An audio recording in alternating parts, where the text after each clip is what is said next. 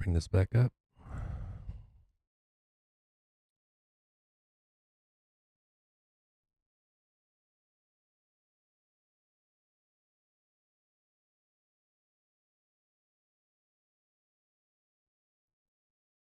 Oof.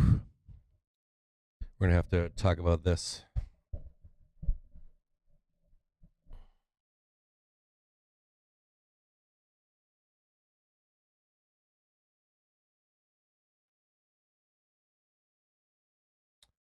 There we go. Sorry about that. I was taking a break and I walked by and fucking kicked my cord out. I kicked the cord out of my out of the computer that I run the stream off of as I was walking by.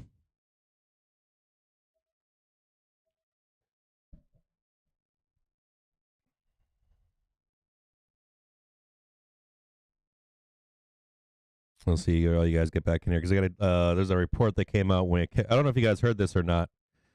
I'm going to read this to you. This came out at 9 or at 10 a.m. U.S. Market trading hour summary. Cracks in investor sentiment emerge as higher rates and uncertainty take a toll. U.S. indices opened sharply lower amid broad weakness in European markets. Fed rate expectations continued to get ratcheted higher ahead of FOMC officials' quiet period to take effect next week. Futures markets are now pricing in 3 50 basis point hikes at the next 3 consecutive FOMC meetings, while pundits have begun to talk up the possibility of a 75 BPS move in May. Inflation expectations remained on the rise, signified by the U.S. 10-year break-even rate hitting another record high above 3%. Alongside the continued hand-wringing around inflation, economic data has largely disappointed, highlighted by UK retail sales suggesting inflation may be starting to bite consumers. Bond prices have firmed up as stocks came under renewed pressure. The VIX has moved back up towards 25 after yesterday's wild session saw S&P futures trade both above and below each of the 50, 100, and 200-day moving averages. The last time this occurred was in late 2007, in the lead up to the Great Recession.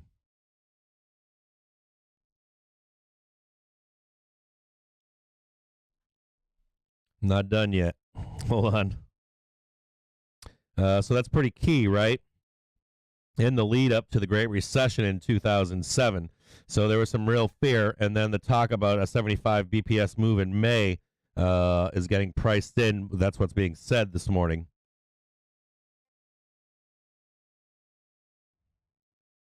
See if I have anything else for you here. Normally, this stuff is this stuff here comes from Bloomberg, Bloomberg Terminal, not from like New York Times or anything like that. This is a market summary from Bloomberg. The little black box.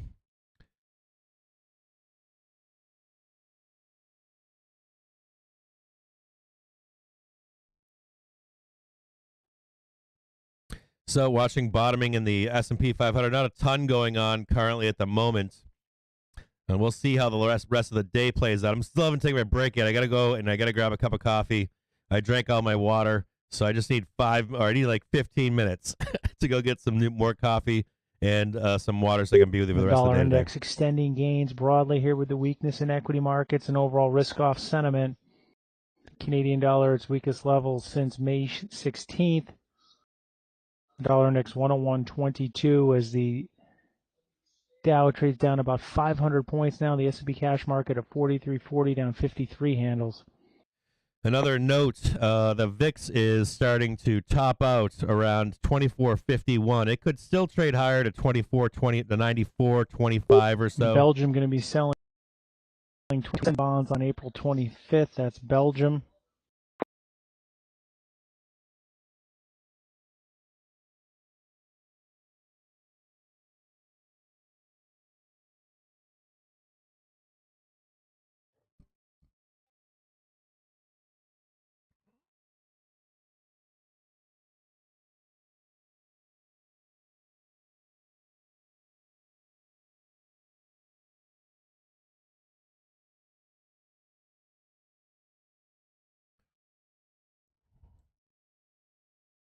just to take note on the VIX here, and see this larger bear flag forming on the VIX. Looks like some kind of a localized top here. Could also call this a rolling. It's rolling over, right? We had a higher high, lower low. We're looking to see if this continues to roll over. If it doesn't roll over, or if we get a bounce down below, you could see maybe a run early afternoon, and then as we sell off into the close, we tag above here. But just keep this in mind for the rest of the day. The VIX here.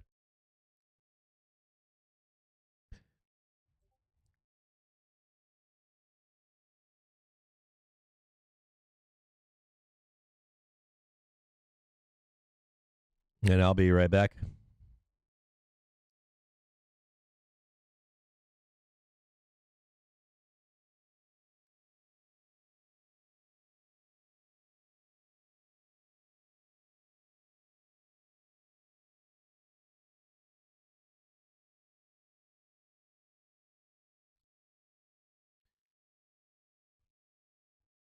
Yeah, those debit put spreads. Hold on. I love debit put spreads and debit call spreads. I like buying debit put spreads at the top, and I like buying debit call spreads at the bottom. And Bank of Japan's Kuroda saying the BOJ must keep aggressive easing even as the yen declines, and saying he is not seeing any overheating concerns related to Japan. The Japan economy is not so vulnerable as to need more easing. Can you guys hear me out there? I'm looking at my streaming software, and I'm wondering. Comments from the Bank of Japan's Kuroda. Can you guys hear me? The dollar yen pushing back towards the highs of the day with the general dollar strength, 128.47 in the dollar yen. You can't hear me? Okay. I'll be right back.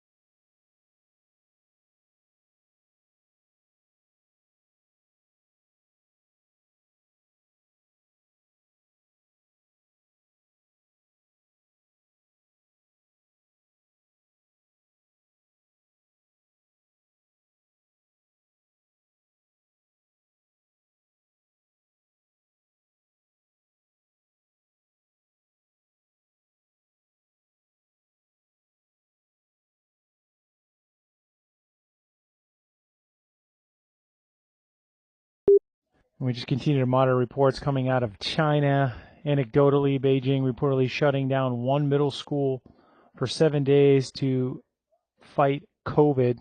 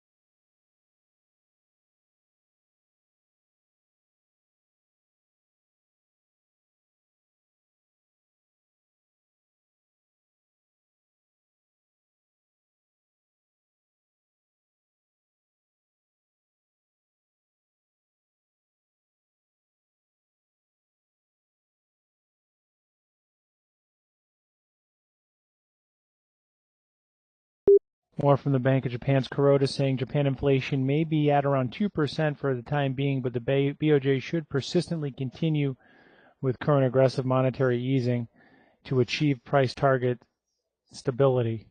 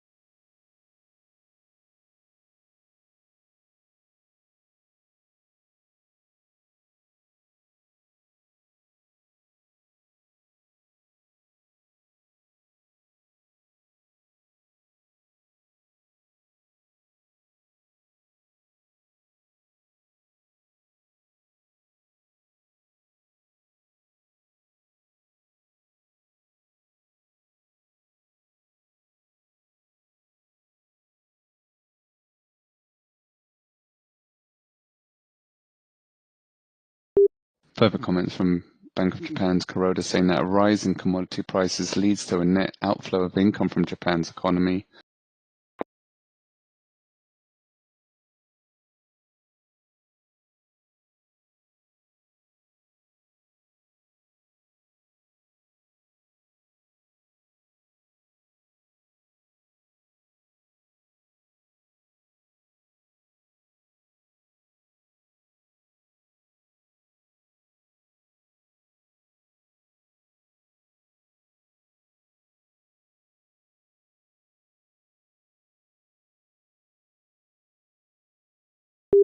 Kuroda acknowledging Japan is a commodity importer and that a rise in commodity prices pushes down the economy through a decrease in household real income.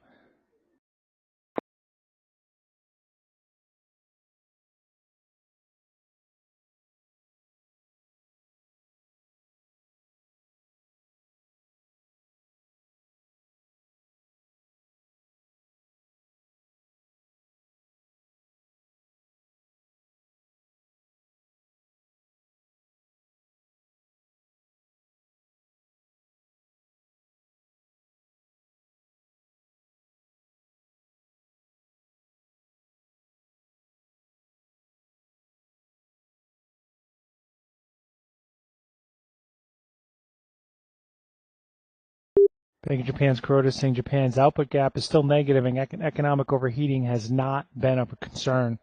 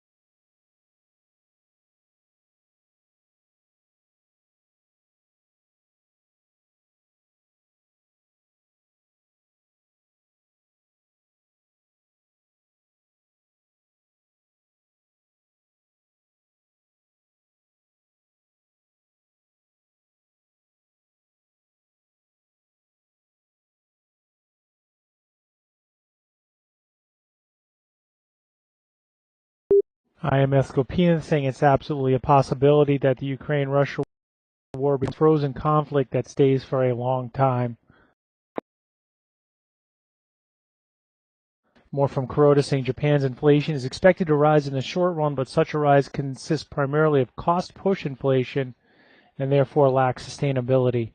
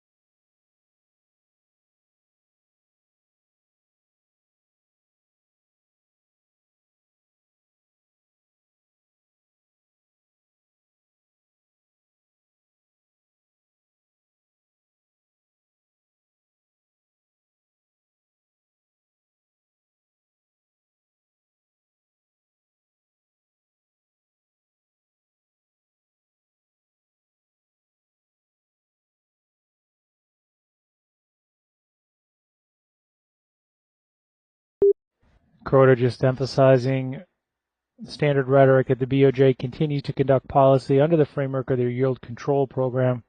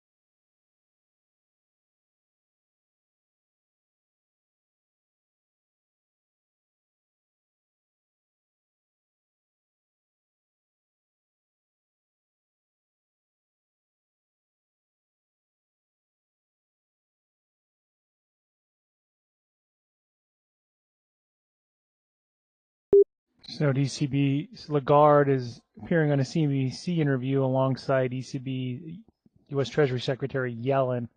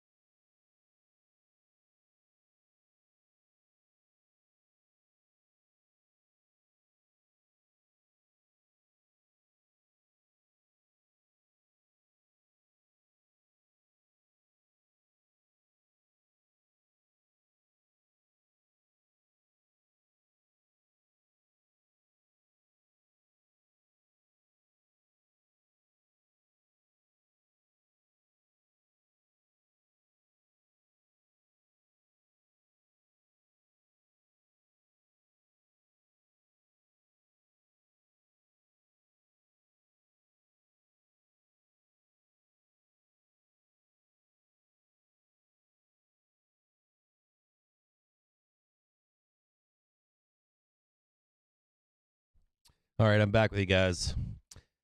I'm not gonna put the mic. I'm not gonna put the. I'm not gonna put the screener on for just a few moments because I'm gonna eat some lunch while I'm with you guys. So you'll just you'll hear me chomping in the background.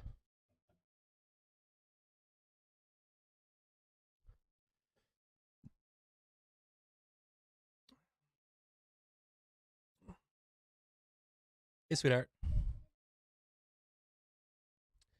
Oh yes, my one of the interns wants me to let you know that today is Earth Day. So just to make that announcement, today is Earth Day. It's really interesting. She told me yesterday. For Easter. Lagarde saying the situation in Ukraine is extremely sad and is providing significant downside risks to growth and upside risks to inflation.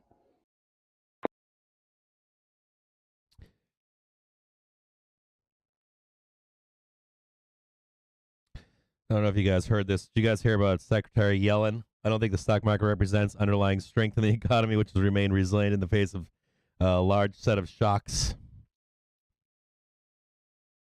ECB's Lagarde. Yellen saying that the shocks coming from the Ukraine will prolong inflationary pressures.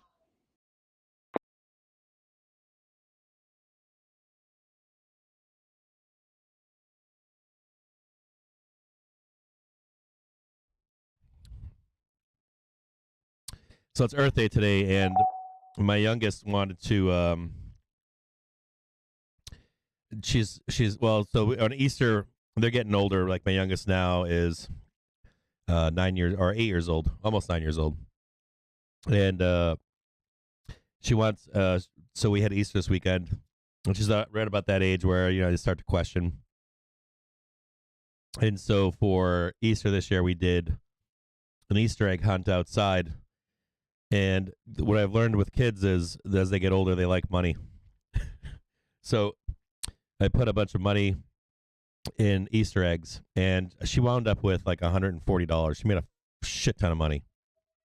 Usually the older one figures it out and gets the money. She reigned this year, the young one. So she got a bunch of money. And yesterday, or Earth Day is today, so we're talking about Earth Day. They're in school and stuff, right?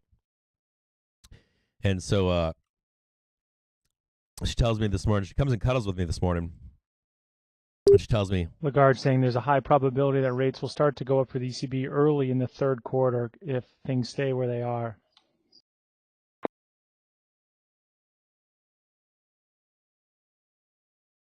so I'm trying to eat a Correction, burger. they're saying a high probability that purchases will end early in the third quarter. So she told me this morning, she said, she goes, Daddy, I want to donate.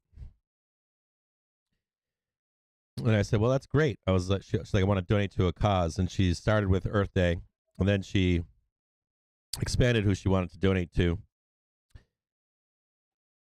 And when I started to talk to her about, I was like, you should donate to who, someone or something that you're interested in. Like if you're, if you care about cows, you donate to cows.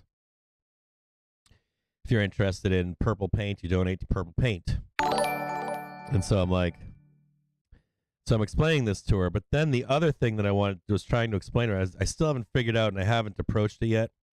Lagarde saying there's a strong likelihood that rates will start to go up before the end of the year.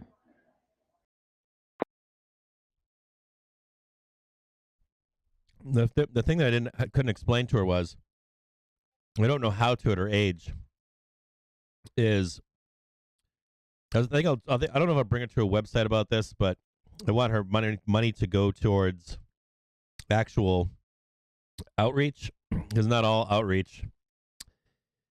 Yeah, you find out Red Cross can be a good organization, but then when you read through, you find out that if you donated $10 billion to the hurricanes in New Orleans, that not all that money went to them, right?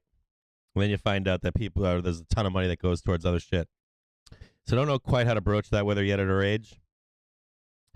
So I figured I'd take her on. I was thinking I might take her on GoFundMe or something, or try to find something that an 8-year-old or a 9-year-old could get direct action with, what she's interested in.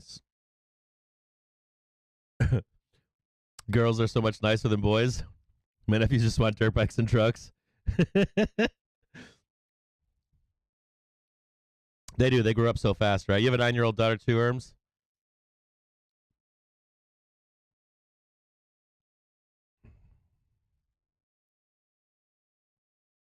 Yeah, happy Earth Day to any of you out there. Yeah, I like the idea. What are your ideas? Like, how do you? Well, I guess I have two questions. First one would be, how do you talk to her about?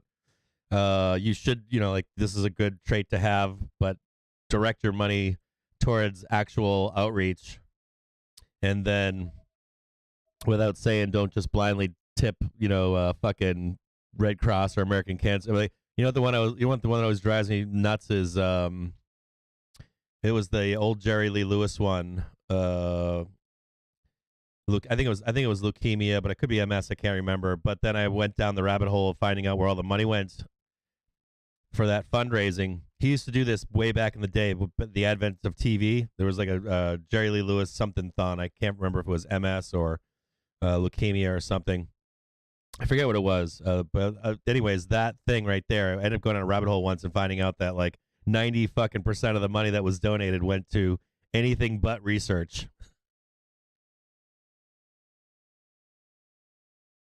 Anything but research. Pretty sure I remember you saying your interns are homeschooled. They are. Any regrets with homeschooling? Yes and no. It's been. We used to be we were in private school and then public school. Not public. We were in private school and then we were in it's not public. It was like an academy for smart kids or whatever, but. We're inside 5 minutes now to the European cash equity close. European bourse, the DAX and the CAC each down about 2%. The FTSE 100 down 1% as we continue to monitor comments from the ECB's Lagarde, speaking alongside Yellen and CNBC currently. But it's not easy. So my wife homeschools them. They have an internet teacher, but then you have to spend time with your kids. Then, right? I do things with my kids. I'll do projects with them. I go bike riding with them. I take them to the science museum. I take them to the art museum. Music. They learn languages through a tutor. It's hard work, and it's funny because my sister-in-law is a teacher in the San Francisco school system, and she's absolutely 100% like, you can't teach your kids better than a school can. My kids have done very well. The key for us, as what happened with us, was we were going to send them back to school when COVID was quote unquote over. My oldest is a teenager. She's 15 years old, just turned 15, and didn't want to deal with the kids today, with the brutality of other kids, and requested to stay homeschooled. And she's done well. She's really smart. She's just got like a 1400 on her SATs or some stupid shit like that. But it's, if you have a child with developmental disabilities, anything like that, you know how it is. Like you think you're the one that's making them smart, but you're not. You know how kids are, right? They come out different. My youngest likes to play sports, organized sports. My oldest likes to be book smart. So you just have to kind of nurture whatever it is that they do if you homeschool. Some parents can't get over that, right? Like they want all their kids to be A+ students. Not all kids are. So we try to nurture whatever they're happiest with, so that they're happier when they get older. We just had some puts come in against Netflix. Some other tickers, SPY, RIG, still RIG, more puts on RIG. Some puts on CCJ, golden ticket, 520, 30p, $1.6 million. Do we go down from here? I doubt it. I think this looks like me. They're just burning. Saying at this point they're not seeing a prognosis for stagflation if it's defined as a long period of recession with high inflation. If I'm assuming what's happening right now, everyone's hedging up, everyone's selling, or not selling, but they're getting bearish, right? And they're going to unload their puts on you. If I had to think about this, what's going on right at this moment, they're going to dump their fucking bearishness on you. You're going to buy into it. Then we're going to rip higher into Monday at some point. I don't think we go crazy high. And then you'll be fucked in the puts because you missed the whole trade yesterday into this morning. And they're going to rip it higher again. That's normally how it happens. They'll end up ripping it higher, and then we'll head back down maybe or later on next week. But yeah, it's hard. Like it's not easy raising kids at home. We have a lot of support though. We have like live teachers that teach them over the internet, and then we got to do a bunch of shit outside of the house. And we attempted this once before. When they were younger, we attempted homeschooling, and we fucking gave it up because it was just too intense. Believe it or not, as they get older, it's a little bit easier. It's harder and it's easier. But when you're with a young child, it's all day, 24 hours a day. And it's just all consuming. So we did do a few years when they were younger in a private school setting, and then of course some kind of like open to the public-ish kind of a school system.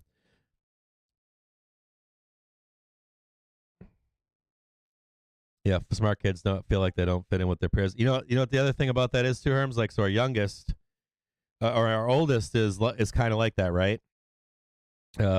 She's got her peers that are, some of her peers, or an amount of her peers that are more interested in being Instagram models and being interested in dating boys and all that kind of shit that kids go through, and then the peer pressure that other girls. Peer pressure that kids, girls do the peer pressure with girls is way different than peer pressure with boys, but they go through that, right? Some girls don't want to be part of that. Now, my youngest, she's a good student, but she's interested in all the pretty girl stuff and all the all playing sports, and she's a social butterfly. So I'm like, well, shit, I don't want her to fall down the hole or getting trapped in that. I don't want to get trapped in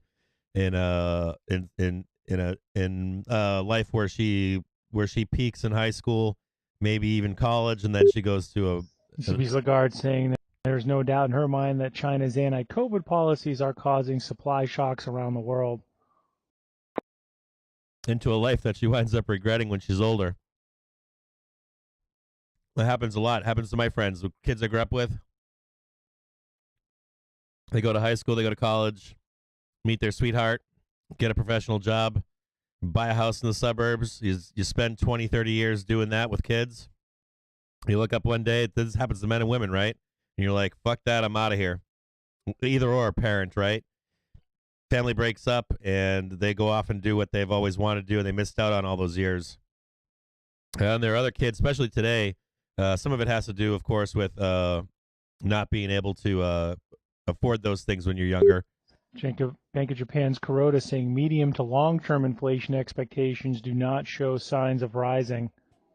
But at that same time, you have kids today aren't doing that. They're not getting married as younger. They're spending their 20s into their 30s, and now sometimes even late 30s trying to experience life. Some of that's economic, of course, but that my wife and I did that. We met later in life.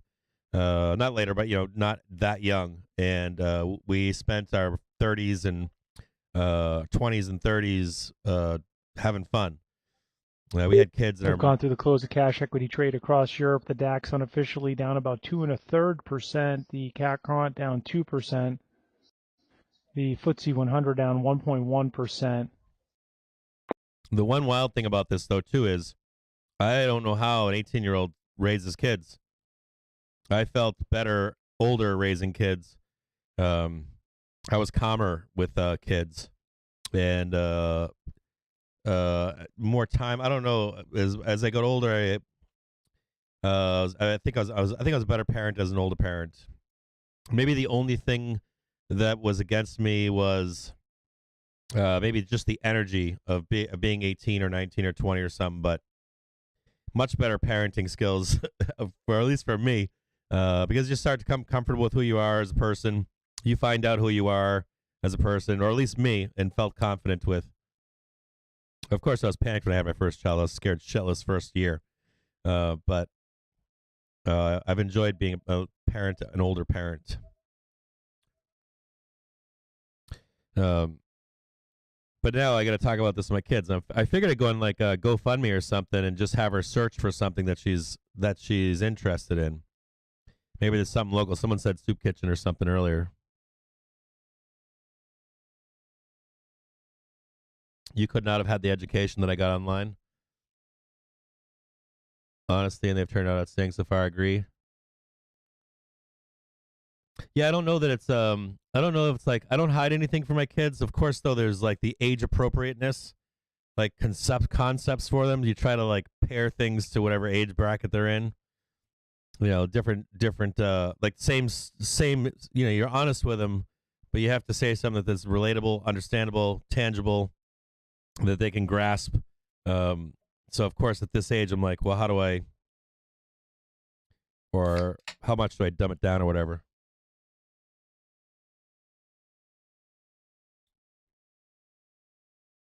Yeah. I mean, this is a lot of support down here. If I'm guessing right now, you're hearing all these Fed speakers talking. You're hearing all these EU speakers talking right now. Everyone's ultra fucking bearish right now. And I'll be honest with you, this looks like they're they're unloading their puts onto you. They're looking for you to buy to get bearish. So I'm not buying shit here.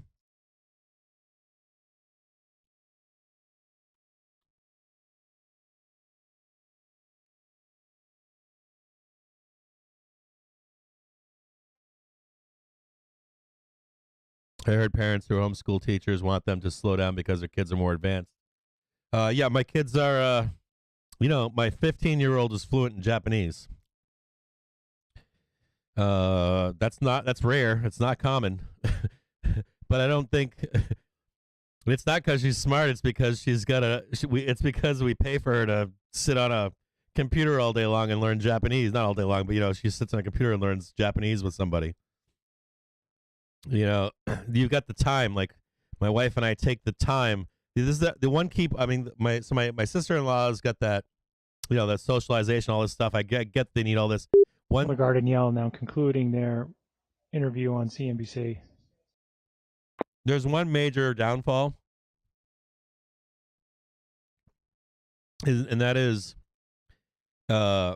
we always struggle with enough time with her or with both of them with other kids where there aren't so we take them to in the wintertime we take them to this gym, huge beautiful gym. It's like a club, right? It's got everything's beautiful. But we're there, right, with them, and it's like you want to be away from your kids so that they can learn how to negotiate with other kids, so that they can learn what social faux pas are, so they can get into trouble. You want them to fail at things. That social interaction is always a challenge for us.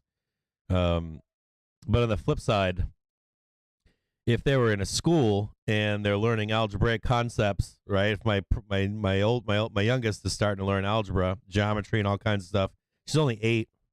But there's no teacher that's going to sit there if she doesn't get it or doesn't understand it. They're not going to spend time with her. They're going to spend some time, but they're not going to sit with her. Like I'll sit with my daughter and we'll discuss the comprehension, right? Understanding these concepts. And you miss, that's the one thing I think, that's the biggest thing that gets missed in schools is that one-on-one time.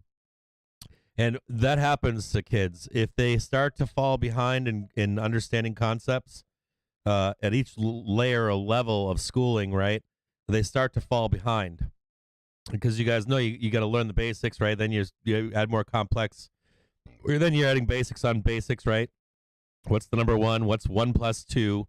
What's 2 times 2? What's 2 squared? And you start to add all these concepts up over time. If they start to miss any of those concepts along the way, they start to fall behind. And the kids have a hard time saying, hey, I don't know what the fuck this means. Or, eventually they're allowed to fall behind too as they progress in grades. Poland Prime Minister speaking, saying they'll be cutting personal income tax rate to 12% from 17% for Poland.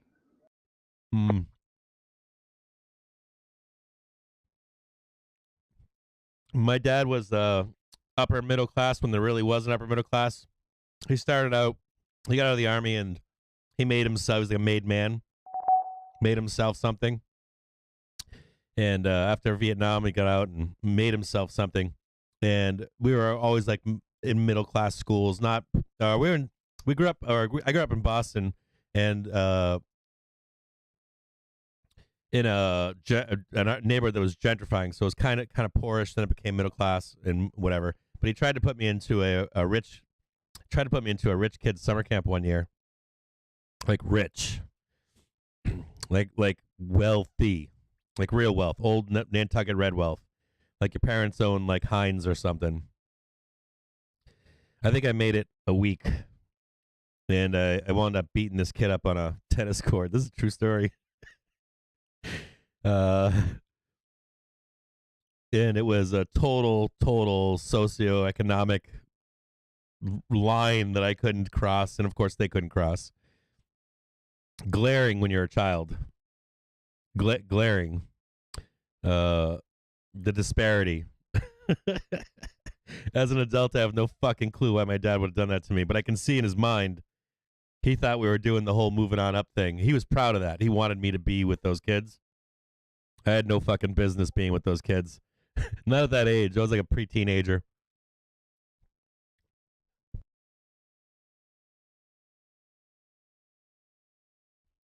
Just different background, like two different. That didn't last long. Watch some calls come in on FCK. October 19th, 55C for $1.5 million. Some puts on TQQs.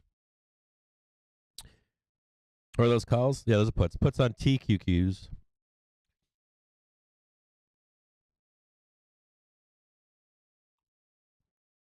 What are you guys saying? Tesla holding up the market. Yeah, I went to private school, but the private school I went to was it was just brutal. I went to a Catholic private school, and it was like the last generation of hard asses. And when I went to high school, I went to private Catholic college too. And I went to UCLA. I was in the army I did 4 years in the army, and then I did 8 years in the reserves. And when I was in the reserves, I finished up schooling around the country. So I had some private Catholic college in there. And then when I was a kid, I went to Catholic grade school, and I did miss out on a lot from not attending public school too, because they put the focus in Catholic grade school was like math, science, English, Latin, theology, and that was it. Your handwriting was important. This is even when computers were big in schools, huge in schools. I didn't get exposure to that until I was in high school. We had computers at home, of course, but in terms of like in terms of any kind of like I don't know what you'd say, but technology, that was a no-go, right? That was a no-go. U.S. stock markets probing new lows here in the wake of the European cash close. The Dow is down 550, 43.28, and the S&P cash market down 85 handles. The VIX has moved above 25. Crude futures holding down about 1.5%. The dollar index up 0.6%.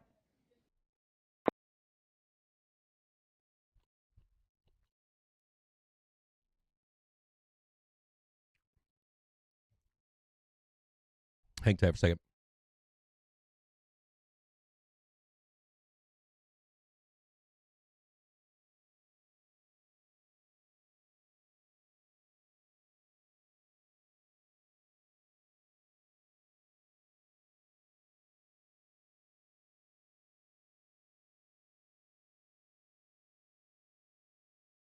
Trying to finish my burger. Hold on.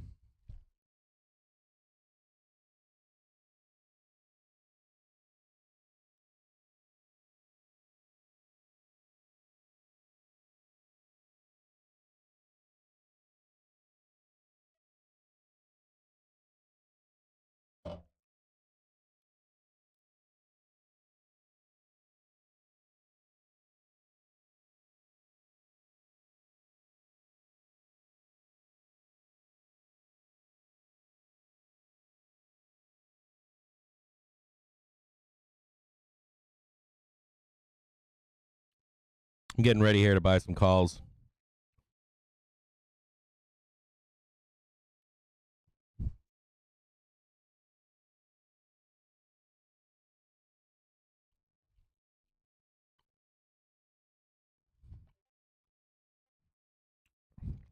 All right. I'm going to look for a V-shaped recovery down here right at 430.12. So keep tuned. If you're in short position or any kind of put position, hopefully we can get down to this 430, 429, somewhere in this zone. I'm going to buy in some calls for Monday.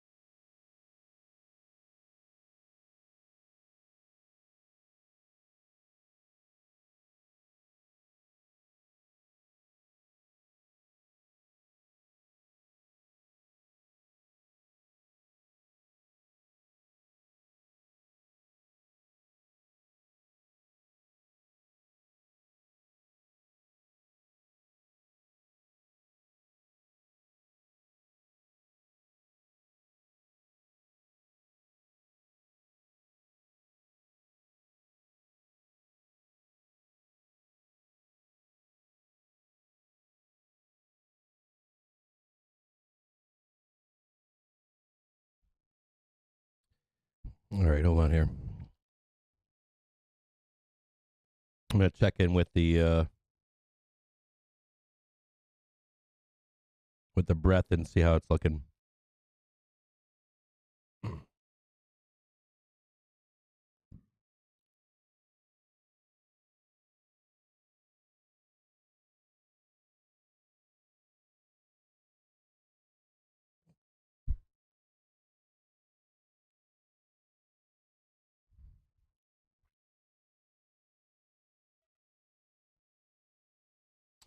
Not quite yet. I want to see if we can get down here.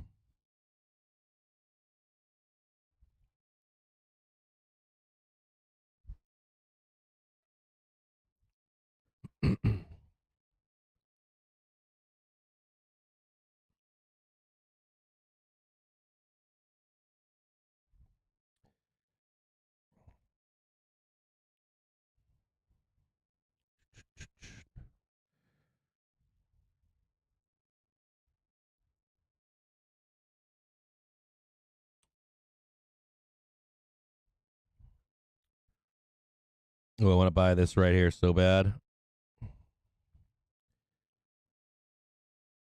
It's that last little dollar that I want, 89 cents.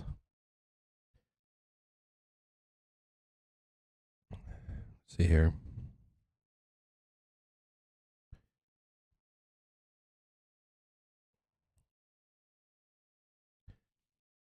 I want that last little 89 cents.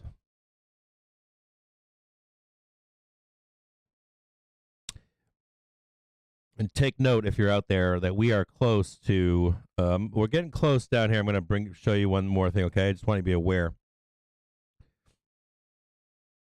that we are extremely close to two things.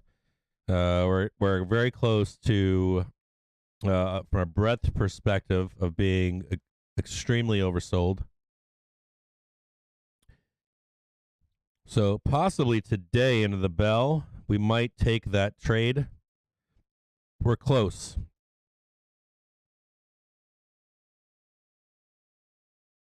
Here today or on Monday. Could be right now, or it depends on how the rest of the day goes, but we're getting close to break in breadth. Now, if you see this white line, just watch my cursor down here. There's this last little leg down that usually takes place. See my cursor? We need to see that happen to trigger it. If we were to trade higher today or Monday, that wouldn't be the leg we're looking for. So if we get a recovery rally today, Monday, and then we sell off in the next week, that would be the trigger to make that buy. But if we have this fair selling into today, that trade could take place at 4 p.m. today, or that trade could take place on Monday if it continues to just sell repeatedly. We're not there yet, but we are close. We're very close. Now, this doesn't mean you can't get a good trade out of this liquidation, but the liquidation is fierce today, and it's good to see. Even though the price isn't showing lower, the breadth of the market is rolling over today, which is good to see. You want to see this, but see where this line is right here. You really want it down here to take this trade. Anything down below here is where we take this trade. We might not get it today. It might still be another week, 9 days, 10 days to get that trade. Market can go higher even though the breadth goes down too. So just be aware of that. In this chart, you could actually see us trade higher, and we could continue down in breadth. That's probable or possible as well. But we need this indicator to hit, and it's close. It's not there, but it's real close. It's close to that moment where you have that steep decline. You can actually watch my cursor. You'll see that last little leg. You'll see this last little bump up. For U.S. right and here. China relations, seeing a report that the U.S. and the Solomon Islands have agreed on high-level strategic dialogue. Sometimes you have this The U.S. last has little noted bit down here. the regional implications of the recent China-Solomon Islands Pact. A U.S. official is visiting the Solomon Islands just days after it signed a pact with China. Where the market rolls. So the more bearish we get, the more closer we are to this trigger to buy. So Italian debt agency saying it will sell 5 billion euros of 6-month bills on April 27th. So regardless of what happens today, whether we snapback trade or not, be prepared in the next. If we timed it, it's either going to be Friday, Monday, or sometime next Friday, Monday will probably be our first trade on Captain's Trades. It's gonna happen soon. It's gonna happen either today, Monday, next Friday, Monday. We're gonna get a kick-ass trade in here, and we'll take our first trade of the year. I'm kind of stoked about, well, not the year, but of this challenge. So we're getting really close. I'm getting excited about this. Hopefully we can get that liquidation event. If we don't have this little, keep your eyes here, okay? If we don't have that, if we don't, let me show it to you down here, back here. So there are these two scenarios, right? You have that scenario where you do trade down low, and then we snap it back higher like this, and then we come back down to a lower low, right? Come back up here. We did already have one of these snapbacks here, so we could liquidate Treasury it Secretary Yellen, now moving on to an interview with Bloomberg, says that she sees excellent employment opportunities in the job market. We already had this one snapback here, right? So we could end up getting just liquidation at this point, or you get one more small bump and snifter the way they try to keep it up for the big tech companies that have to report next week, and then we come back down. But I'm gonna give you a warning that between now, it could be today or Monday, or next Friday, Monday, you'll get that snap down. We'll get that liquidation. The breath will come down. Could go like this, right? If it doesn't do that, if we trigger anything below 40, when you see this 38.9, when you get down here at 38 when you get to below 40, right? You have a high chance, like 70% chance of a snap where we liquidate the market. Not always. Sometimes you get one more bump before it goes down there. But anytime we're down here, see that 38.9%, your risk increases that we do have that snap in the market. So we're very, very close. Yellen also saying that the White House is working diligently on the supply chain to improve ports. Yellen says they want to do everything we can to lower inflation, and they are carefully re-examining their trade strategy with China. We're also going to discuss something at this point in the trade, right? In the at Captain's Trades. We're going to discuss further out of this meeting between the U.S. and the Solomon Islands, the White House saying that the U.S. will now expedite the opening of the embassy on the Solomon Islands. If you are participating in this trade with me for the next year, there are two things that I talked to you about. I said to you that the trade itself, I said the trade is simple, right? I told you that these trades are simple. But then the second part of this trade that I talked to you about was the psychological aspect to this trade. As we come into this trade, when this trade becomes viable, you're going to hear the most bearish of bearish. It's going to be awful, and it's only going to get worse. If you start to see the market, red, I'll change this to red for the bears so to make them happy.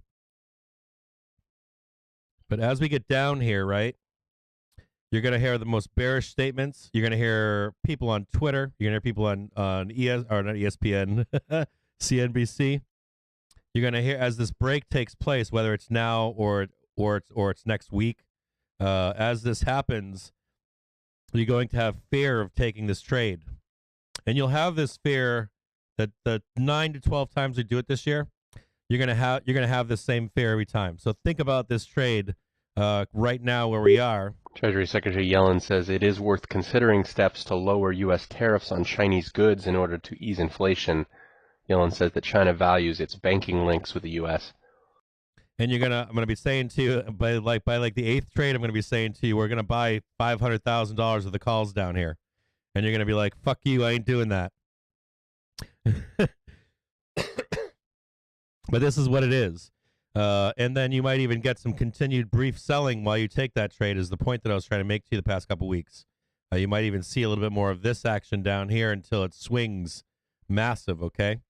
So as we get more bearish, as you hear more bearish comments from Fed speakers, from the bears on Twitter, or I don't know, Wall Street Bets or wherever, that's when we're going to put actual risk on into this market. Now, I don't think it's today. I don't think we're quite there yet, but it's going to get more bearish in the coming 8 to 9 days. Now, do I think we trade down to 400? I don't. But it doesn't really fucking matter if we trade down to 420 or 400. Because this will show you when that moment comes into the market that we're down here, okay? You see down here where my cursor is in the bottom left? You'll see this compression down below. And so we're close. And I can't wait till we get there. We get there down here, I'm gonna be stoked. Because we're gonna make these 10 trades this year. I think 10. I think 9. Well, the year's almost out. We're already in April. We might not even get 10 this year. We might have to trade this in the next March or something to make them all happen. We might get them this year. It'd be nice to see if we got them this year, but we are fucking close. Close to a break in the market. It may happen today, tomorrow. If it doesn't happen, you'll see a relief, and then we'll break the market down. Might not happen today. Might happen next week. But either way, we're fucking close. So expect that trade either today by end of day, Monday, or next Friday and Monday. We're getting close. We're within a week away from this happening. It looks like to me currently. We're going to learn how to manage stress. We're going to learn how to manage a trade. We're going to learn when the actual best time to take a trade with no worries are. And it's usually in the worst aspects of the market. It's usually when things are absolutely fucking terrible, when your hair's on fire, when your barber is telling you doom and gloom, when J-Pow is telling you they're going to go like 100 basis point rate hike May, any of those times. This works every single time. This worked in March 2020. It worked. So I don't want to hear it from anyone out there. So we're close. So we'll just keep our eyes on this. We'll see if we get a break today or Monday. Well, you do want a break, though. It's not here yet where we are currently. For this to pan out, you really do need it. You really do need it. What it looks like, at least on the breadth chart, you really do need this break. You need this. You need this like move down, or even a move down here, for it to happen. We're real close, though. Real close. We'll see if we get it today. We'll see if we get it on Monday or next week.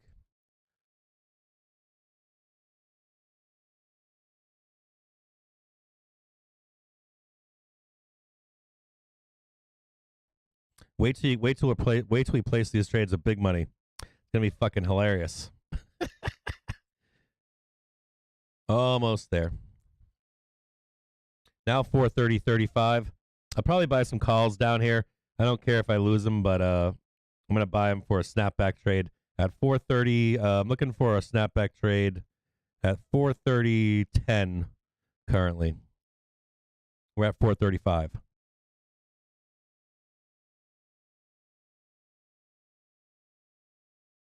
That's not the Captain's trade. This is just a gamble. Treasury Secretary Yellen says that the goals of the IMF and World Bank are appropriate, but they need a rethink.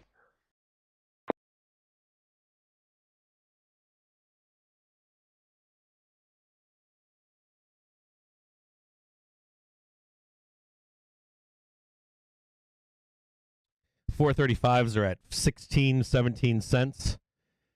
Might be able to get like the 4.33s down to like 30 cents or so, or if we don't go that low, if we can grab the 4.35s to like 10 cents or something, somewhere in there.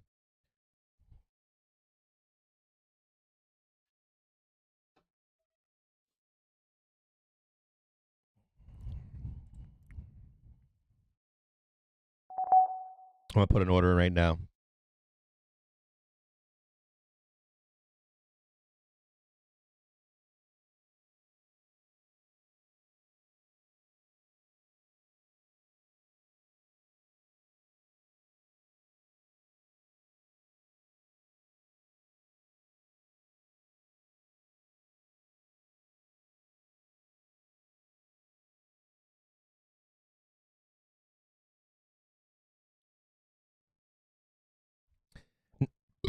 Now trading 430.25, touching down below at this lower support.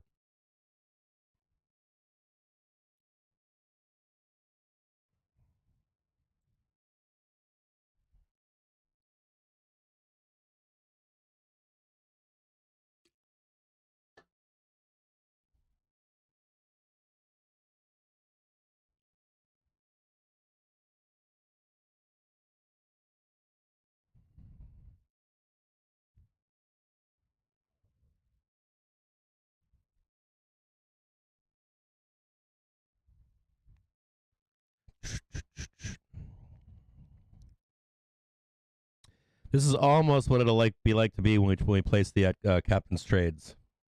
When we place those trades, it'll be just like this, similar, very similar. More than likely, that'll happen out of like a close, or it'll happen out an open. Normally it's like 345 or so, 350, 355. Usually these trades they don't produce themselves in the middle of a day. Usually at the bell or at the open.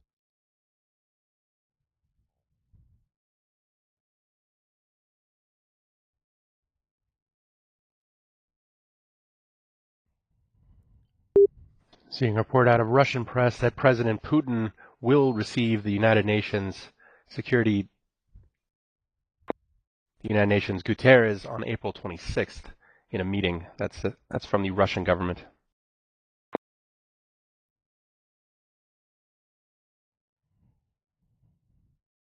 See if we get a reaction down here. Now 430.11 within one pin strike. Just touched 430.10.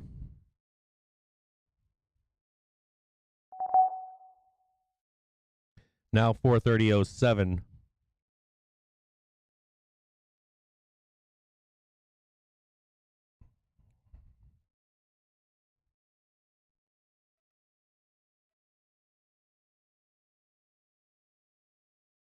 All right, good. All right, let's see if it holds.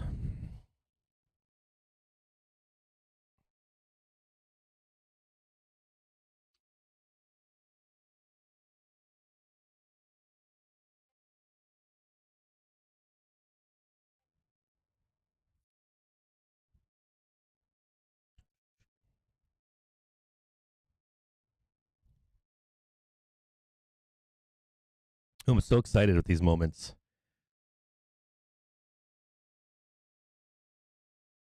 Yeah, we need markets in turmoil on CNBC. Yeah, there'll be debit call spreads. The debit call spreads, I normally put about a month and a half on them. And I usually make them for about a 300% gain. And I'll cut them out at like 30% for like 100% gain.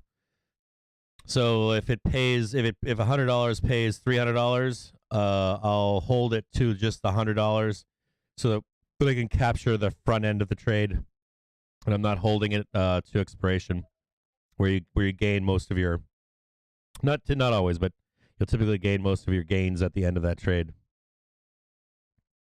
So I'll put on a debit call spread for a 300% profit, and we'll cut them loose at 100%, actually 100% of the buy-in.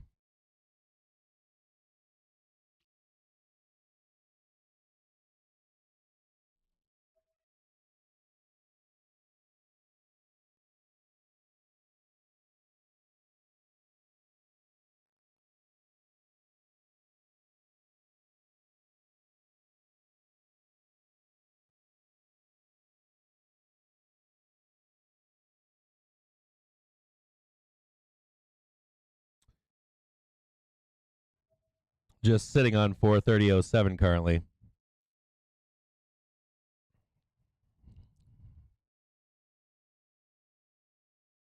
Yeah, I'll check Amazon for you. If you guys have any tickers, shout them out, and I'll point them out to you right now.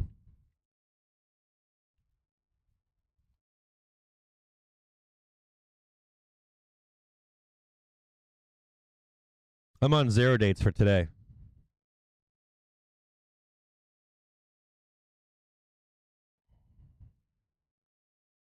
They're dirt cheap. They're pennies. Not pennies, but they're like 15 cents, 14 cents.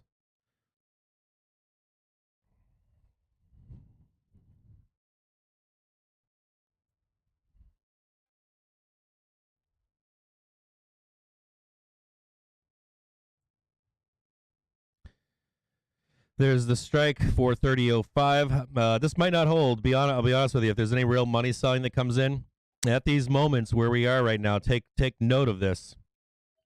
That we're at a high risk of relentless selling. This would be a market liquidation. We're at 40% on the breadth indicator. This will either happen today into tomorrow or possibly next week.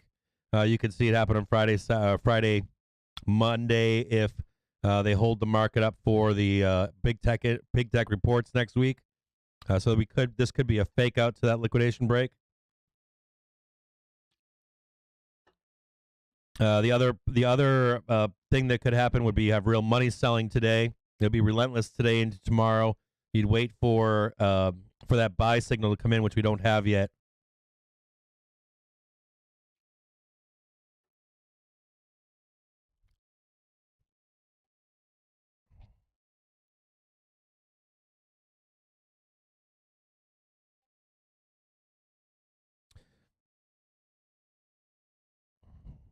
So there we go. Still not sure if this holds. Don't take my word for it on this being bottom. But I think this is worthy of the possible printout, because the snapback could be worth hundreds and hundreds of percent. So we'll take that risk.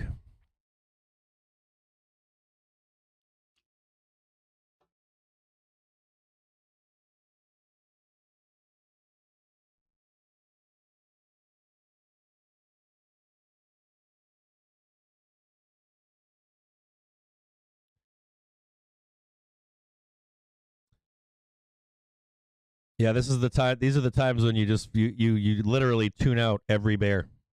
You turn them off. This is not the time to be listening to a bear. These are the times when you get focused on buying a market bottom. You literally tune them out.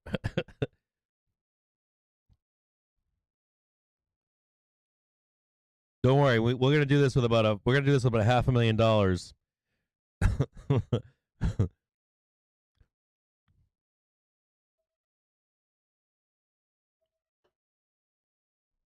I would bet when we're making these trades that we'll probably have an attrition rate of panic. Probably 90% of the people in that trade. By the end, I bet we get an attrition rate of about 90%, even if they don't tell you that they aren't doing it. I bet there's an attrition rate of at least 90%.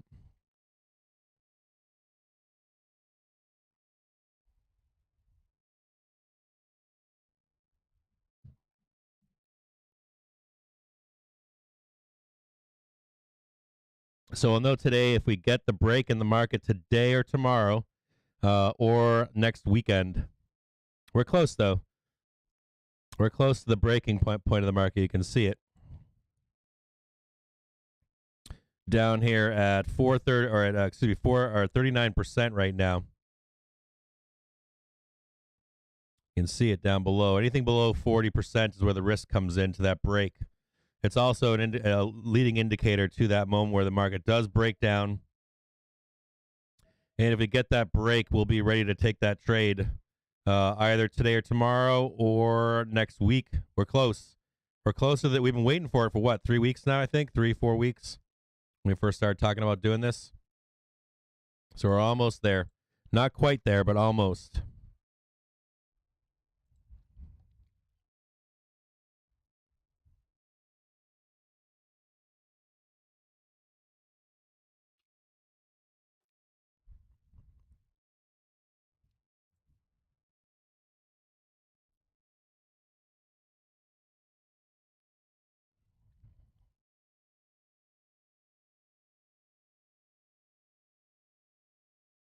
No, I'm not on spreads right now. I'm on a snapback trade. Where we are in the market right now at this moment, usually what happens is there's two things that happen here. You either get a snapback or we get market liquidation.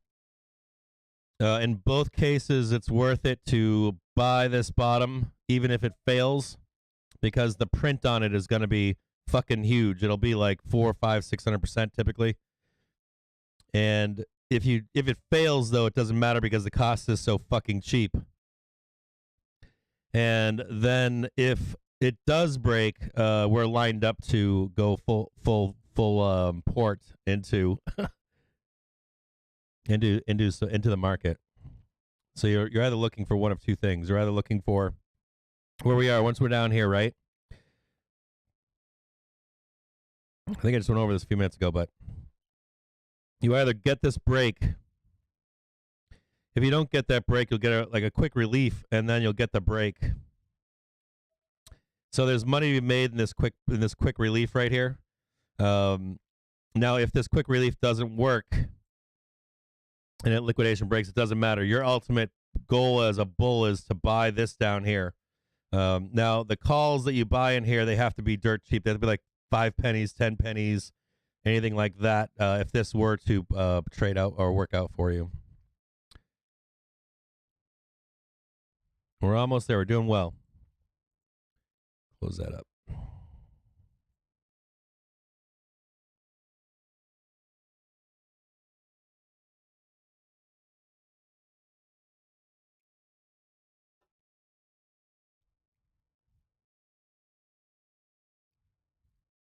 And I'll buy these again at the bell too. Either way, if we hit 429 and we get into the bell, if we trade sideways here, I'll buy them one more time for Monday.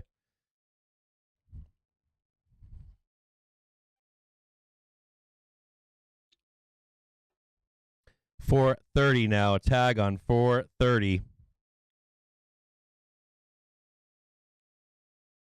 429.07.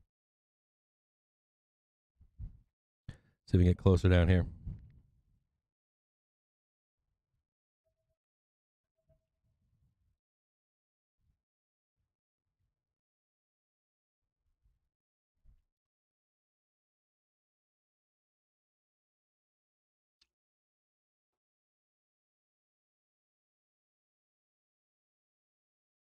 Nice technical break of 430. 429.87 so far for a pin strike.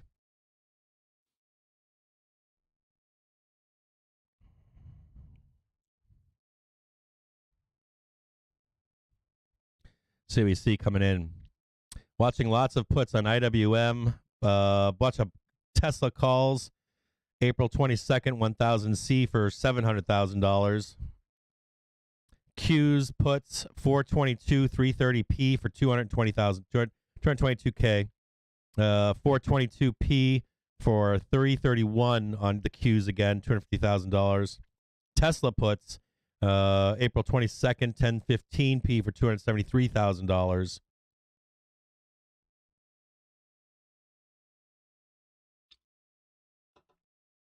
Bunch of puts on SPY, RF, CVS, excuse me. Oh yeah, nope, that's not mine. I wondered if mine popped up there. Someone bought 422, 432 C's for 40 grand. Affirm, we talked about them this morning. May 13th, 35C for $169,000. Whole bunch of retail put buyers.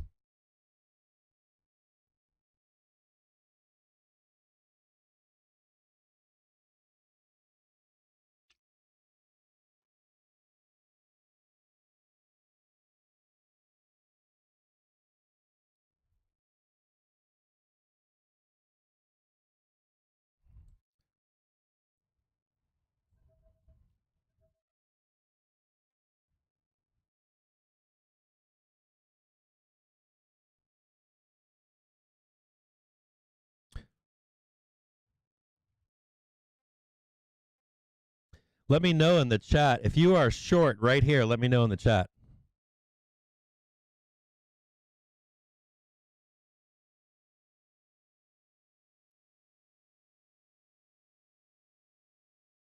Let me know right now in chat. Say, I'm short right here. Or I'm long puts right here. I want to know. I'm not long. I mean, I'm not short right now. No fucking way. Even if we trade lower, no fucking way am I short here. But let me know if you're short right here where we are right now. Because it's ballsy if you are.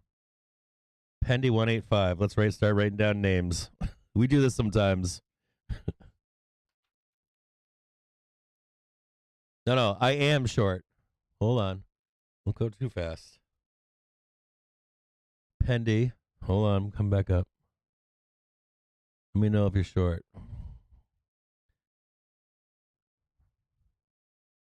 Jade.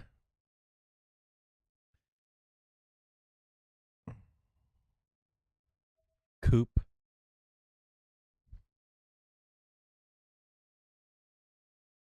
HP. Fucking fair amount of you guys. Christian short. Who else we got short here? JD. Jesus Christ. A whole shit ton of you short.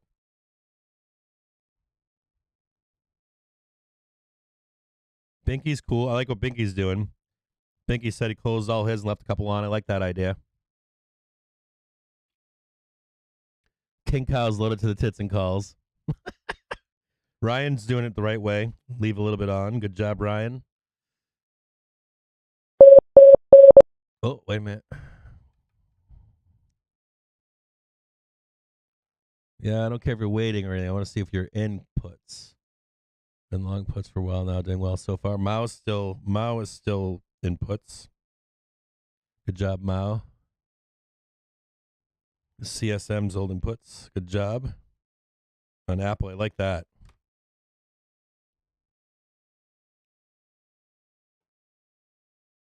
No, I'm still holding puts for today expiry. We're got 2K worth of Monday calls. Go long, been short since yesterday. Looking for 42.50. Jill's still short.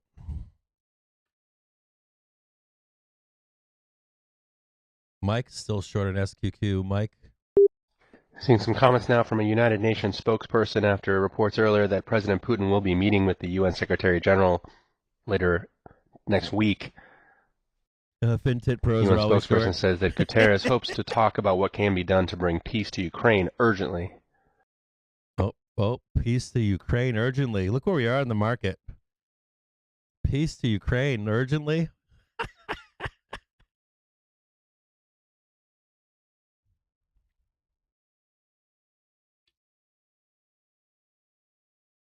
Yeah, we know that. Yeah.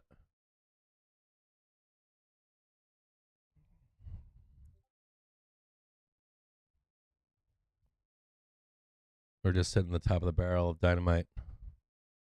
Sold too early. That sucks. I still would have taken money and ran, though. This is too risky for any kind of like tops like this. I sold my longs. So yesterday on the opening bell, I sold my long. If this was in the inverse, hold on here. What the fuck is going on here? So yesterday on the open, I sold my calls here, and we went to here, and I missed all this here, but I was fine with that because we were already up like fucking 50 fucking points or something stupid. But I don't know. That's each his own. Everybody has their own poison where they think we're going, or the risk they want to put on. For me, I took the money and ran.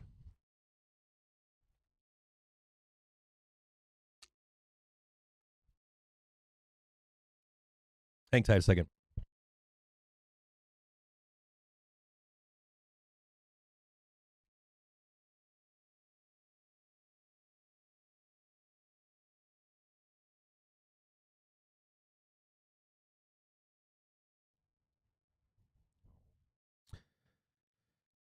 A little bit of a bounce here. You might see one or two more bounces. The only other thing, too, is you're not seeing a V-shaped recovery. So for being a bull down here trying to buy a dip, normally you'd see a whiplash here. Can I please have new water? Thank you, love. Normally you'd see a swift V-shaped. Let me get rid of this red now. We'll turn it back to a lime green. So normally you'd see a swift V-shaped recovery. You can possibly see something like this, and then move higher. You could also possibly see a fake out here, swift move down to that 429, and then the move higher. So don't get shaken out of this trade if you're in it with me. We'll see if we can get a fat fucking print for you bulls out there on Friday. Come on, baby. Fucking push it.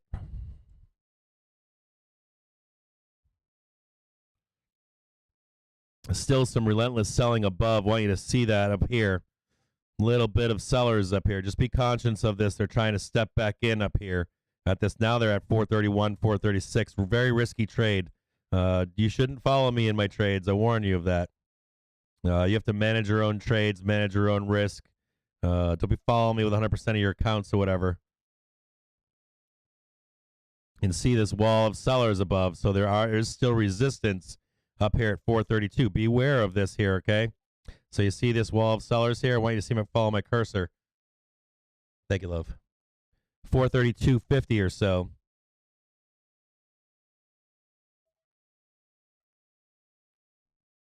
And these are the looks of, you see this snap in right here? You see the yellow pulsing? These are market sellers trying to sell. They're weakening a little bit. They're now up at 432.50. But just be conscious of that if you're in this trade with me. That's at 432.50 is in this zone, right? We'll write bears up here. See if we can stab it to the bears. So the bears are right 432.50. They're right about here. Okay. And they're going to attempt to roll this down on you, right? Lying in wait. So this is a risky trade. This is not a trade for faint of heart. It's not expected to print, so be aware of that too, right? This trade is not expected to win. These are risky trades that have high probability or print. That should print giant, but they don't. So we can make that smaller. So you got a tag here, right? Sold here, sold here, sold here. The bears are going to want to step back in somewhere above here, right? To try to take you out as a bull. And that other note, right? When we have liquidation breaks, market liquidation breaks, they typically happen end of day on a Friday or a Monday. So just be conscious of that. We haven't had that yet. This does set up for that to happen today. This is a typical setup for market liquidation. You'll end up seeing a fake breakout, fake V-shaped recovery, and then you'll end up seeing it take place into the bell, and then you'll see it take place also into Monday usually.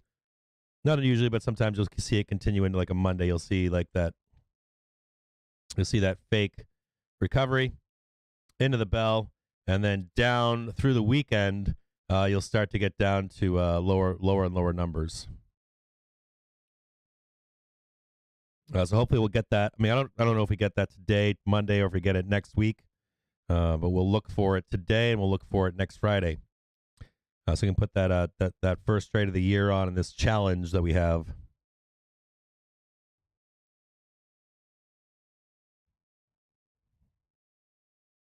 Brings down to a 1 date here. If you're still super duper bearish, you set this chart up for yourself just like this, real simple. Get it a little bit tighter. I know the bears are right up here around 432.50. If you're bearish here and you're like, hey, I want to get bearish still, I'm not done getting bearish, you're going to look for something like this, right? Or something like this down into the bell. So you could do like an A, a B, buy in, and then a C over here maybe. If you wanted a stop loss as a bear, it's going to be up here somewhere.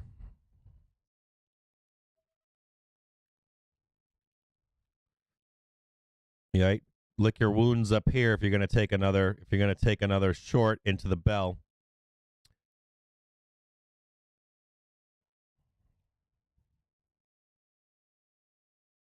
We'll leave that up there for you. You can snap these on your own chart.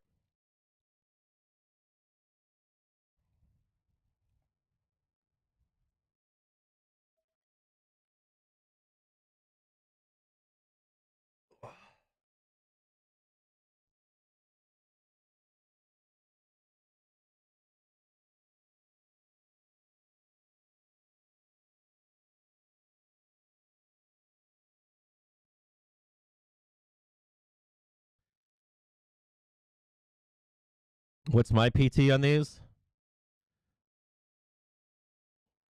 My PT is that there's a ferocious run to the end of the fucking day. That's my PT. But you can see the bears right here, right? They're flashing. They're trying to stop this squeeze from happening. Where would be a price target? 435 would be first stop.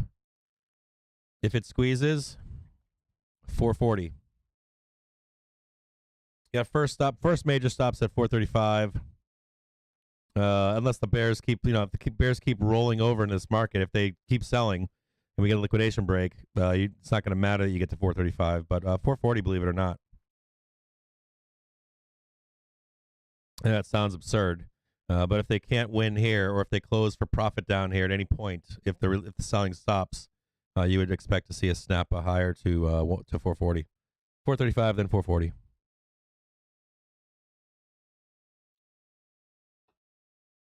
I'll bring it back up, show it to you in a better chart. So you're going to be looking for, so if you're a bear, right? A entry, B C entry, C entry, right? A,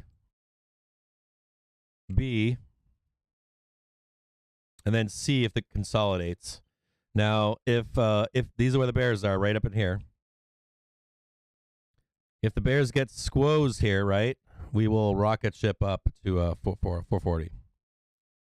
This is where your stop loss is, where you can get real damage if you're a bear. If you're above this, if you don't cut your shorts loose, you'll see a squeeze. And there's your 435. There's your bear rolling the market over.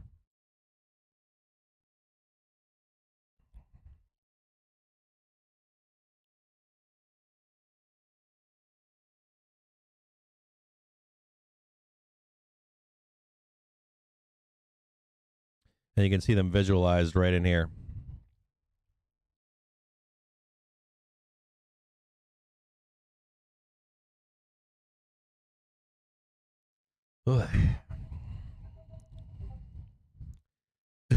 Give me that 440. I don't know if you get it. I don't care if we get it. Matter of fact, it would be easier if we sold the market today and tomorrow. I think someone commented that this morning. They said, why couldn't we just go to 400 in January? I totally fucking agree with that. It'd be awesome to go straight to 440 in January, but we didn't, right? So we're in April now, and we're still not at fucking 400. Not 440. I keep saying 440. I mean 400.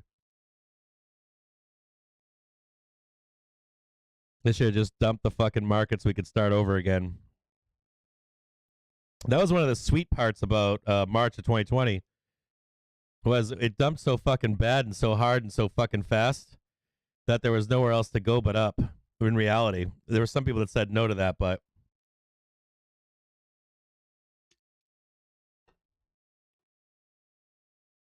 it was such a fucking epic trade.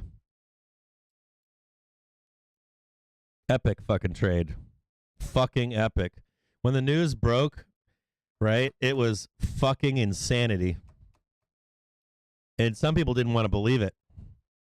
That the Fed put was on. Fuck. It was fucking pure insanity.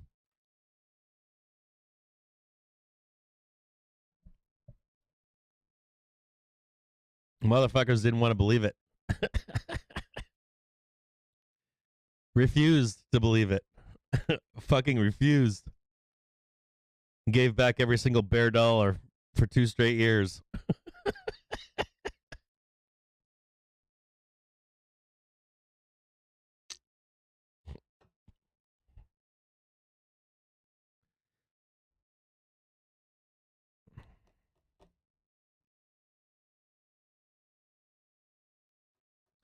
Yeah, it was fucking brutal. I remember. So back then, if you want a quick story, so back then, right?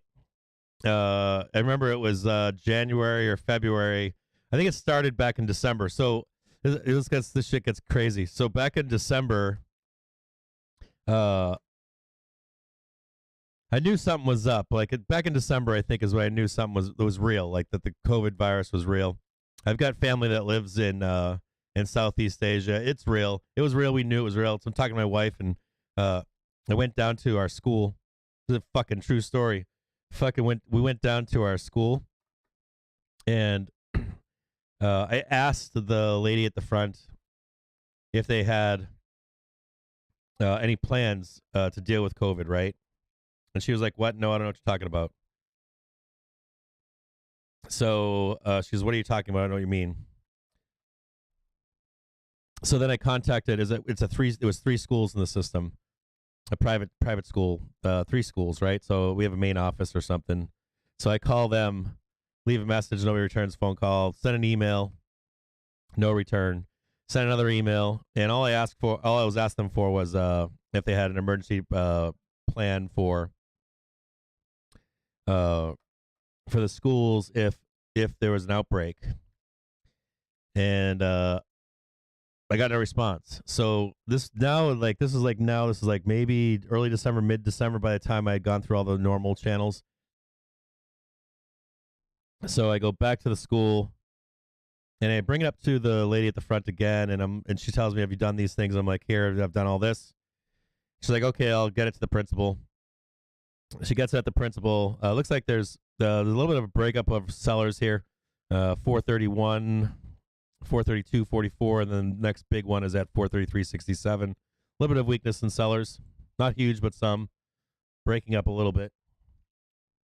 But there was a so she goes, "I'll bring up the principal or something," right? I was like, "All right, I'll be back." So I come back, pick up the kids, and she says the principal's going to write a letter. Now we're into like mid to late December, and I'm pissed off at this point. I think it was mid to late December. Anyways, I'm pissed off at this point, and she says to me, I was like, "I don't think you're taking this seriously or something." And she goes, "Jimmy, I've got kids in this school." She goes, "How can we, do you think I wouldn't care about my kids with this going on?" And I'm like, "No, I don't think that you understand the brevity of this. I want to speak to the principal." So she says he's going to put a letter out. So he put a letter out. And the letter was basically, we're not going to, situation normal, we're not doing shit. So I pulled my kids out of school. And I had to send a letter to the state and tell them what I was going to do and homeschool my kids or whatever. And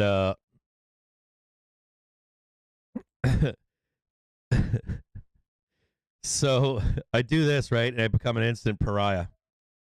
Like instantaneous pariah in my school.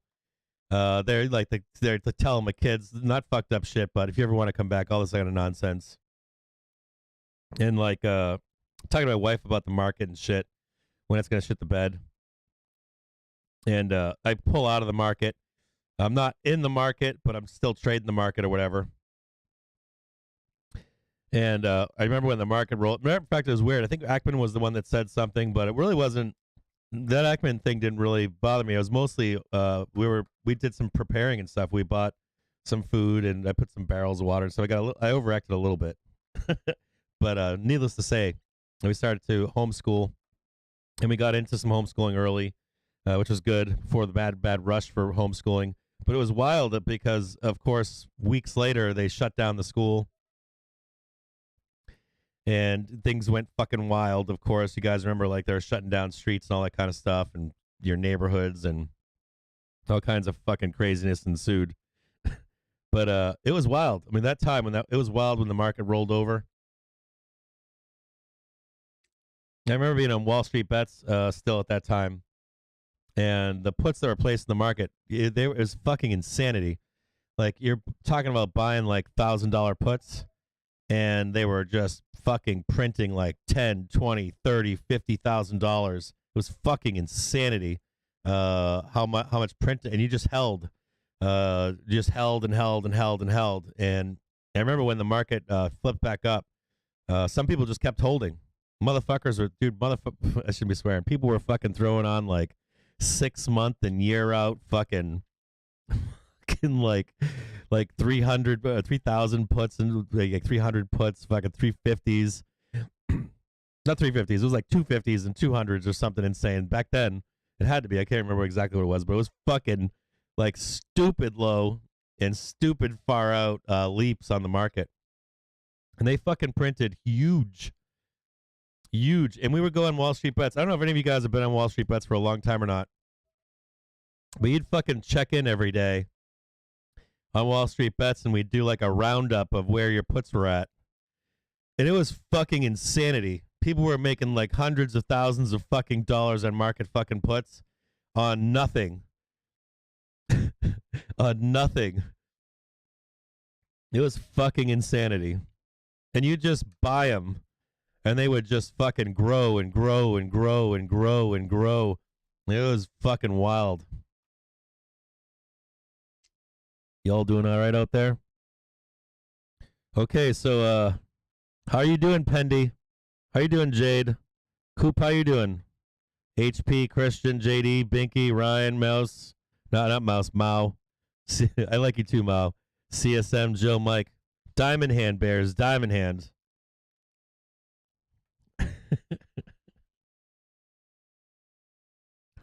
You remember those fucking things? Those TLT plays were insane.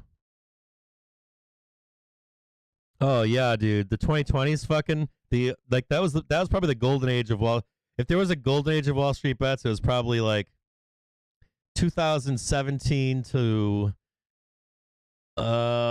some point in 2021. There was like a fucking golden years, like about 4 to 5 years of just fucking crazy town shit that happened in Wall Street Bets. Fucking crazy town. Like the shit that would happen in there, you'd see these stupid fucking bets, and it was hella smart people, and there was like retards like me, hella smart people that are professionals that were teaching dumbasses how to trade. It was fucking insanity. And some of the bets that went on in there, and then some of the shit that people would post, videos, pictures, all kinds of fucking nonsense. It was fucking wild. It was straight fucking wild.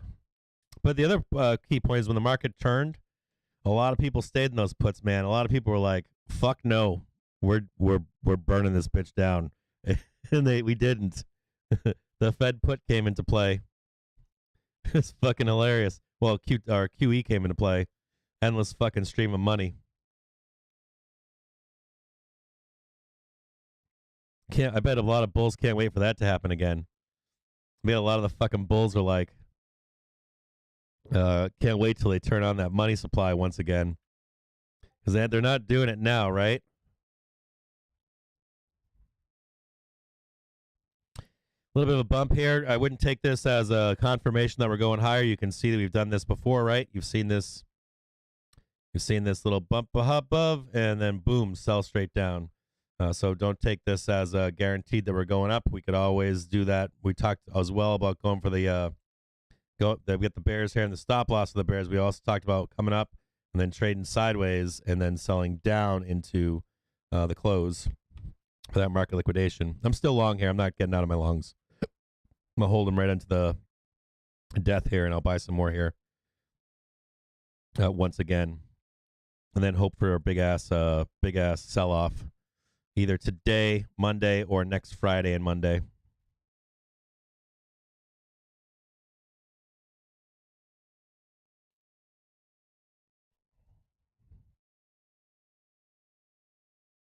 Still big money selling in here. Still big money selling above. You can see him, right? Just ripping selling.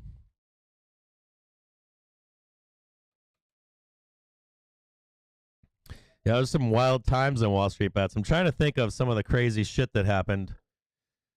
There was a time in like so there was a time, you guys want to hear some stories? I don't know if I told you guys this once before. So there was a time when like Tesla bulls were fucking just relentless nonstop in Wall Street Bets. This is years ago. And they ended up getting fucking crushed. And like not banned from the sub, but you know, you just downvote them to hell. And if they kept talking, you'd just be like, "We're gonna fucking ban you." Let me bring up a Tesla chart from way back when. See if I can bring up a Tesla chart from way back when. There was a weekend. I can't remember if it was Memorial Day or Labor Day. It was let's see how far when this happened. See if we can go back this far. Let me look at it on this chart. See if I can find it. There was a day. Let's see if I can find when it was. It was like right here. Where was it?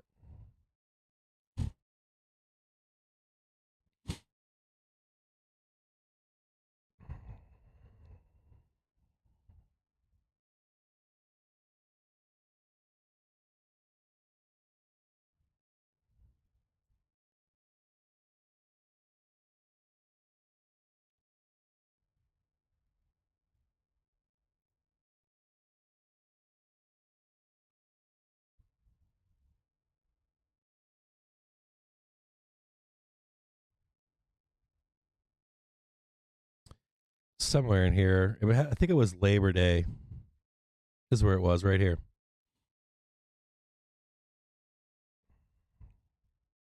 I could be wrong on this, but I think it was Labor Day.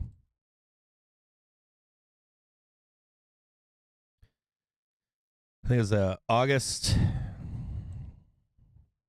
might have been August 2019 or something. Somewhere in here. It's like Labor Day weekend. I remember they had this like nice beautiful run in summertime, and it just fucking relentless sold off. And people had bought like these Wall Street bettors had bought like fucking, that's from a different chart. Wall Street bettors had bought like leaps right here. Like high summertime or something. And it just fucking sold off like a motherfucker. And we're like pretty much banning people that were on Tesla. And it was like it was Labor Day. It must have been Labor Day weekend. I think it was Labor Day weekend, but it was somewhere in here, like a Labor Day weekend in here. It was like 4:00 in the fucking morning, and I think this is. I could be wrong on the date on this. Out of Russian press, Russia's defense ministry is saying that the rest of Ukrainian fighters from the Azov battalion are blockaded on the Azovstal territory and Mariupol.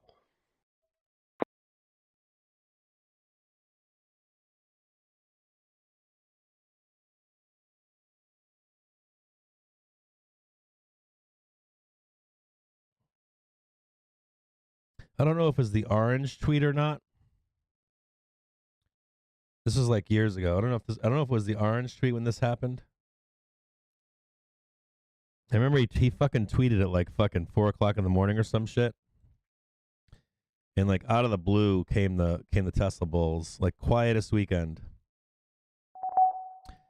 And it made this fucking run, just like this, straight to the fucking moon into December, like relentless, non-fucking stop. Anyways, I just remember that. I remember that moment. I was that weekend. I wasn't doing anything, and I was up at like 4:00 in the fucking morning. We thought he was in the sub.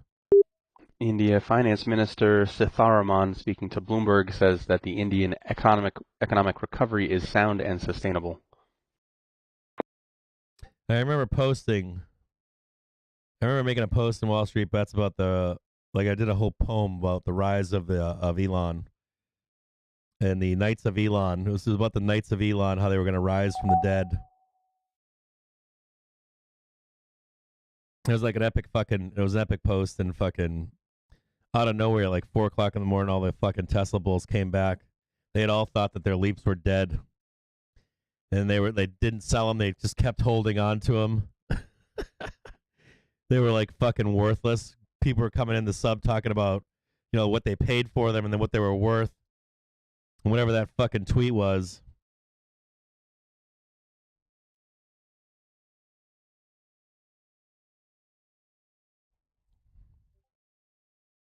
It was fucking insano.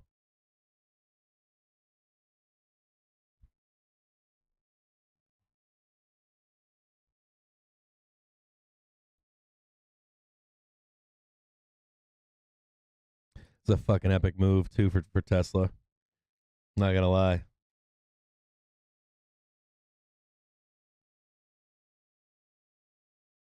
Went from a low back then of $42 all the way up to 187. It's like a 400 fucking percent rise in that stock ticker. It's insane. 400% rise. That's like Tesla going to fucking 4,000 right now in the next, I don't know, 8 months or so, 6 months. Maybe it was 6 months when it happened. It's fucking pure insanity. Pure fucking insanity.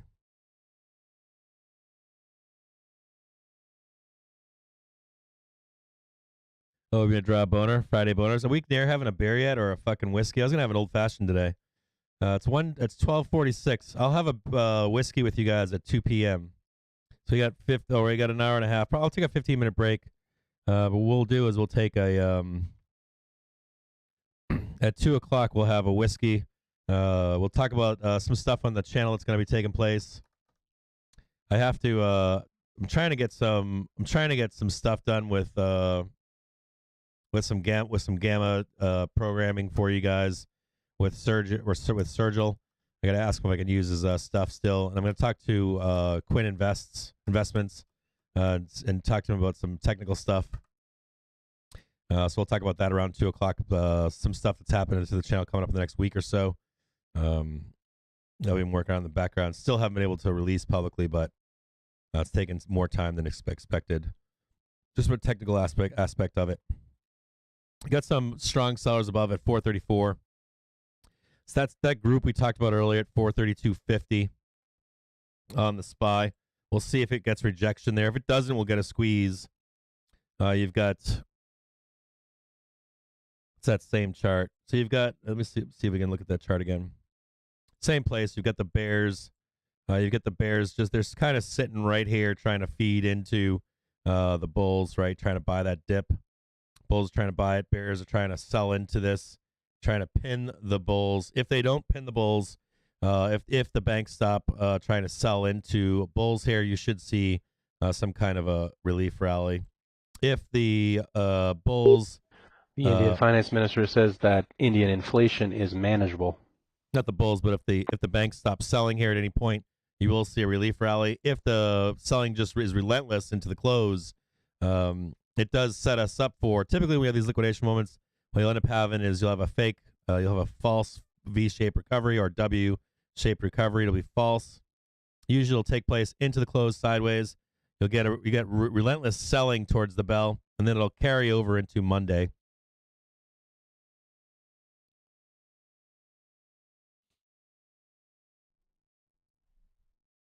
The only thing that sucks about this too, if you are a bear and you're like, hey, I think the liquidation is today. I don't think it's next week, Cap. I think it happens today. If you do think that, the one thing that I would recommend to you is you would close your puts down in here sometimes, like at the bell, like 4.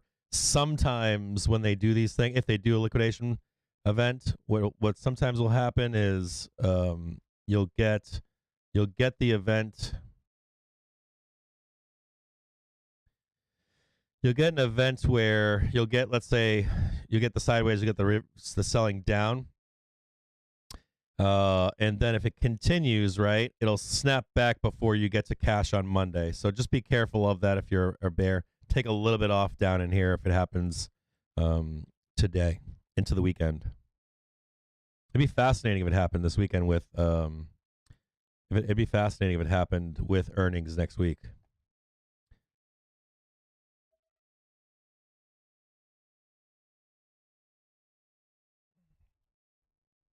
Take a quick break. It's 12:50. I'm gonna take a quick 15-minute break. Take a piss. I've been drinking like pounding water, and I had a soda too. I shouldn't have had a soda, but I did.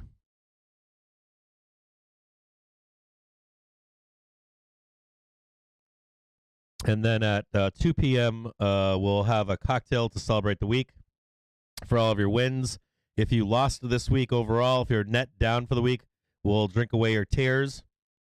And if you're just joining us, tune back in later. We're going to talk about at 3 o'clock. So at 2, we'll have a cocktail, and then like 3 o'clock, we'll have a conversation about setting up that trade for Friday, Monday, or next Friday, Monday.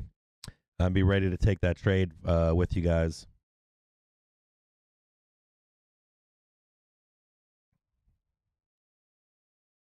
We'll leave this up for you here where these sellers are.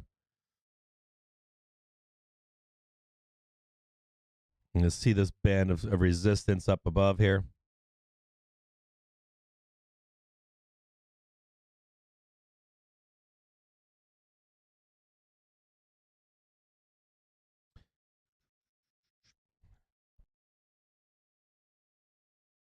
And I'll be back.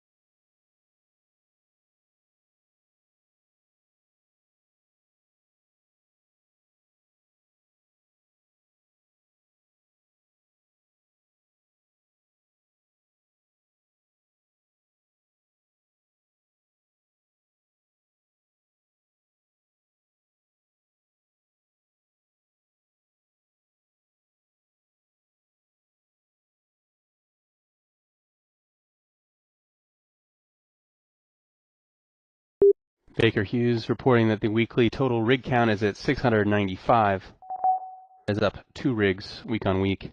The oil rig count up 1 to 549, and the gas rig count up 1 to 144 from Baker Hughes.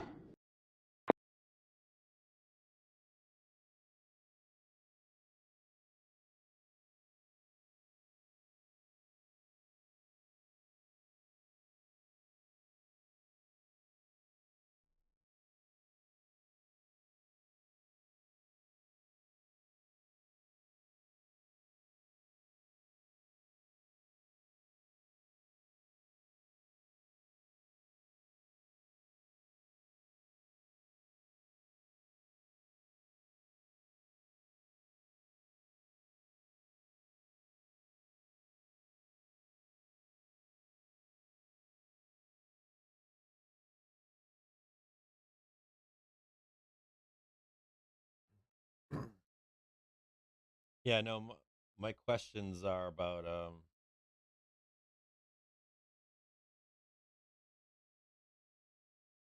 I want to know about the standing rigging. I want to know like the last time it was replaced.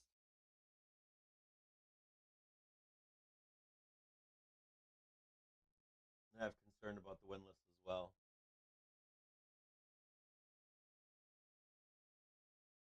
And when I went and looked at it, I couldn't find a log. Couldn't find the log on the boat. So I want to see a ship's log for the boat as well.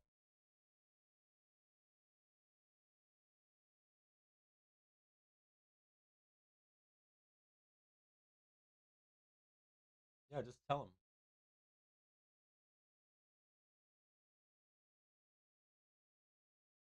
I want records on the standing rigging, the windlass, and I want to know where the log is for the boat.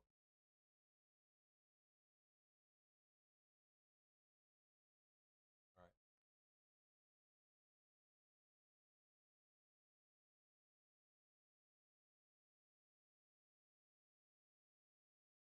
All right. All right. Good.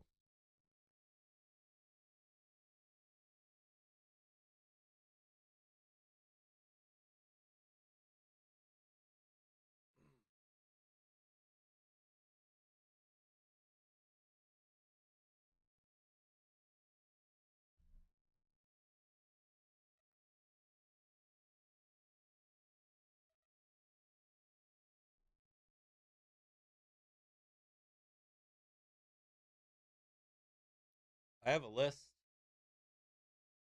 I could email them a list, but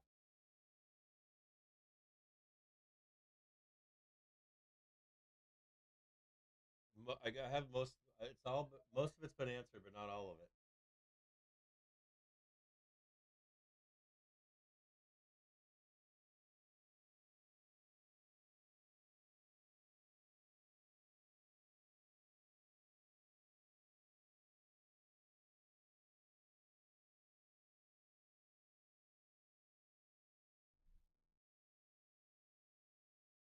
Yeah. Well, then I have questions about like the. I want to make sure there's no liens. I'll make sure.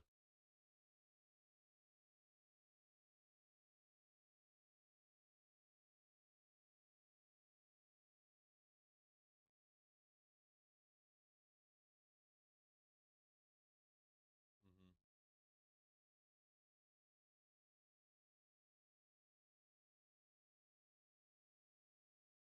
No, it's not just the survey either. It's the survey and then a sea trial. We're not even fucking there yet.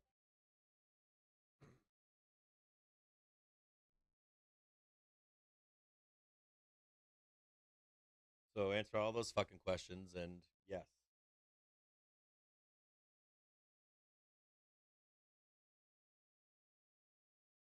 All right.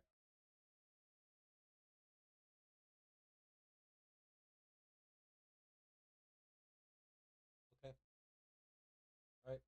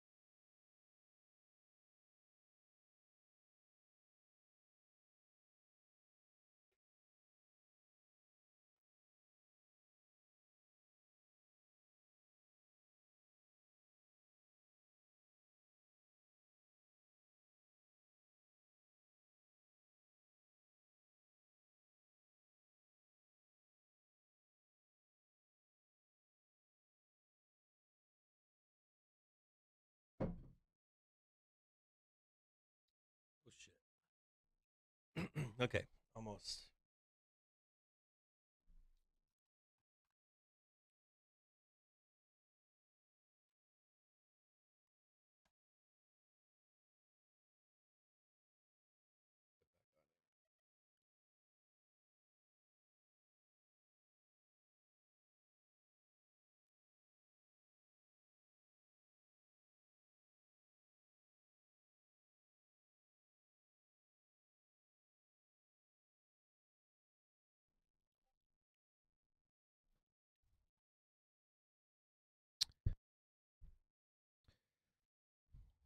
All right, I'm back. Still bouncing down below. No real movements here. Down below at 430 here. Currently still tagging 429.82. New low. We were down, I think the previous low was 81 or something like that. Tagging down below at 429.82. Still sitting in some calls and some 435s down here. They're at 11 cents. I think they went up briefly for a minute, but they're just sitting here. Nothing's changed. Well, I forgot to bring up Amazon for you earlier. Let's take a look at Amazon. Apologize for that. I'm over here just fucking blabbing earlier with you guys, reminiscing.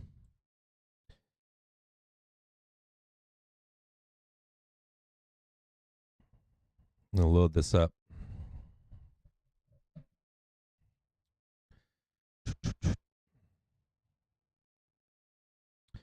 See if we can get some information loaded up here. We're going to get more hours back here.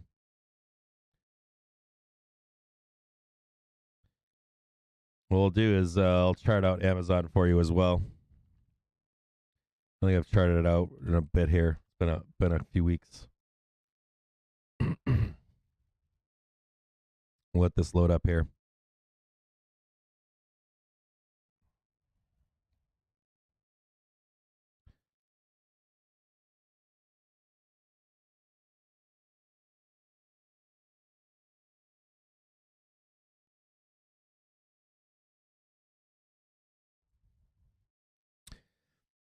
Okay. I think this is the last charting that we did right on Amazon. We have a price target down below of 26.44, and then to reach out for 34.38.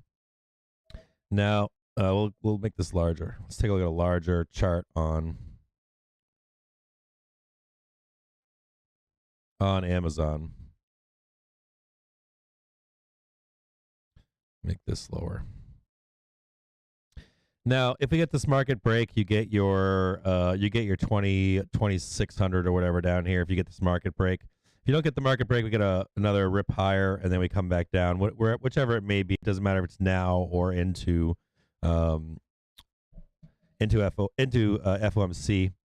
If we still get that market breadth breakdown, where we have a price target down below of 2600.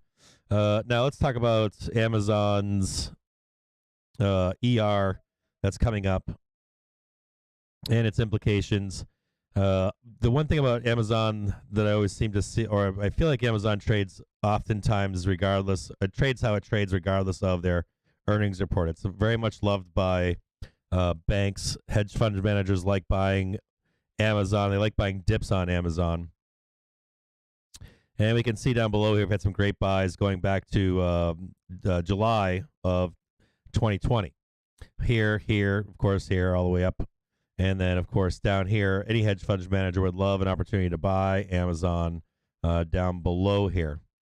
But the question becomes, does it break lower due to like doom and gloom from bears telling you it's going to go down to the depths of hell because they just introduced something, right? That's not going to take well. Matter of fact, I think I answered a question on Amazon about what I don't like about them right now, which could be used for some kind of risk-off selling. Now, I wouldn't expect Amazon to break down here. I wouldn't expect Amazon to break down below these levels. I wouldn't expect a hedge fund or bank to want to buy this, but or market conditions to send us lower. And I think the price target for down the road is when. Let's look. This price target here is, we started in July 9th until August 12th, right? Some time on it to come down and then make its way back up again.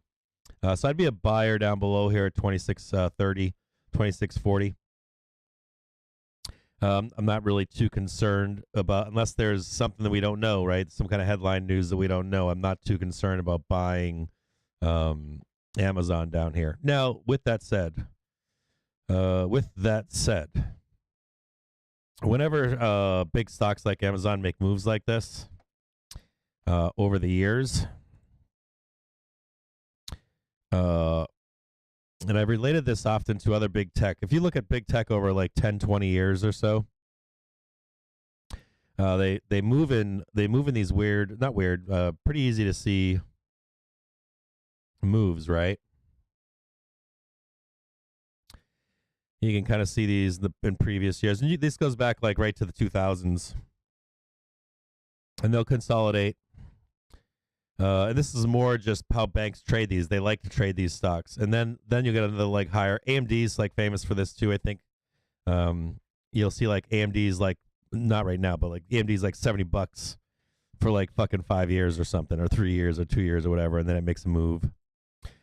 When you see these moves take place to these new trading zones in these tickers, sometimes they get liquidated. You saw that happen with Facebook. You saw it happen with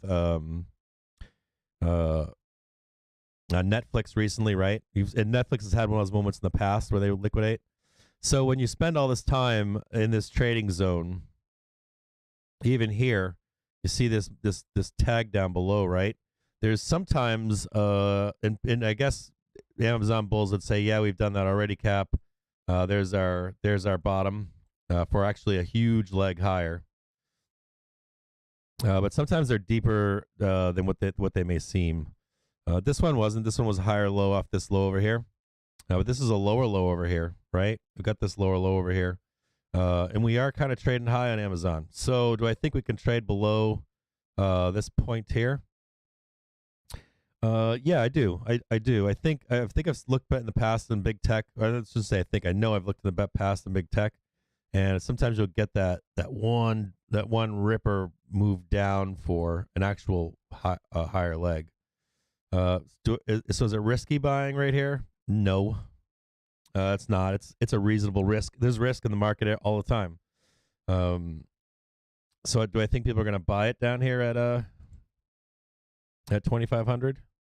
Yes. Can you put some easy stop losses in here? Yes. Do you care about ER this year? No. If it starts to trade down for ER, you can have an opportunity to buy, right? If it sells off like Netflix to the depths of hell, you know where you can buy it, right? But you are looking for outstanding entry in Amazon. So if I'm an Amazon buyer, I'm trying to buy it down here at let's clear this out. Close that up. I'm looking to buy it down here, 26.55, maybe a bounce off 2,500 and then a buy. The risk to Amazon selling off, I don't think that happens until here's my due diligence. I keep it pretty fucking basic. Is it a matter of just taking profit off 37.73? Is it that simple? Probably. Do they want to buy it? Probably down here. Does like a bank want to buy it fucking cheaper than that? Probably. A bank probably wants to buy it down here. Like if I was a bank, that's where I'd want to buy it, 2,000, somewhere down here, and run it up again. Like that's just greed talking. What do you need to get down here? I don't think it's just market. I don't think the market being repriced gets us down there. I think it needs to be something like The results of today's Federal Reserve repo operation: 81 counterparties taking $1.77 trillion in today's reverse repo. I think the only way that you get down here is some really fucking bad news you don't know about Amazon. Could be anything, right? Market share, like Netflix saying, too many competitors. We'll talk about that in a minute. Or a market crash would take us down there. I don't know, maybe like some space flights crashing or something. It'd have to be something major for used for an excuse to get us down there, or a market crash.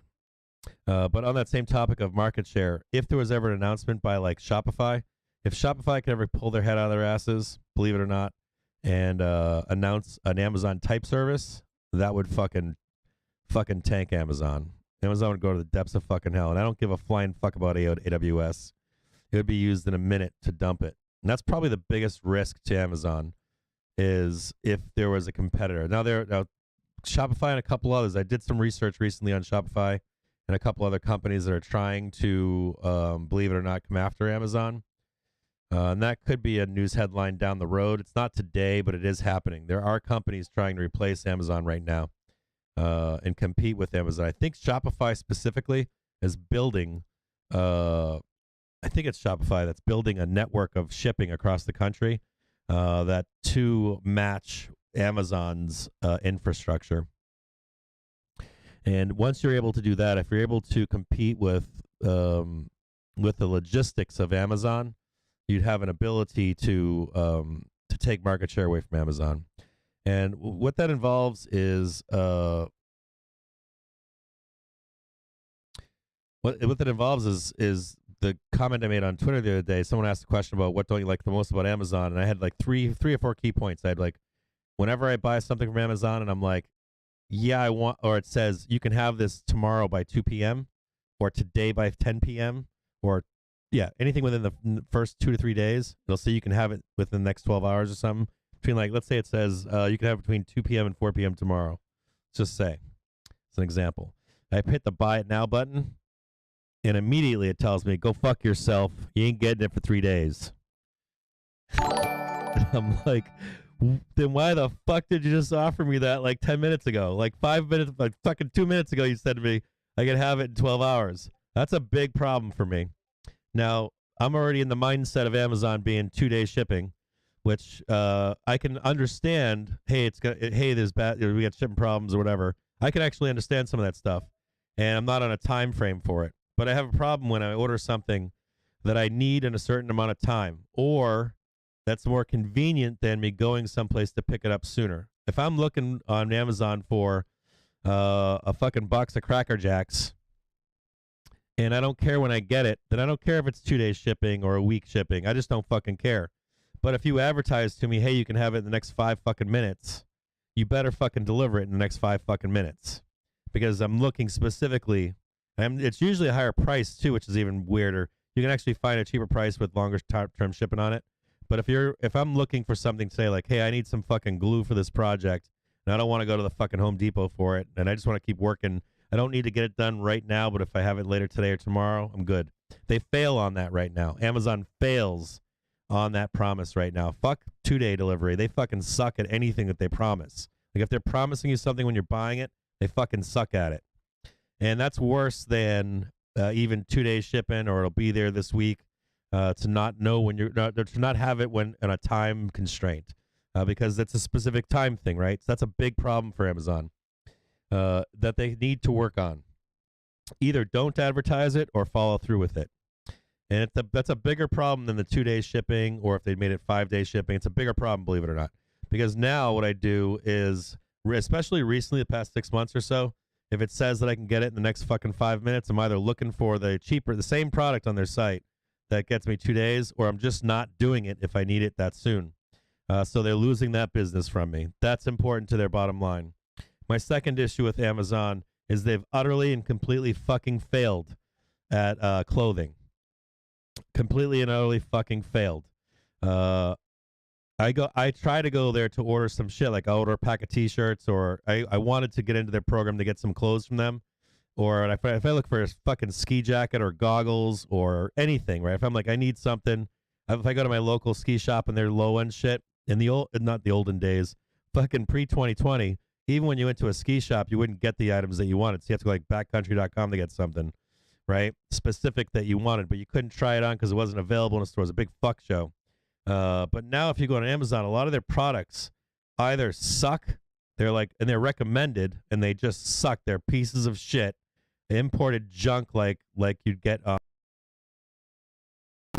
or Alibaba, or they are ill-fitting. The cut of what you're getting is not fitting for you. These clothes are not being cut for an American. And I'm not saying like you're fat or anything. I'm saying like your torso is too short or the legs are too short. You know who they're making them for is people that are of smaller stature. I don't know if any of you have ever lived in Southeast Asia or Asia proper. You're like the tallest and the biggest fucking guy there, no matter how much you weigh or look. Like I was 165 pounds, 6'1", and I was still a fucking giant standing around in Asia. I don't know what your experience been, but anyways, my point is that they're making clothes that aren't for you, and even their sizing is still absurdly fucked up when you do get into your size. So they fail on that aspect as well. So they haven't been able to capture that business from me, where I can go and get a pair of shoes from them and feel confident, where I can go and get a quick jacket or a pair of ski goggles or whatever. I can get like a pack of T-shirts from some known company, but if I go on there and look for ski jacket, let's say, the only choices you really have are stuff that you don't know, it won't fit you, it's ill-made, it's not quality, or you can't find something name brand. Like that's the other issue, right? So that's my second problem with Amazon right now. So the timing of deliveries and commitments and promises deliveries, and then the cut in quality of their goods. I don't really have too many other issues. I don't mind matter of fact, I think some of their Prime, I've got some small nitpicking to do on their Prime Video. But I actually like some of their movies more than a lot of other streaming services. I don't like how they organize stuff and how they're always trying to pimp something out on you when you're trying to find something. Their organization sucks on Prime, but whatever, it's free, it's included. I don't mind the cost personally. For Amazon Prime, I don't really pay attention to it. If it goes up or goes down, it's just a matter of convenience. But I do get really fucking irked with the timing shit. I do, especially when they're like, hey, you'll have it tomorrow. Like that's a fucking problem. I have a problem with that. And I can find some things there that are hard to find, so they do a good job on some stuff. But then on the flip side of this, right, if you've got a company like Shopify, where one of the things that's good about Shopify and Etsy, and that whole thing, if they combine the both of them, is if you're able to just search a site like Amazon and find like a quality handmade good or a quality seller of, let's say, vintage Levi jeans, or a reseller of sporting goods. Like an example would be if you go to Backcountry has a website called geartrade.com where you can buy seconds and not knockoffs, just seconds and returned goods, and you can buy resale goods. There's no option for that. There's no like Backcountry option for Amazon generally for high quality goods either. It's hard, dude. If you find something high quality on Amazon from a reseller, it's like double or triple the price. It's that same problem that eBay has when you try to buy something off eBay. Like I don't have, like an eBay problem. I don't even bother doing the bidding anymore, right? I just go to I click on buy it now and cheapest shipping plus the cost of the good, and then I scroll through with the quality of the product I'm looking for. Or if it's new, if it's used, it doesn't matter. And 9 times out of 10, the new products on eBay are fucking 20-30% more expensive than anywhere else you can get them. So eBay is all fucked up too. But there's a chance there for the market to come up with a better solution than whatever Amazon's doing right now. So you'd need some kind of headline news like that on Amazon to start to break below here, or market conditions to get down to like 1900 or 1600. So my take on Amazon is that you just look for this moment to buy down below. My price target down below, even with ER, unless they're blowing fucking unicorn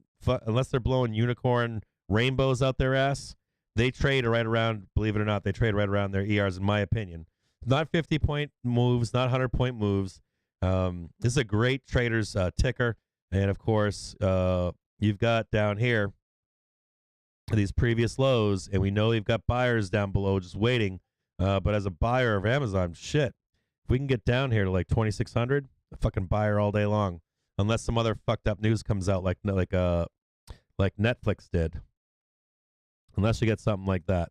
So Amazon, let's take a look at it. See if we can get it loaded up here. It might take a minute. I'm moving back and forth here. Hold on here. Not too many sellers here, right, on Amazon. Not really a big mover right now. They're all sitting above at 3,000. That's where all the sellers are. Sitting on a break of 2,900, looking for a market break as well. We already know that. I've been talking about that. Got some support down below here at 2,850. 2,800. And what we're really looking for is down below, much further below. We're looking to see if there is a limit buy order down here at 2,600. Seems pretty large down here, right? But buyers at 2,600. That's what I'm going to call for. Between now and their ER and FOMC and all that kind of noise, if you're going to buy Amazon, day trading is a little bit different, but if you're looking to buy Amazon, it's fucking 2,600.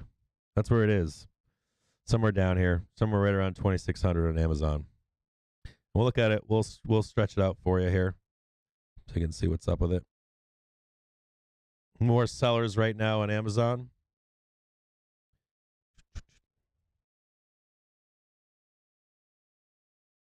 Big support zone for Amazon right where we are.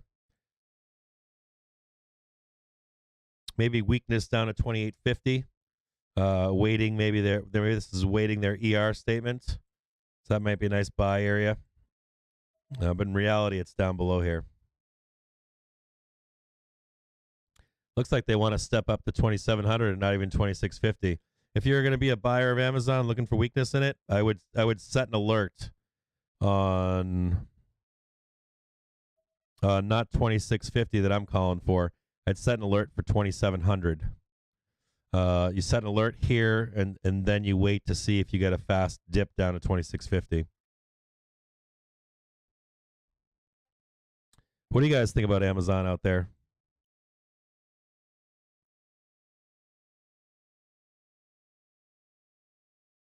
Yeah, Amazon not lowest cost provider anymore. I sometimes shop at Walmart. I'll compare, like if it's a big ticket item. If it's a big ticket item, like I just bought a new inverter generator. I was looking for like a Honda fucking 6,000 or something, or 4,000. This giant fucking inverter generator. Also, just a heads up, watching some golden tickets now on Affirm. We've seen some Affirm calls coming in all day today. Puts on AMD August 19th, 70p for $1.3 million. Qs calls April 29th, 335C, $1.1 million. Lots of loading up on Qs calls today. Affirm June 17th, 35C, $1.2 million. So when you're like, so that generator I was looking for, I looked for it on Amazon. I looked for it on traditional websites. I looked for it on eBay. Looked for it on Walmart, and I got the cheapest price from Walmart. I think it was from a secondhand seller.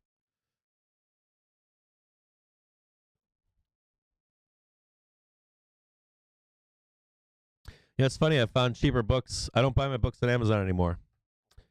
I tend to find the cheapest, better quality books on a Google search, and it brings me to a Shopify store. There's an undercurrent. Some guy on YouTube did a video. He's not a big YouTuber. He just makes he'll do like a deep dive. I'll try to find out I'll try to dig through my YouTube and find this guy.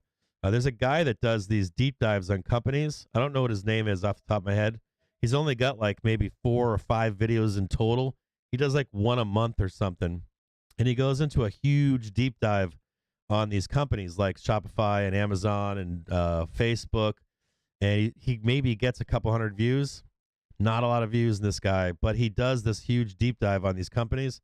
And it's crazy. Like I've been buying my books I used to buy them off Amazon, but now I go to Google. I'll type in the book, and it'll come up in Google Shopping, and I'll get a kick-ass price, like $5 for a book that's like 20 on Amazon, let's say, and it brings me it looks suspect.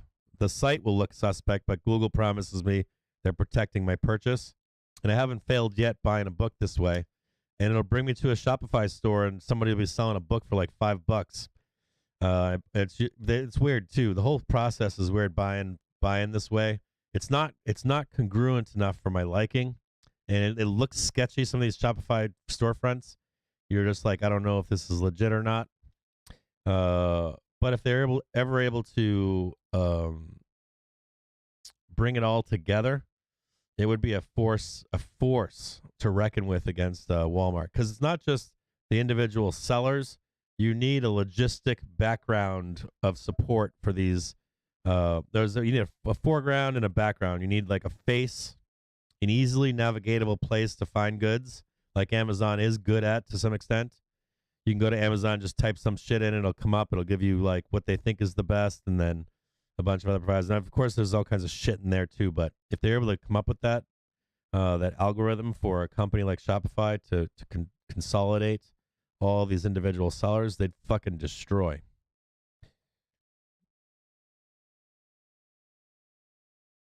Yeah, you've had too many purchases on Amazon where it was broke and I had to return it. Yeah, I've had a little bit of that problem, not big. I haven't had too big of a problem with that.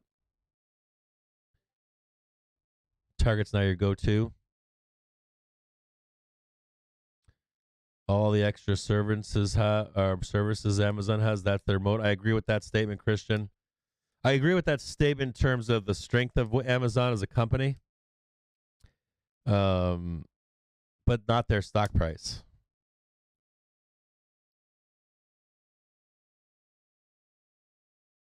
Yeah, I like Amazon too. I mean, I can't say I don't like Amazon. Amazon's trouble, people go out again. Also, consumers should feel pain. Nah, see, so I don't know. I still shop convenience a lot. I don't know. Maybe that's not everybody. I don't do a lot of in-person shopping anymore. I haven't been in a mall in 20 fucking years since I was a kid.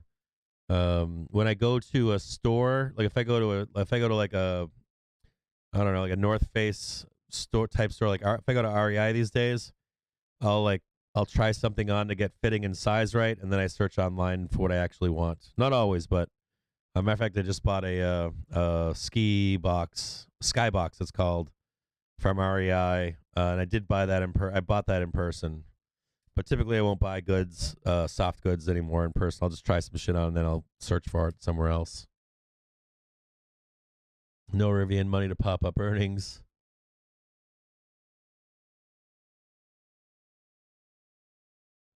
Amazon not lowest cost provider anymore. I agree with that statement. Fuck yeah.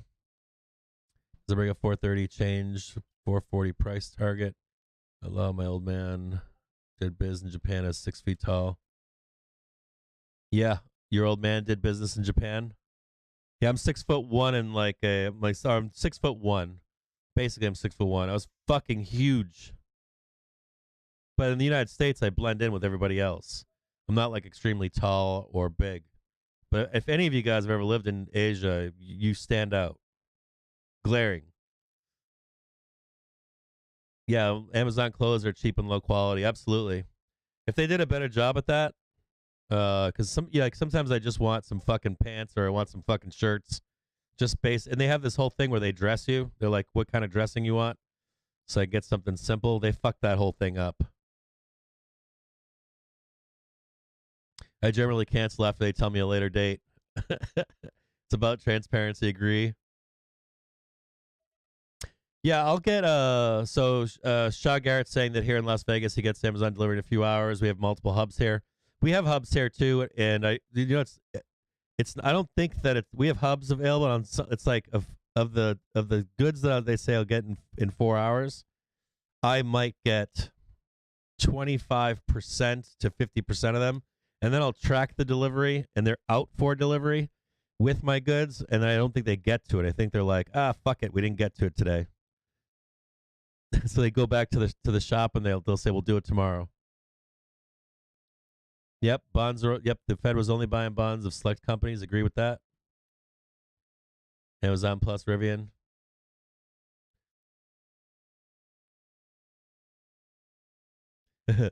By the way, I'm Jade. I'm a permanent bear, so don't mind me and my bias.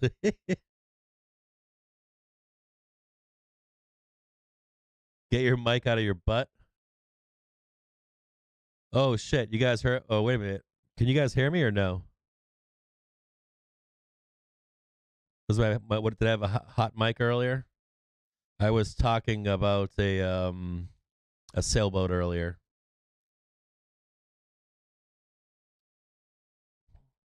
I must have had a hot mic earlier. I was talking about a sailboat and some things that I was requesting that I wasn't getting an answer to. I'm trying to buy a sailboat right now. It usually takes anywhere from 6 months to a year to buy a large sailboat. My video's off too. Shit. It usually takes about 6 months to a year to buy a sailboat. So like the process of a sailboat buying for me is process of buying a sailboat is whittle it down to the like 2 or 3 that you want, and then search for just those sailboats. But even when you do, you've got a million questions, and I need them all to be answered. And if they don't get answered, then I'm fucking not buying it. So it's probably going to take 6 months to a year. That's my assumption.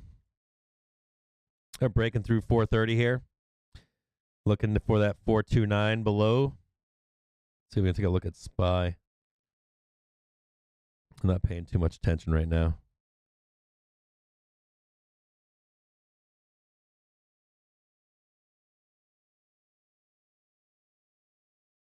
Let's have a look.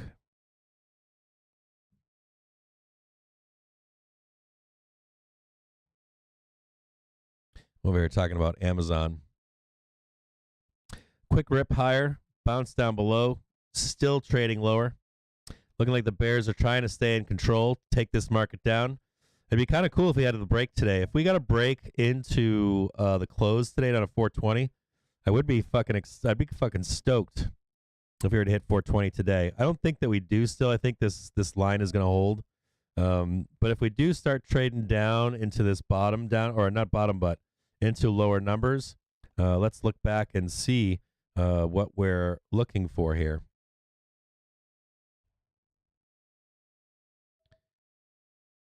And that test 2, let's look and see where that test 2 is. See if we can find it down here. And why are we looking for this, right? And we've got this lower bound down below here. See if we can find it here. And you know, it might be better for us to look at this on ES. Let me I always like to look when we're looking for like tags. Sometimes you get caught in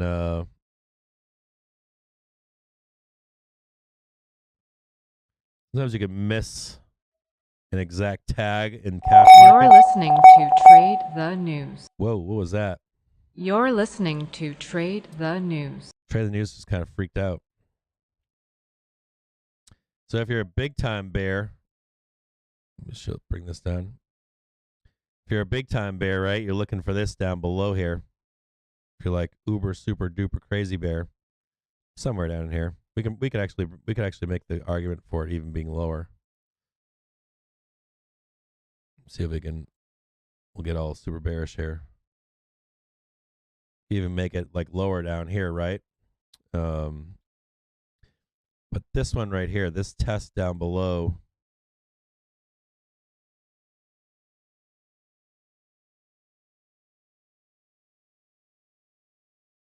is the one that you're looking for. We'll see what that is for today.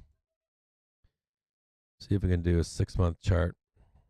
We'll get rid of this for the moment. Not really interested in that. We're more interested in a technical aspect, because these lower bounds and upper bounds will take place outside of cash market. Let's see if we can get this. Yeah, it is actually lower. For today, it would be like 41.18. So even slightly lower.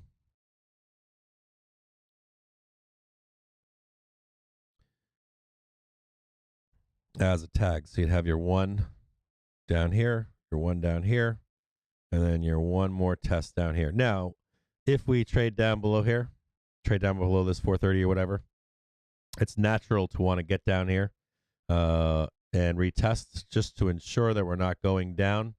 This is where we want to go, right? Want to head down. We came up here. We got told, fuck no, you're not going up there. Made one more attempt, got told no. Now we're heading down. So it is natural for us to want to head down and test 420. So we'll call it for today. If you get a break of 430, I know we're down like a point or so, but that's not really a break. If you get a break, or we do have a break of 430 at this point, so technically we should explore these lower levels at some point.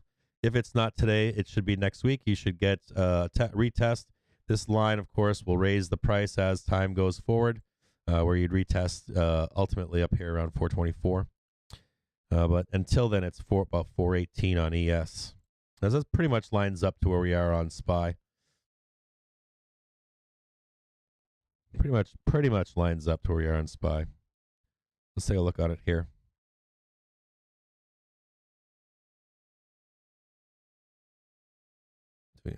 Spread that out right there.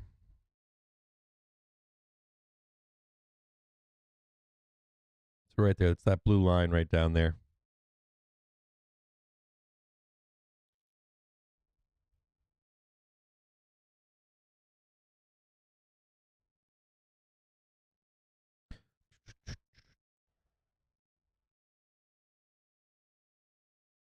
And I'm still in calls if you're wondering.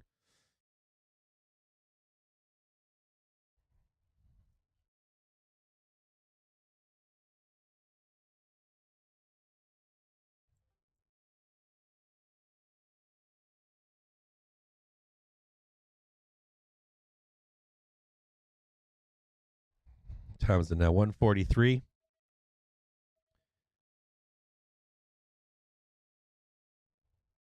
U.S. House Majority Leader Hoyer. House is to consider Ukraine aid legislation in the coming week.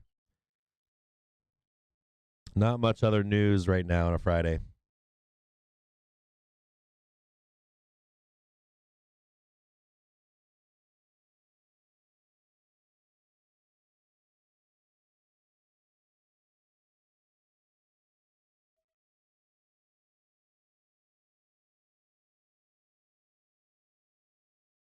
Family member works at a bank. They're always working remote when the market sells off.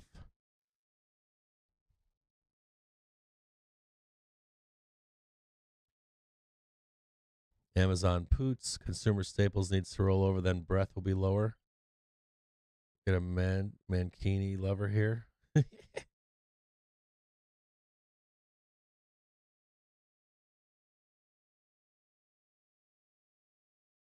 I've seen boats for sale on eBay. Yeah, like looking for boats. I usually start, or if you ever want to buy a boat, the good thing to do is to whittle it down to like what you want. And then there's a few like used boat dealers on the internet you can look through, and like Yacht World, and I think it's sailboats for sale. Get an idea of the price you want to pay and what you're looking for it to include. And then the best way to find a boat is to join believe it or not, a Facebook group. There's also a thing called Sailors Forum. I think it's Sailors Forum. Yeah, I think it's Sailors Forum, and this is the one that I'm on. You just start talking to people about the boat that you want to buy, and they'll tell you the ins and outs, the goods, the bads. And then you heard that part? Yeah, I want the ship. So if you're ever going to buy a boat used, one of the key things you need are the ship's logs, so that you can. So what you do is you look for document. So if you're buying a used boat, right? Some like key things you want. You want the ship's logs, so you can see where it's been sailed. You can see events that have happened to it unbridled, right? You can actually see if any events have taken place, especially consistent logs. You don't want to see like pages torn out, shit like that. You want to see handwritten notes in logs. You don't want to see logs on a laptop or anything like that. You want handwritten logs on a boat, so you can see the history of the boat, where it's been, what it's done, events that have taken place, bad storms, groundings, things like that. And then people will tell you like I don't know, they'll tell you that the engine was replaced. Let's say they'll tell you the engine was replaced 2 years ago. You want records, like you want records of the installation. You want documentation of the installation, pictures, receipts of it taking place, all that kind of stuff. And then you want to compare that stuff to logs and the mile and the engine hours that are put on the engine. And then the same thing with like rigging. People will tell you all kinds of fucking crazy shit about a boat, and they back none of it up. And you don't want to buy boats from those people. You want to buy boats from somebody who's kept good records of what they've done to the boat. You want to follow or buy a boat that has documentation along with it, right? Between ownership and then between events and then yeah. Anyways, and some boats don't, right? Some people want to buy boats that were hurricane damaged or are a mystery. As a matter of fact, there was I got a good example of this. It was called what was it called? Oh.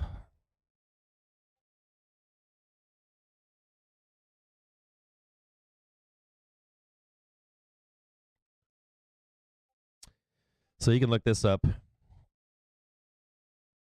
on your own time. You guys want to go down a rabbit hole. Now, this doesn't speak for the boat itself, but this is a prime example. I believe, like, so this boat was named the Cheeky Rafiki. You guys don't care about this shit. It's a Beneteau, a great boat blew up, by the way, and it flipped. It was really bad too.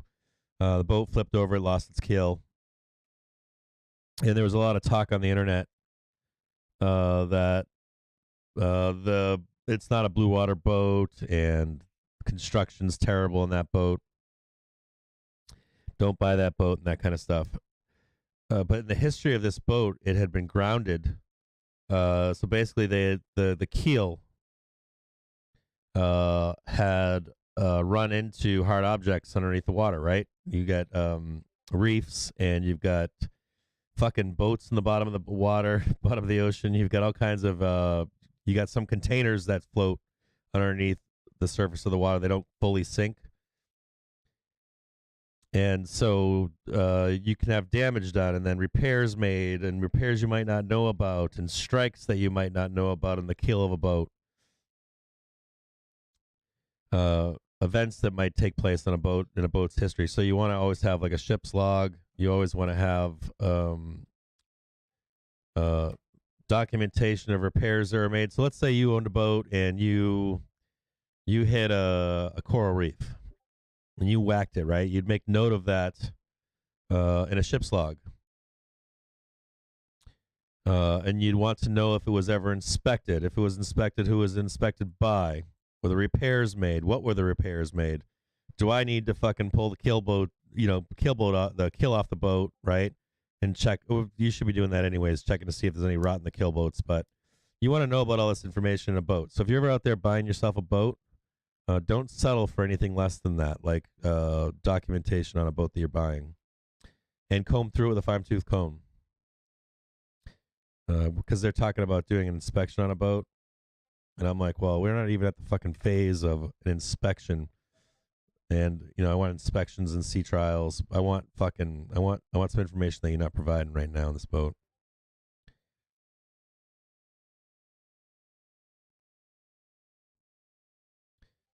Still just kind of fucking around down here at this put wall. Still watching. So we're down here. It's crazy too. Let's take a look at some. So we've been down here all day long, right? When we're down here today, being down here, look at this. We got 6 million in puts bought, 25 million total, 7 million, $25 million in puts on the SPY bot down here. Right where we are. 8 million on puts on IWM while we're down here. 4 million against the Qs. NVIDIA, $3 million. Tesla, $2.8 million on puts on Tesla all day long. I'm going to open on the options floor right now. $3 million on Misfit on Microsoft. Apple, $3 million in puts. CCJ, $2.3 million in puts. FCX, 1.9. This looks like market liquidation, right? We should get a liquidation break at some point. AMD, silver. Good to see silver puts. You want to see puts on everything in the market. XLP puts, $750,000 in puts on XLP. CVS put. There's a lot of puts market wide, which is good to see. You don't like to see it on just some tickers, just some, or maybe just one ETF. You want to see it across the board. And then at the same time, you're seeing some long calls coming out on some tickers you shouldn't see them on. Like there's 2 million on SE. There's 2 million on BABA. Another one's unusual is a firm. Lots of calls on a firm. Calls $800,000 in XLU you don't want to see for market breadth. Actually, these aren't too bad. These are XLU calls for 2024. That's not so bad. I'm pretty happy with, or I'm confident with that trade, or I'd be confident with that trade right now.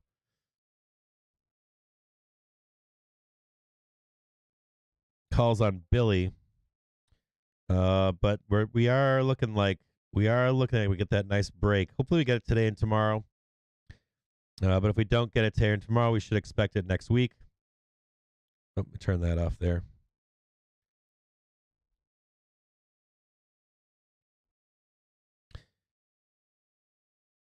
Just still fucking around down here. Dow now down 2% on the day. Stocks remain under significant pressure here. Afternoon trade.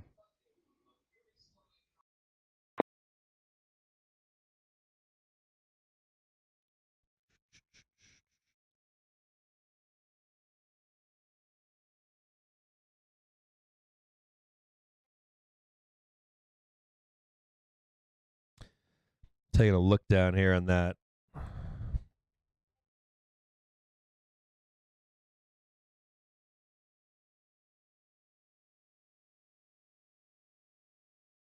$423.42.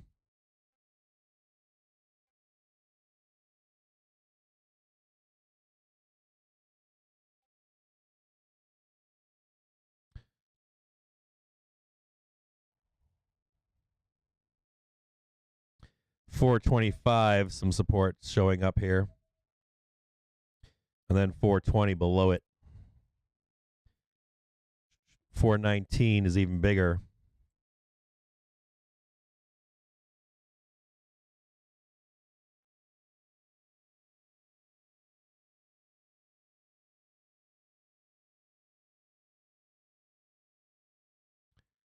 So you can find where large support is. 420, 419.54, 419.30, I guess, down to 418.37.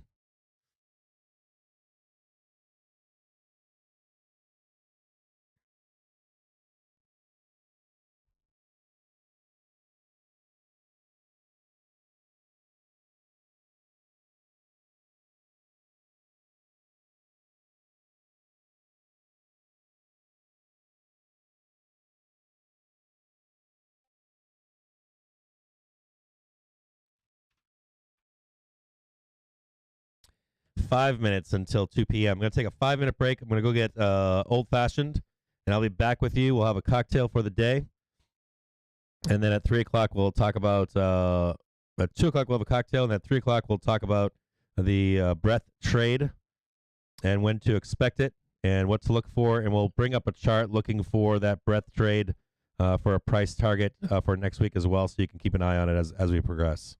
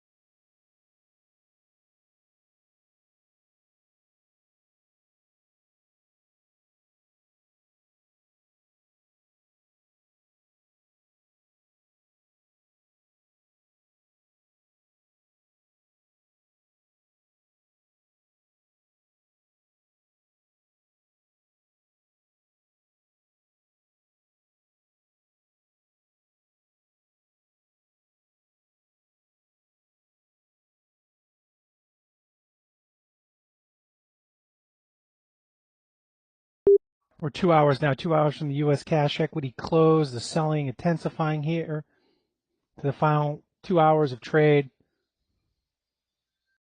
The Dow is down more than 730 points. The S&P is down 94. The VIX is now higher by almost 20% on the day at 27.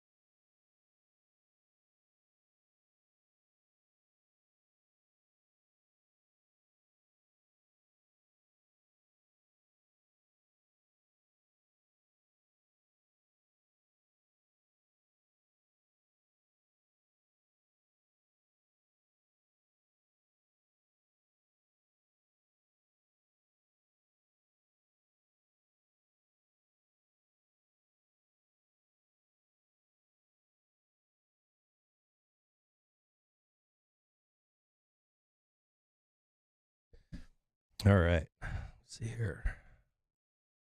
That off. Now trading 428.58. Bulls are Bears in fucking full control today.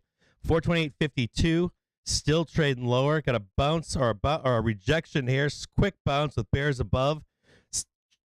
Jumping right in. We'll see. Just blasting down and saying, fuck no. Bears just saying, no, we're selling this market. Unbelievable. 428.42. Market in free fall. There is nothing right now. Let's take a look. There is nothing right now stopping the SPY from liquidating at this point. You can see it here. If we come back into this zone, there's a little bit of some support down below here, but you can actually see here, no, there's just full on gap down below here. Full on gap to get lower. We hopefully will get down to 420 today. If we can get a 420 today or by Monday, we should get a break in the market. We've only seen these moves going back to the beginning of the year. Huge moves down in the market, huge liquidation breaks in the market. We have one going back from January, if you remember, slamming down at 420. We did it once again. Bam, slamming down to 410. This was back in the beginning of February. Three times we tagged it to try to break through, and we said, fuck no, we're not going down there. Huge rejection trade higher, and now we are about to liquidate the market. We're getting very close to that same type of breakdown here. Doesn't matter if it happens just today. We know that the market is going to, at this point, sell the fuck off. Hopefully we can trade down to 420 today, retest this previous zone, right? Or they're not even a zone, but this we're not selling the market type shit, right? This is actually sell the market. But anything below this blue mark is going to be, I would say, more than correction. I think you're beyond correction if you get below 420. The bears totally want to take it past 420. They want to see this thing not just hit 420 today, but they want that lower bound, right? They want to hit that 4,000 mark. Otherwise, the bears have not been able to do it since January. You know that since January they've made those attempts 1, 2, 3, 4, and this would be the fifth try to try to break down, not just down here though. The bears, for that bear case, really want to break through 420 and smash it down to the 4,000 level. We've talked since the beginning of the year that we could trade down here, right? Multiple times this year. We have done it 1, 2, 3, 4, and here comes number 5. Does this regime continue on into September or even end of the year, or do we just give it up and start selling it down even deeper? What does this mean for the market? So far, doesn't mean too much, right? We're still kind of in this lower bound. We're finding great places to buy bottoms down here. But for that big bear case, they need to start breaking the market down even lower, right? We haven't seen lower lows. We've got 410 back here, or excuse me, we've got 420 back here. We've got 410 or so down here. And then we've got another strike above. I think that was 412, and then up here. No, maybe this is 414 or something, 412. And then where they're trying to say, fuck you, we're going lower, Cap. This is where we're headed, is down to 4,000. Is that bear case viable that we break down here? And if we do take the market down here, what would you call this at this point, right? This isn't really a bear market. This is more corrective in nature than trading down to 420. If we trade down to 420 or so, you'll get your market breadth will be down, right? This is how we'll get down here. But if the bears want to get even lower, I would say this. I wouldn't call this a correction at this point, right? This is the 5-letter word that everybody's looking for. Do we get the market crash? I don't know if we get the market crash. We have to actually look. Let's look at it percentage-wise since the beginning of the year. What that would look like at this point. And this is only on a threat. We're only at 0.25 and 0.5 on the market. But let's take a look and let's measure out what that would look like down to 4,000. Excuse me, down to 4,000. Sorry, I'm hiccuping right here. We'll measure it and see what that would mean down to 4,000. Let me see if I can find the measuring tool over here.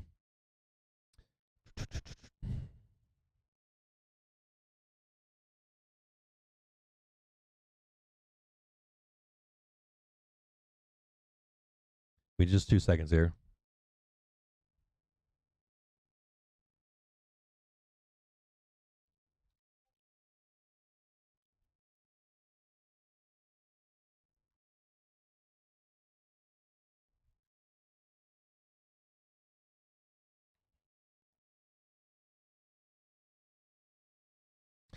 Let me see if we can take a look at this over here. I get a percentage.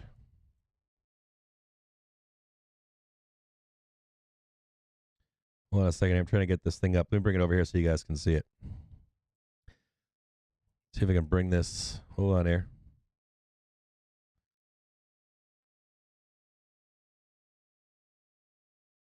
So from peak to trough here,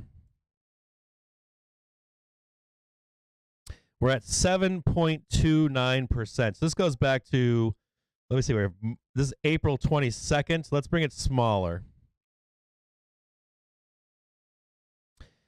So we're at 4.7% currently on the ES, right? This is not quite the crash material. If you were to have a corrective, if it's corrective in nature, we'd get down. Let's make this one yellow. Ah, damn it. I got to get the fill in there. If you're down, so we're down, let's just peak to trough in 2 days, right? This is 4.75%. If you were to get down to 420, that's 6.8% from peak to trough. And that's just a few days, right? This would be a correction. We're in corrective territory down to 420. Now, if you get a break of this 420, if we trade down to, if we were to trade down, let's say we trade down to 420 today, tomorrow, or next Friday and Monday, you're going to get your correction, right? This is basically a certified correction, close enough, and horseshoes and hand grenades. But the key is, do you get not just market liquidation, but do you actually take it back down even deeper? This is the key point here, right? Is as we're trading down here, if this was today and tomorrow, that's 7.21%. If this is Friday, let's say into Friday into Monday, or Friday into Monday of next Monday, or next Friday, Monday, 7.21%, right? This is a huge correction if you were to get this move. Now, if you have this break, if you have lower or higher lows still, it's still not showing the market rolling over. But if you were to break down below this in the coming weeks, you are now down to 11%, right? What does that 11% mean to you out there? Well, that's the definition of a market crash. Anything over 10% over a few days, or just a small time period, this would be a market crash territory down here. So if you start to track below here, this would be a certified market crash. So right now, as we are, let's say at 430, we'll keep it. We're at 4.63.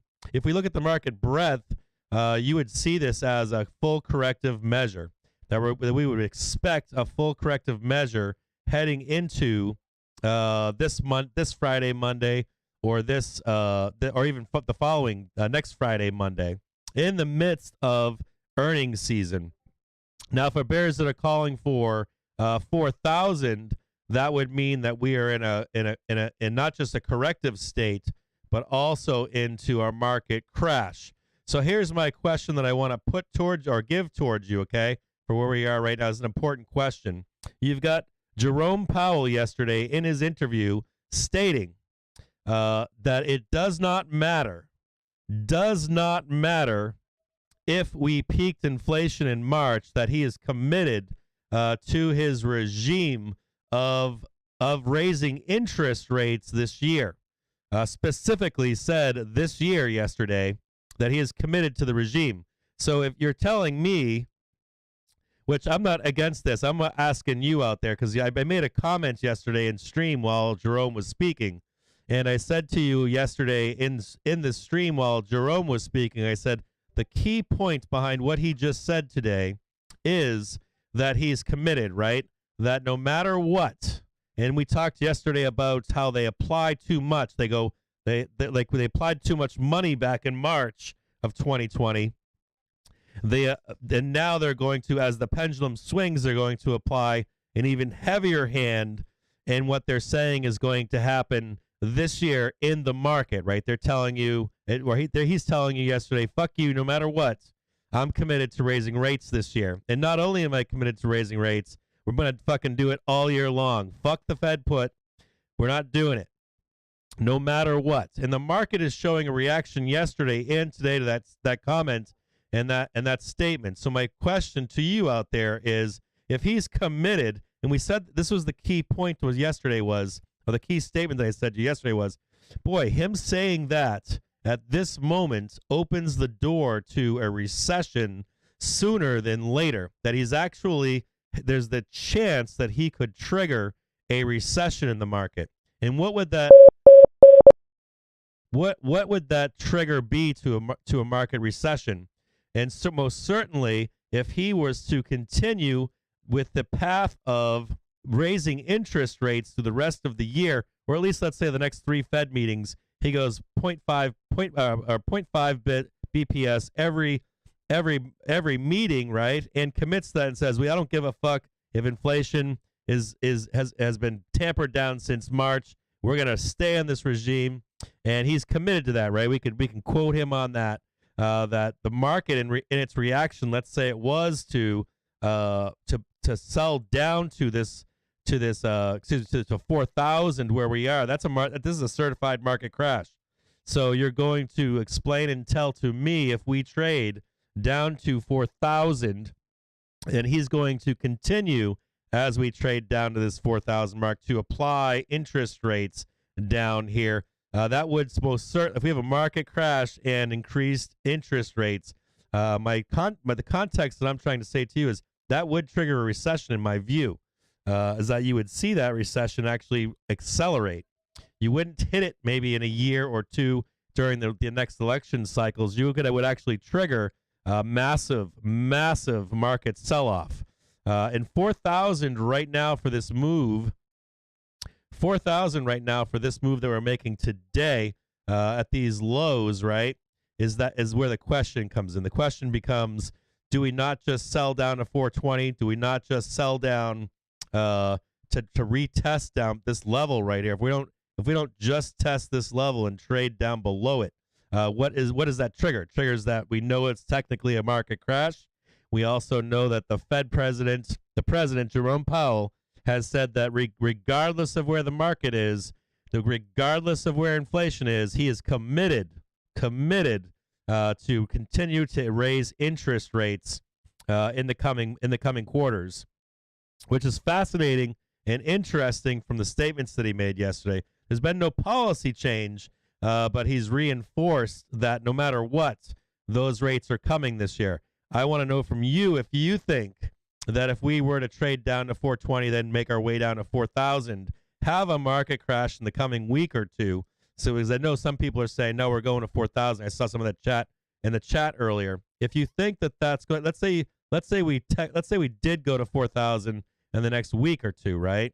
My question to you is, do you think that the Fed is still going to raise rates like he has said he would continue to do no matter what heading into the rest of this year?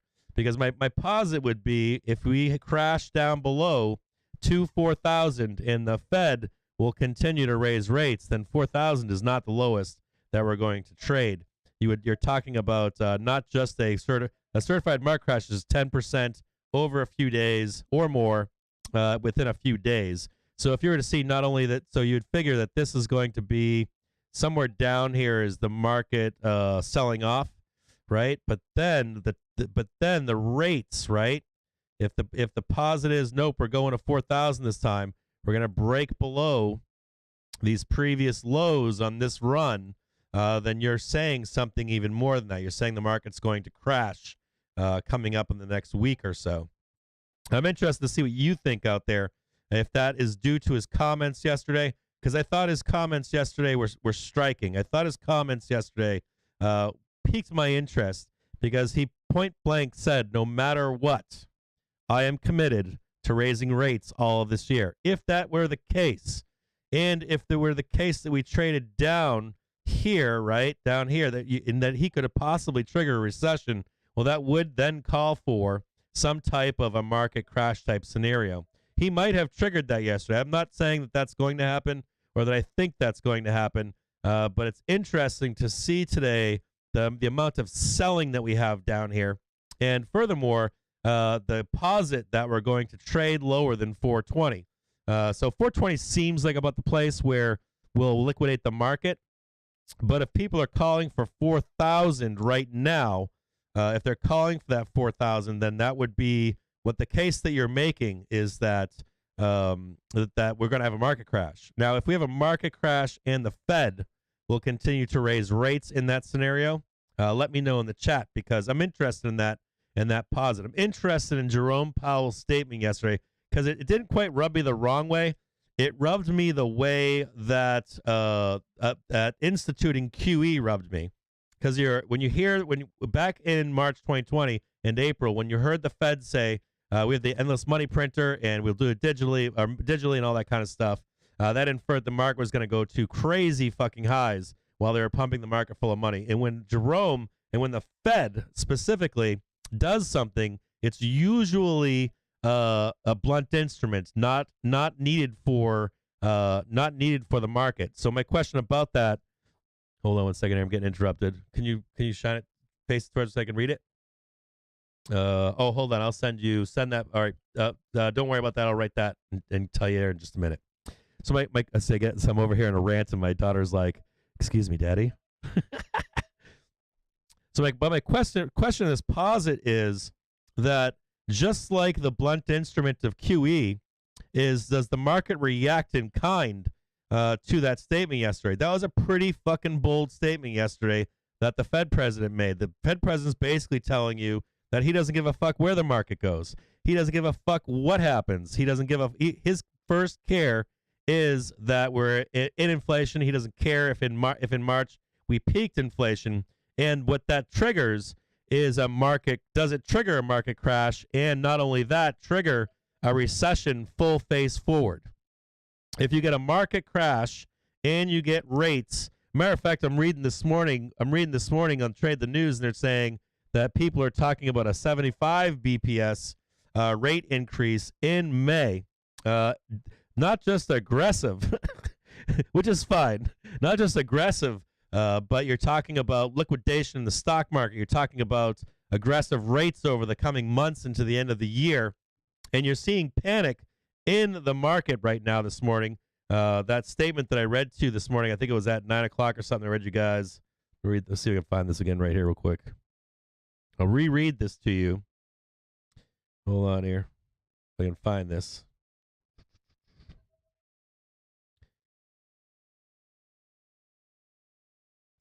And this was that the U.S. indices opened sharply lower amid broad weakness in Euro stocks, right? Fed rate hike expectations continued to get ratcheted higher ahead of FOMC officials' quiet period to take effect next week. Futures markets are now pricing in 350 basis point hikes in the next 3 consecutive FOMC meeting minutes. This is showing you in the market that the market's pricing this in, right? And while pundits have begun to talk up the possibility of a 75 BPS move in May. Now, I think that's just bluster, but even so, if the Fed president says yesterday, fuck you, I don't care about where inflation is or if it's rolled over, we're fucking raising rates. My question to you yesterday was, does that in any way, shape, or form bring up the case for a market crash? If we trade down to 420 and you're saying I've got 400 puts or 4,000 puts in the market, we're going there. You see the 413 puts that came out today in the market. The question becomes, let me see if I can get this right here. Question becomes, do they price it in aggressively, right? It's priced in by the time we get there. Do we actually get some form of a market crash? It would be interesting to see if we get that market crash down here in the coming days. I don't think we do. And I do think we tag out on this support line right here, this trending support line, which is down around 4181.75 for today specifically, or tomorrow. It could get higher as time goes forward. But if we were to have that liquidation moment in the market, this is all I see. But some of you out there, I can see in chat earlier today, had posted that you see 4,000. I wouldn't say that I'm not against that. I don't believe it's going to happen that we're going to trade lower than 420. But if we were to, that's a certified market crash. You can call it whatever you want. That's a market crash. And this would be in response to the Fed president saying that fuck you no matter what. And we've had we've had this happen in the past with Fed commentary. Just like We print it digitally. We print it digitally was the inverse of that statement. The absolute inverse was what J. Powell said yesterday. It's the exact inverse. Fuck you, I don't care. This is what we're doing. We know that the Fed is always late to the party. We always know that the Fed is late to the party. We saw the market sell off when he was late to the party instituting QE, and he's late to the party now saying no matter what, we are raising rates aggressively this year, and I'm committed to that program until the end of this year, regardless of if inflation has peaked back in March. That statement was made yesterday, and in turn, from that statement, I'm sure there's risk advisors out there that are saying, well, shit, he's telling you and that he's going to be honest about it.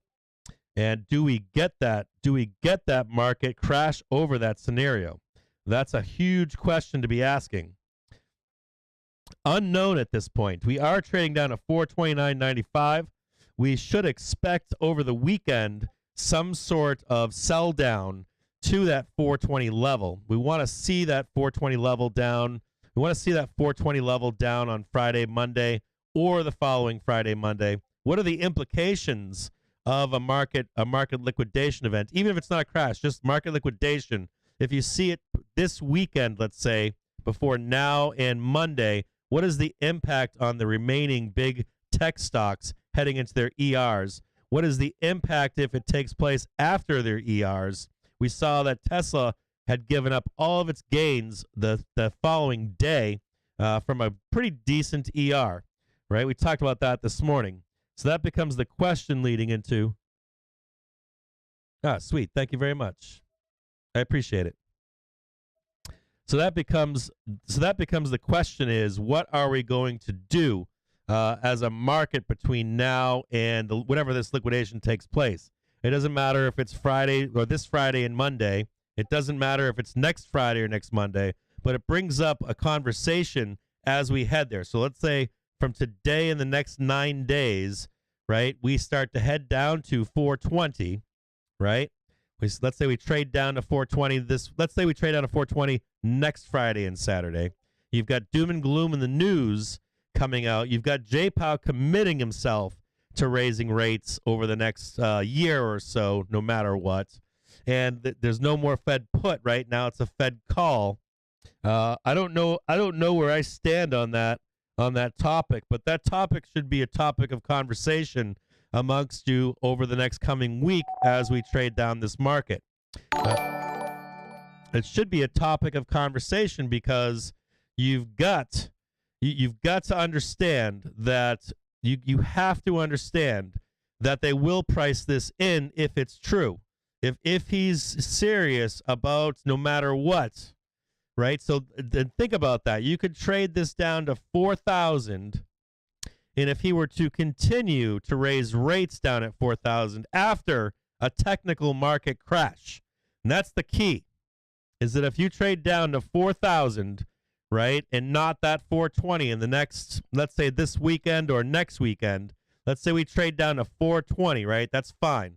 But if you're out there calling for 4,000 right now, that would be a market crash. And on top of that, you're telling me that the fucking Fed president, you're trying to tell me that the fucking Fed president, Jerome fucking Powell, is going to then come out on fucking May 4th and tell you, oh, by the way, we threw another fucking 50 basis points on there. You fucking explain. I mean, I'm not saying it ain't going to happen. But I'll tell you what we said yesterday while he was speaking, I turned the volume down on it. And I said to you out there, I said, this is important. And what makes it as important is him bolstering his position that no matter fucking what, he was going to stay on the regime.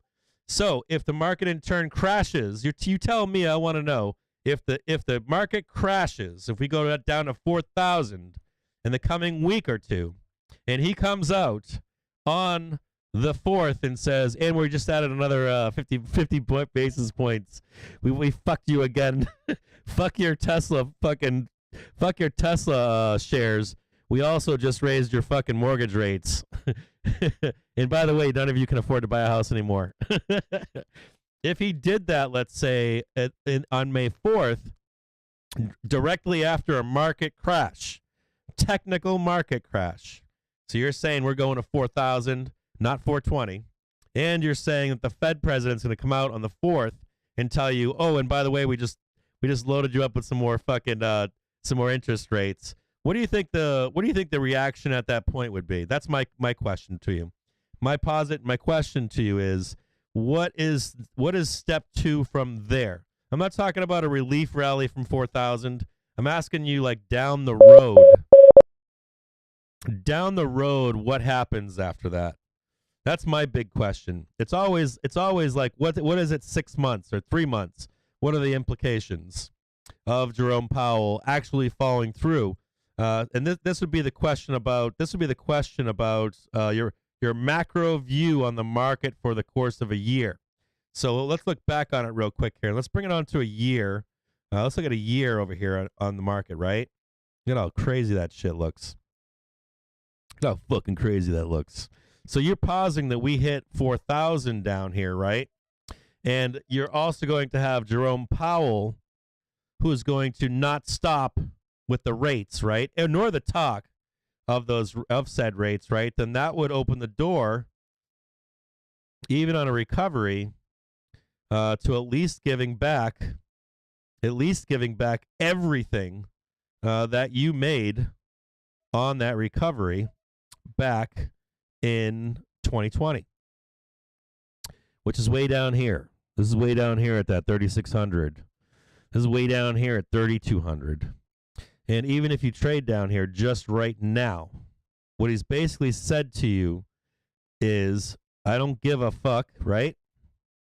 And not only do I not give a fuck, I'm going to continue until you give it all back. Does that make sense? Way down there.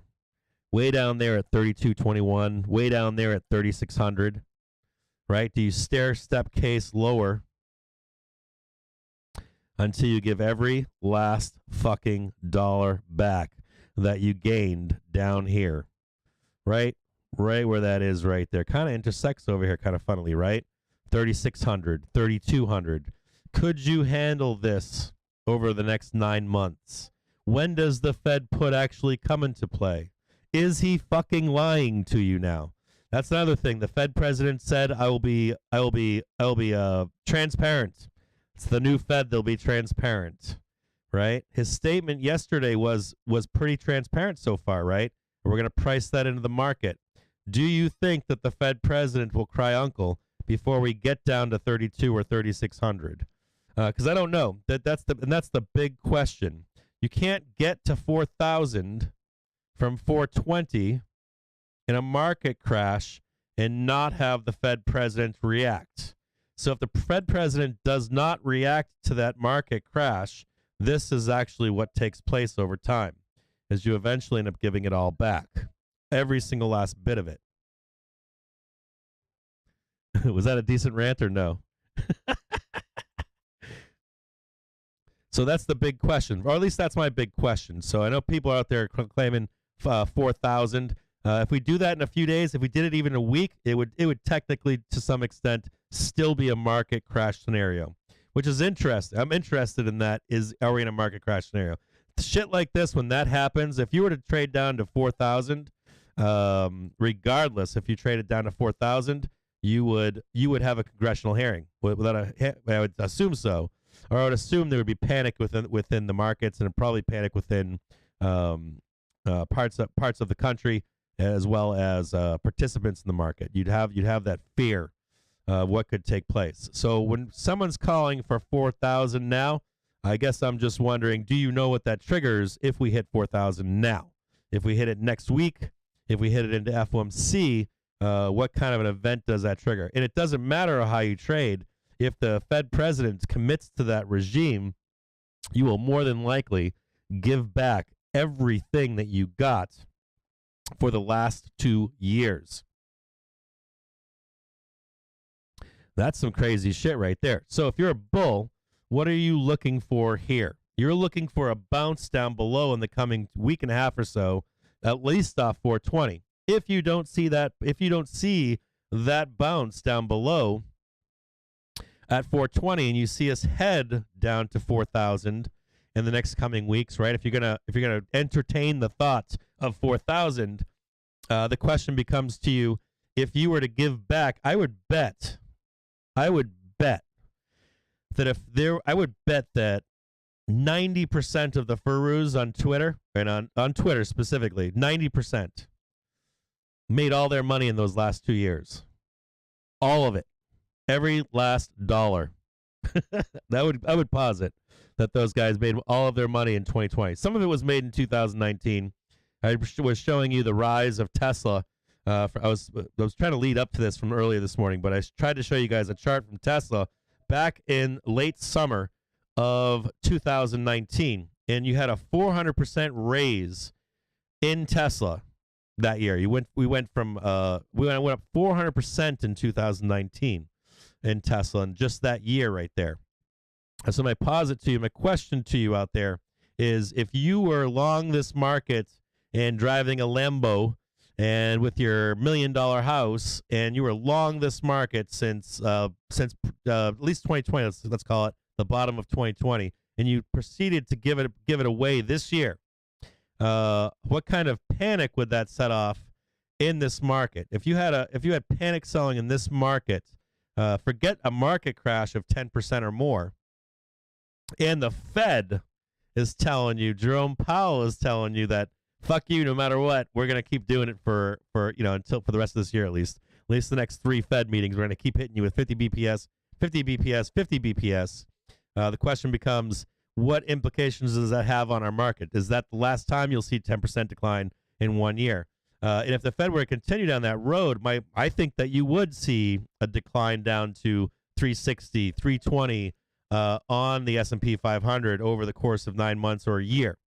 But I want to know from you what you think those people that are long this market would do if we hit 4,000. Because if we do hit 4,000 and the Fed comes out at the Fed meeting and says, yeah, fuck yeah, we're committed no matter what, my assumption would be that you would see not just a recession sooner than later, but you would see more market crashes than just that one.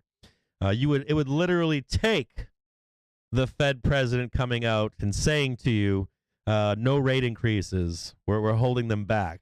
So if they don't, are you ready as a person out there? Let me know in comments. Can you weather a recession? Can you weather? I'm assuming if you're wealthy, not well, it's upper middle class, you'll weather it. I'm assuming that if all of your money is not in the stock market, or if it is in the stock market, you're gonna fucking pull it out. If you hit 4,000, I think you're gonna see panic in the markets. I'll call it that, panic. I think you'd see market panic if Jerome Powell. So I'll make a statement. This is what I think will happen. If you trade down to 4,000 between now and let's call it this FOMC, and if Jerome Powell sticks with fuck you, we're raising rates in May, and they raise rates more. On to the close of pit trading in energy markets. WTI crude futures 101.94, now down about 2.25% as the pressure in U.S. equity markets continues with 90 minutes to go. We're probing fresh lows with the Dow down more than 800 points and the S&P cash down 100 handles. Sorry, I poured myself a drink. The VIX is up 21% at 27.59. I did bourbon with an orange spritz, and then I put some cherries in there, and it's peach season, so we did some sliced peaches soaked in bourbon with a little bit of what's that shit called? And bitters. So the question becomes, what happens if you trade down to that 4,000? What happens if the Fed president says no, we're raising rates? And it looked like they were trying to massage or manage the market heading into the next election season. So the question becomes, maybe we're reverting back. And he quoted Volcker back on that speech yesterday. He was during the luncheon. He was talking about Volcker, and that's interesting because you might see that Volcker-esque type market for the next year. If you were to see that Volcker-esque type market and regime for the next year, you're talking about trading the market down heavily. Heavily. If you're long this market, let's say you're long Tesla down to $100, or 300 or 700 bucks, there would be real risk off selling from people in this market, especially down at 4,000 with the Fed committing. So this is what my posit would be this. If you see us trade down to 4,000 between now and the FOMC, or even the minutes, if you see us trade down to 4,000, if you see the Fed president commit still in the FOMC or in the minutes to no matter what, we're fucking doing rates for the next year, I think you're going to see a recession sooner than later. You'll see a recession, even if we're living it, you'll see a declared recession. And you'll see a super bear market much sooner. I would call it in the next month to 3 months. It would be violent and fast. My next posit would be if we trade down to 4,000 between now and the FOMC meeting or minutes, that you would see the Fed put reinstituted. I think they would still try to stop a second or third market crash, but I would think that you would expect that if you trade down to 4,000 and you see the Feds remain as hawkish as they are, if he is serious and he is still transparent, if he's still transparent, right, then I think you're going to see the market decline heavily over the course of a year. The neat part about this too is if he becomes dovish after this much of a decline, then you know that you can't trust the Fed president at that point, right? You can't trust the Fed that they are actually lying, that you can't trust anything that they say at that point. They have lost their credibility, but that last shred of credibility would go out the window at that point because there is a Fed put, right? You would see if we traded to 4,000, you would see a Fed put come into play down at 4,000. That's the anticipation, or that's the posit that bulls make. Oh, no, if we trade down there, and if we're already at 50 BPS, the Fed put will come out. And I'm not sure about that. That commentary yesterday, he looked you straight in the camera and basically said, "Go fuck yourself, bulls." So I'm wondering what you think out there. If you think that we will trade to 4,000 between now and, let's say, the FOMC OPEX and the FOMC meeting minutes, do you think that we'll trade down to 4,000? Do you think that's on the table? And do you think also some other questions that have out there? Do you think that the Fed put will come into play at that point, and they'll say, "Oh fuck no, we're doomed"? Or do you think we'll actually enter into a forced recession in the coming, I would say, coming 1 to 3 months? If he's serious about rating in inflation, if he's serious about hitting this head on, I think your recession is not pushed out 2 years. I think maybe you got Biden, maybe in the background you got Biden saying, "Fuck that, I'll just deal with it myself, and I'm not going to get reelected, so what do I fucking care? I'm going to do it right now." Maybe he's done that. Maybe his inner circle said to him, "You're never getting reelected, boss, and we're not going to back you in the next election, so you might as well eat the fucking bullet on this one," which is possible. Carter did it, right? You gotta think that Carter at least knew at some point that he wasn't going to get reelected with the economy and the shape that it was, taxes the way that they were, and that's not saying Volcker wasn't awesome. I think Volcker did a great job, but the political fallout from that being the hitman or the bagman, you can see what happens, right? You lose the presidency over stuff like that. But in the background, these guys are power hungry, like they have greed always on their mind. So this is an interesting development. That if you can trade below 430 put wall, if you've got puts being bought for 413 in May and June, do we hit 4,000? Do we trade not to 420, but to 4,000?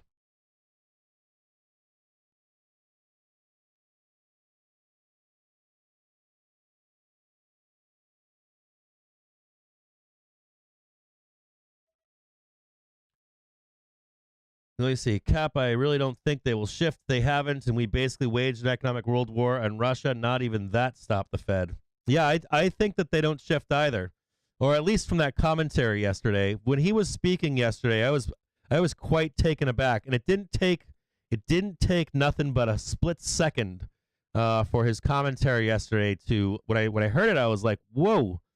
I was like, his policy hasn't shifted. I agree with that, but his commitment to it. Now, he stated he said, you'll always know before what's going to happen, which is a shift from the Fed. And he reiterated yesterday, which was important.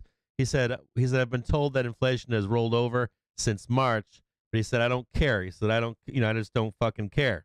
So we're going to keep raising rates in this regime. That would imply that they're going to continue this year no matter what, or at least the next three Fed meetings. That's being priced in right now, the 50 BPS. So that's my question: is if he comes in, if we trade down, let's say we trade on 4,000, we have a technical market crash, and then you have the Fed chair come out and say, well, we're going to raise rates more. What is that implication? I guess that's the dumbed down, not watered down, but the reduced down question is, if we get 4,000 and we get another rate hike in May, in my viewpoint, I think that triggers a recession fast, rather than holding it off or trying to fend it off for a year or 6 months or 9 months to see if shortages go away and inflation comes down. All that other fucking nonsense that they talk about. Yeah, we've got the midterms. Agreed. Isn't there still a Fed put? Yeah, no, I think that the Fed put is at 360. I think when you look at that chart, when you're looking at this chart here, the Fed put I think is at 360. It's roughly there. This is 321. This is 360 right here. But when do you get the Fed put? Right, it's somewhere in this area. It probably wouldn't be right at 360. It would probably be somewhere down in this vicinity. Yeah, you would get the Fed put here, but you would also get that rollover. You get those Fed interest rates, right? If you hit 4,000 and the Fed says, fuck you, we're doing it, you'd still see the 1, the 2, and the 3. There's your Fed rates heading into March 2023, right? Or somewhere. They might have my crayon drawings might not be perfect. My time might not be perfect, right?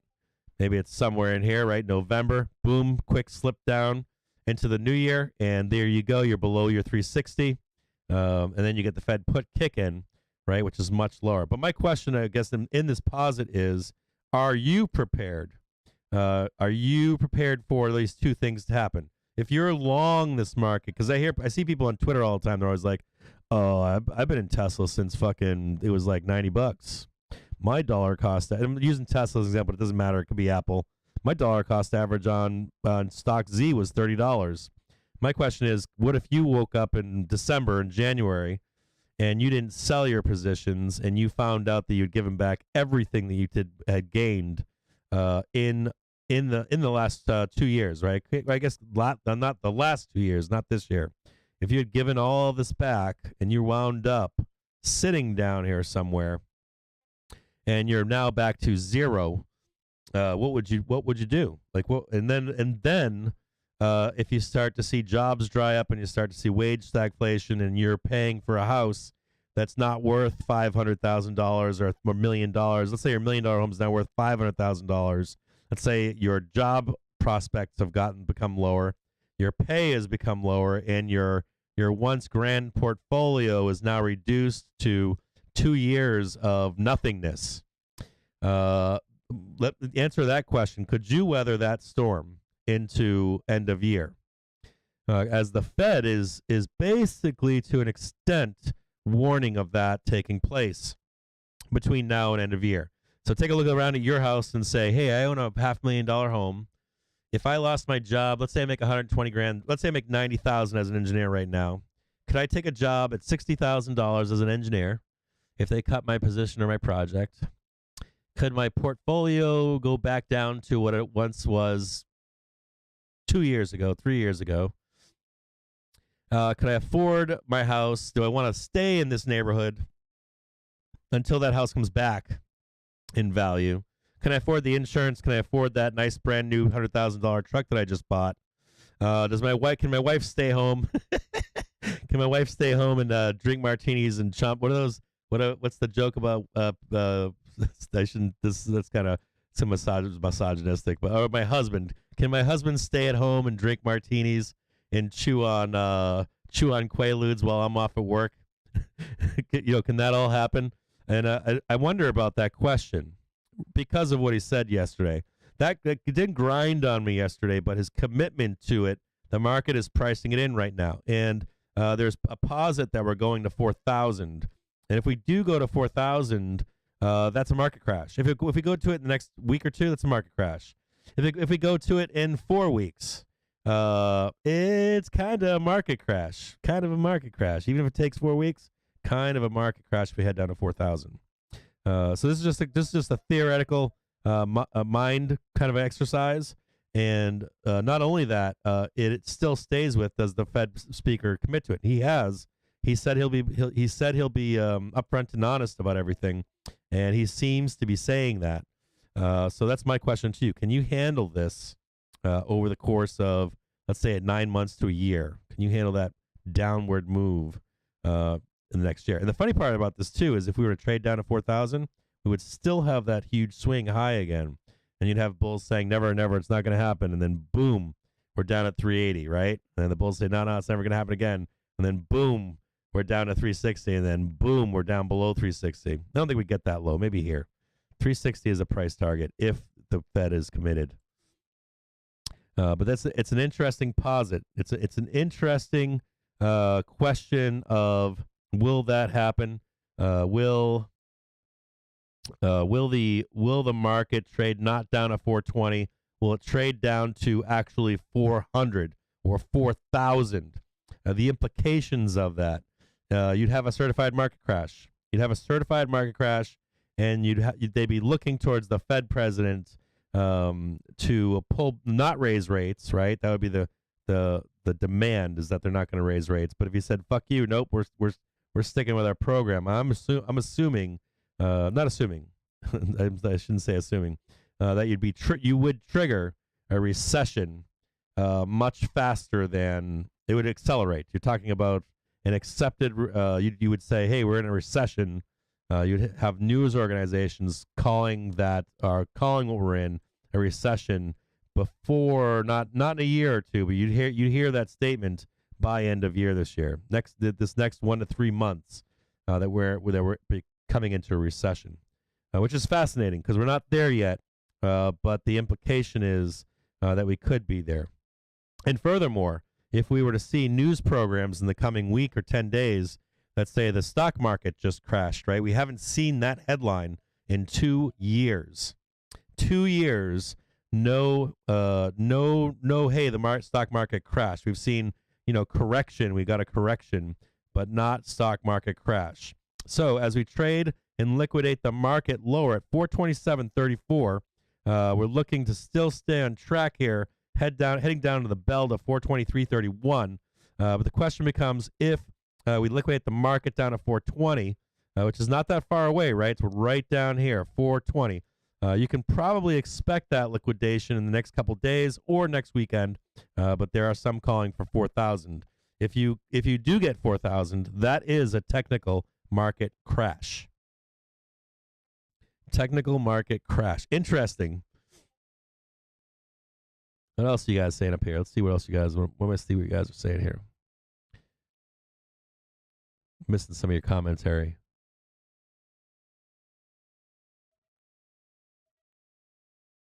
Let's see what you guys are saying. I'm missing some of what you guys are saying. Biden is 79 years old today. I didn't know that. Let's see what you guys are saying here. Let me scroll back up. Let's see. And the Fed put could come, but it will come too late. Yeah, that's what I'm positing there, Tom. Is that it comes too late, right? Is that you got overstimulating with QE.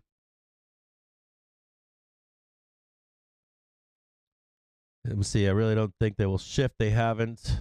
Don't forget, we have midterms. Yeah, we have midterms this year. Fed put could come out. Could come, but it would come too late. Just like corrective measures for inflation are coming too late. Yeah, absolutely. They're always late to the party, and they always overreact. Right? It was kind of hilarious yesterday watching. It was kind of hilarious yesterday watching. J. Powell say specifically well, we can see that inflation is rolling over, that we've hit peak inflation. And he said, I don't care. And I was like, man, that's the same thing that they did in March 2020. They overdid it. And he's specifically saying we're over. He's basically admitting that no matter what, they don't care if they go over. I don't think we go to 4,000 by next week. Chetan's saying, no, I don't either. I'm not saying that we're going to 4,000. I know that there are people out there saying we are, and I'm just trying to look at the implications of 4,000. I'm not on the boat that we're going to 4,000. If you want to know, I think we trade down to 420. We trade up either this weekend or next weekend. But if on the tail risk side of things we trade down to 4,000 in the next, even now to FOMC minutes or meeting. It does trigger a bunch of other questions. It triggers, what is the Fed going to do? It triggers if the Fed is lying right now, but by saying, well, we don't have a Fed put, we have a Fed call right now. So that's my posit. I think that Powell has secured his employment until 2028.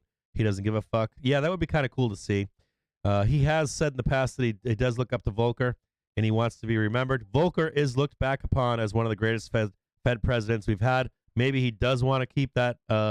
Maybe he wants to keep that shot or pass that torch on to himself, where he can say, "Look, I saved the market from COVID, and then I saved us from the greatest depression that ever could hit us." A lot depends on if inflation has peaked or not. Jade is saying it's interesting. He said yesterday that we have data saying that inflation has peaked. He said that yesterday.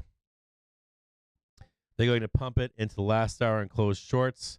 Biden is way too old to do another round. I agree with that. Looks like market breadth works in recession. Checked weekly. Market breadth works in recession. Yes, it does. The market breadth does work in recession. Semis look gross, but coming close to big levels. Biden is 79 years old today. That's crazy.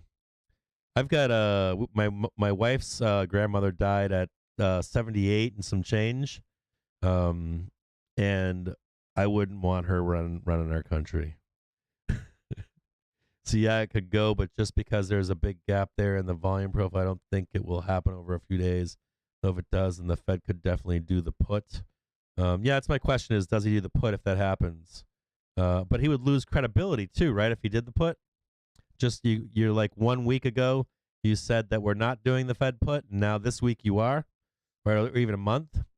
Legacy is a big deal in life. Yeah, I agree with that. After a couple huge down days like this, the Fed usually tries to walk back their cups. I agree with that. And you'll have J. Powell now clarifying what he meant. Yeah, I agree with that, Dat Lee. I'm on that. I'm bored. I don't think we go to 4,000. But I know there are people out there calling for 4,000. And so I'm saying to you or anyone else out there that is calling for 4,000, these are the implications if we do go to 4,000. Biden doesn't have to care about re-election so he can freely push wealth distribution agenda. Yeah, that's, I was wondering about that statement, or about your statement, I wonder, because you have on the one side politicians never want to give up power, no matter how old they are. Matter of fact, I just read a story about, I believe, Dianne Feinstein out in California, and even her inner circle is saying that that she's not there anymore, but that she doesn't care. And I guess she's still running for a next term due to power, right? Greed and power. These people are the top of the top of the top of our politician class. This is all they want is power, so they don't like giving it up. Eventually, it definitely does, though. 4K in early May, then Bullard pumped to new weekly 20 by mid-May, sell off to 3,600. And we're coming up to the close of pit trading in U.S. bond markets. U.S. rates have risen this week. Today, we've seen a rise in the two-year yield, resulting in some flattening in the overall U.S. yield curve. No, I think the general notion has been hold on. Pricing in continued aggressive moves by the Fed as we head into next week, where the Fed will go into its quiet period. We did hear from Chairman Powell earlier this week, essentially signing off on a 50 basis point hike at the May meeting. The market expectations are now for as many as 3 50 basis point hikes at the next 3 consecutive meetings. Amid the continued rise in inflation expectations, the 10-year break-evens this week have made new highs above 3%. Thanks, Chuck. Let's have a toast real quick. It's 2:59 in the afternoon. Get your bourbons out. Let's have a quick toast. Ooh, peach. It's a peach old-fashioned. Delicious.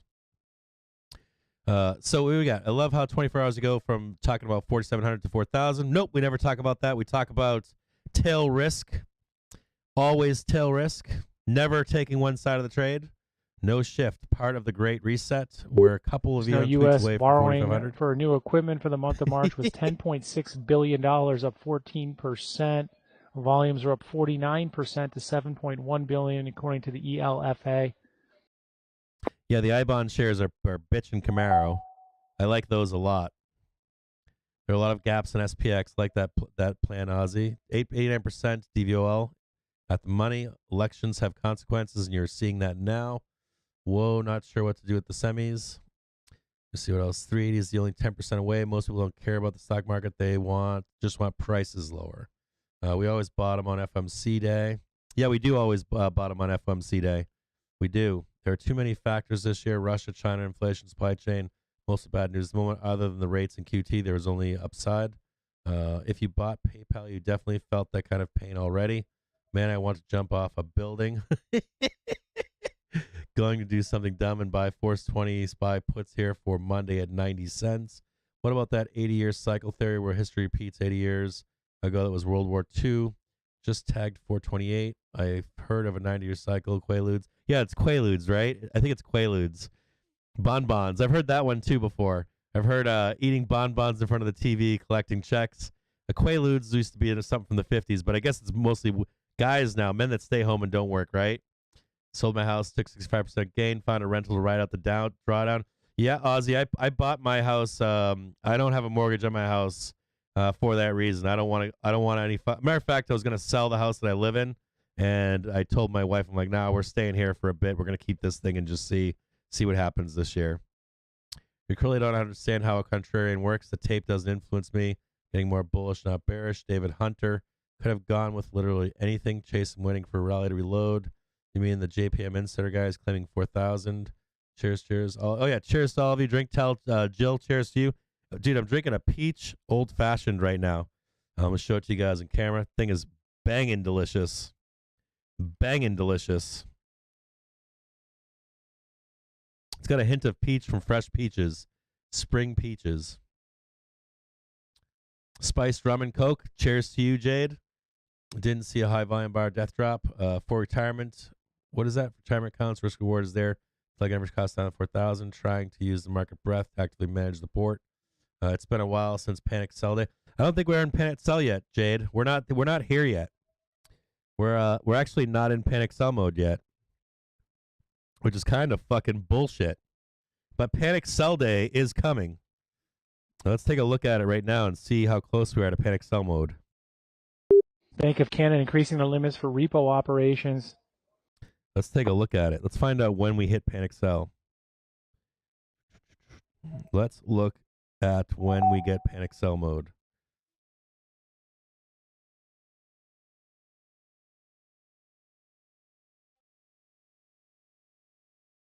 Cater.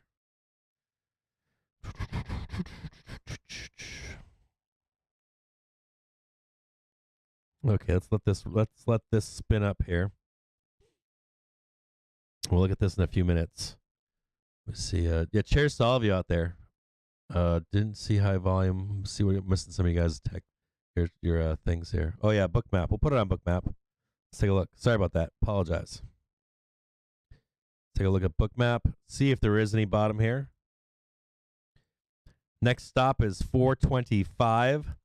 We also have more sell liquidity above here at 428.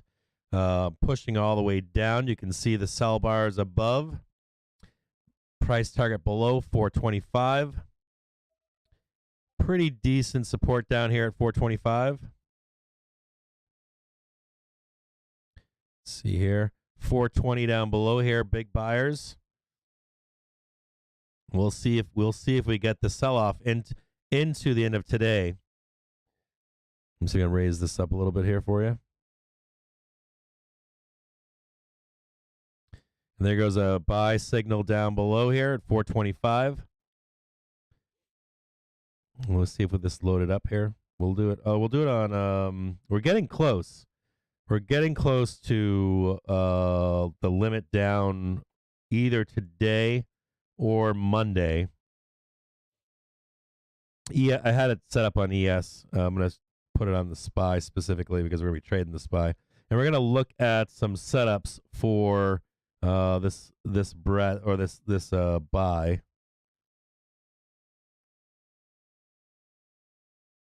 And I'll bring that up as well. Hold on a second here.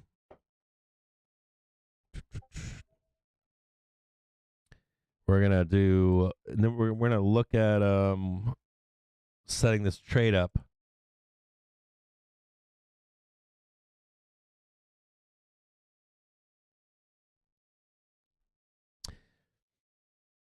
So when this trade happens,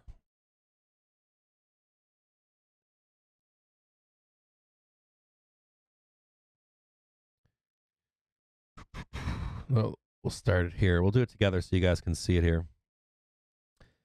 So give me 2 seconds here. Okay. So this will be on @Captain's Trades, and we'll live stream the trade. We're now down to 35%. We were at 40% earlier today.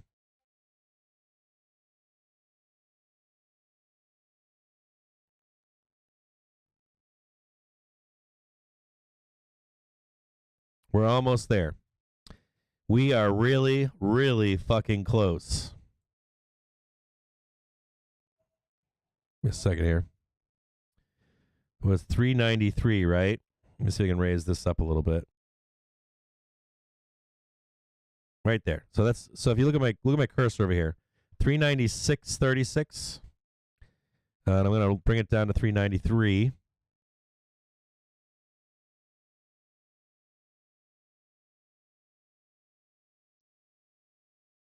$393.80. Right there. This is exactly where we are. So do you see this pin right here, this horizontal line, right, matches up to right here. Okay? See that total here? This is 35% bullish. Or bear, you can call it bearish, doesn't matter.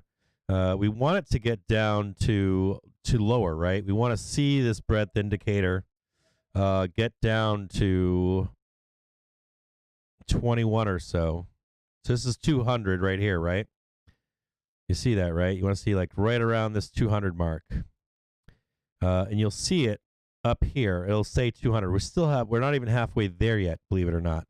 We're at 393. We need to be at right around 200 to trigger a buy down here. Now you could buy down here now and probably be safe. To be honest with you, if you bought a call spread here in the money, after like a month, you'd probably be safe actually buying a call spread here. If you didn't want to wait for this trigger, you wanted to make more of these trades over the course of a year, you could probably take a month and a half trade and you'd be back up and above where we are now. Even if the point would be if you traded down after a month and a half, you'd more than likely be above this line, okay? And a spreads. That's one of the beauties of spreads, is that you could take the trade more than likely now, and more than likely you'd get your money, you'd get a print where we are currently in the market. We're going to look for the bottom. We're going to look for rock cut because the rules of this trade is we don't take them here and here. We don't take them here. We want them right down here, right? We want only these events. If you get these events, right, these are the events that you want. You don't want this nonsense over here. You want just to sell these peaks and buy these troughs. Every time we come down and up here, that's what you're buying. Because we've never gone down here, believe it or not. We've never gone above here, believe it or not. So, we're not there quite yet. We're almost there. But this event could take place. See how close it is? This event could take place quite soon. Okay? There's your 350 mark right here. We're very, very close to it taking place. So we're done looking at that.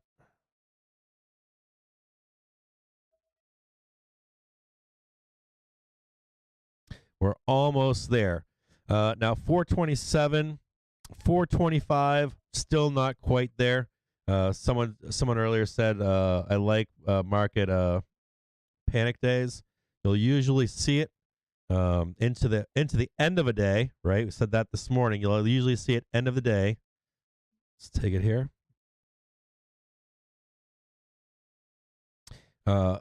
This moment, if you see it take place, usually it's in the end of the day, and you'll typically see it continue on in after hours, and then a swing high. So I'm positing that in here, you're going to see our trade. Our trade will be here. Now, if our trade is not in here, and we not only sell off but break through 420, that you could possibly create a market crash. If we go from 420 not from here is a market crash. Market crash is 4,000. Now, if we continue down, the breadth indicator is not showing that we're down low enough yet, right? My posit would be you hit 420 today and then maybe even continue down into Monday, believe it or not. Maybe down to 410. You get down to 410, believe it or not. And we still haven't given up all the market breadth. We don't care about price so much. We care about breadth. Fed's Mester speaking on CNBC saying she wants to see tighter conditions, though not all at once. Comments from the Fed's Mester. Yeah, but she's not the Fed president, is she? So you're looking for timing, right? We want to manage these trades. When do we buy them? Mester saying she believes we're in this recalibration phase for monetary policy. So if we're down here, we're not quite in our liquidation part of our phase, right? And we're calling for 420 to be our local bottom. We still don't see the market liquidated.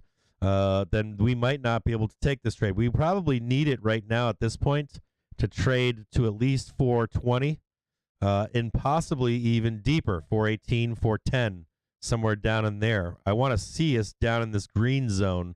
I'm not buying a call spread down here that I need to guarantee to print, because I have to follow the rules every time we're down here. So we're not there yet.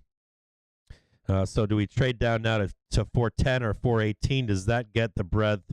Do we get that? Do we get that moment where we cut the fat loose into a close? Mass selling Mester going just on above emphasizing us. she too would like to see them get to neutral rate by the end of the year. I think that'll put them in a really good position.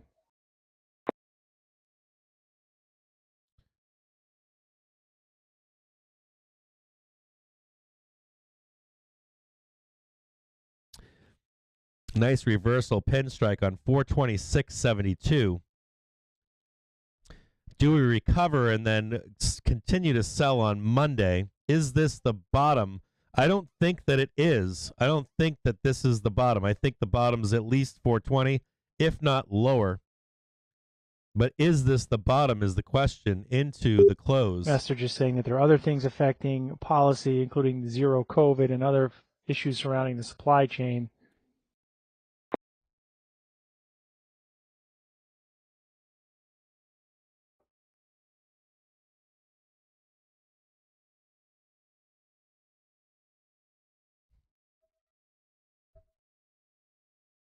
I'm going to buy some calls, I think.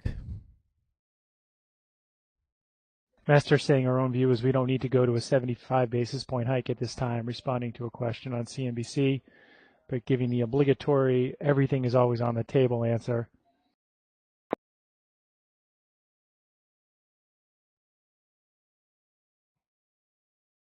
Mester just saying that she would support a 50 basis point hike given where the economy is now at the May meeting.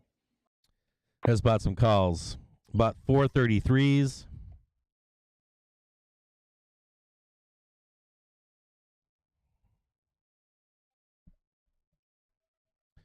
About 433s expiring today. See if we can trade this up to 434, 433.81.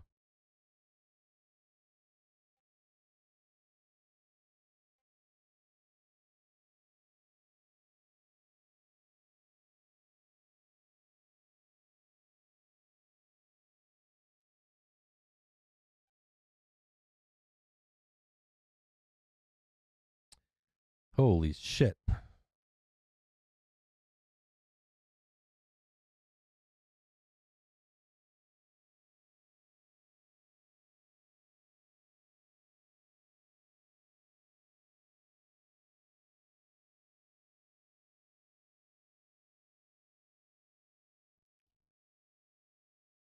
was a nice little bump right there.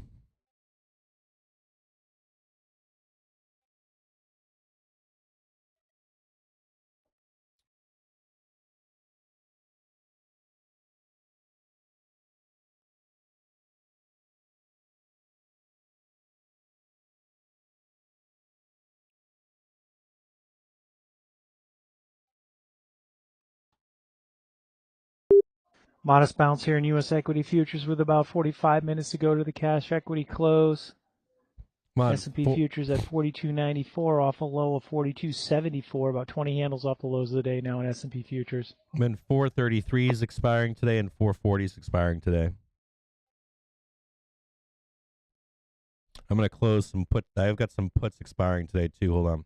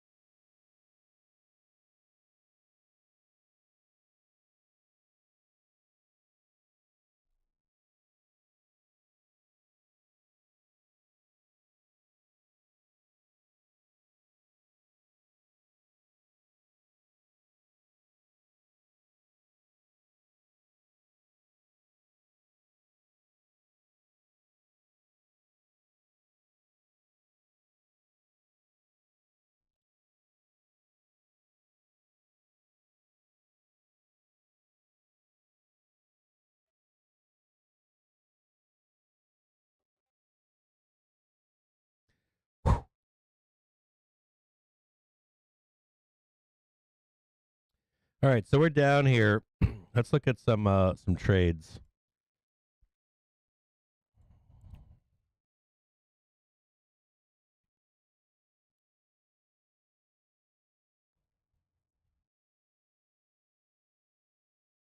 So if today, let's say today was the actual bottom. I don't believe that it is, but let's say it is. We'll set up a fake trade so that you can get an idea. Message is saying she remains confident we can put inflation on the downward trajectory and keep the expansion going. It's February 22nd, or excuse me, April 22nd, right? And a month out would be May, so we'll generate just a month trade. And we'll look currently where we are in the market for a debit call spread.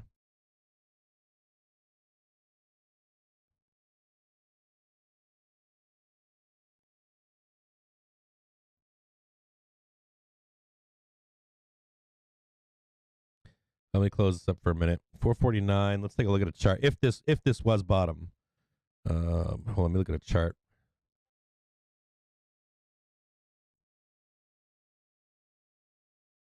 And let's say you put a ceiling of like 440 or so, right?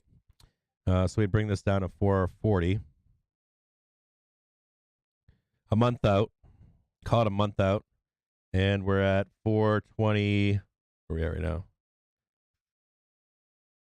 429, and there's basically 100% print right there, right?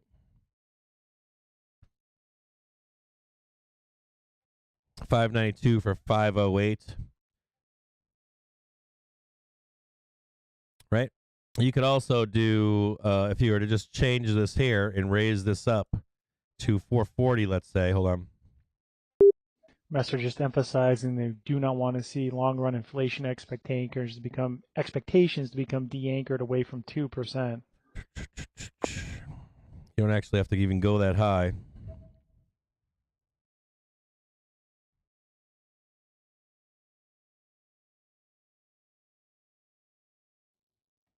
So 438, 436.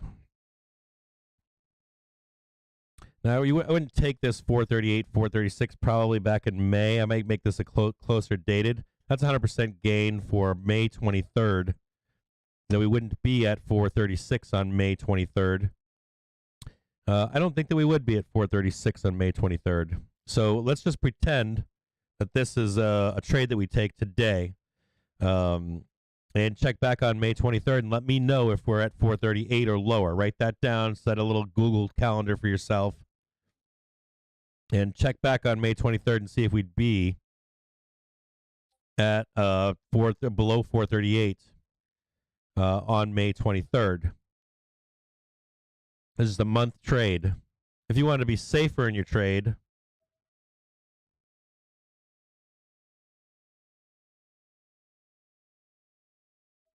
and you went June 17th,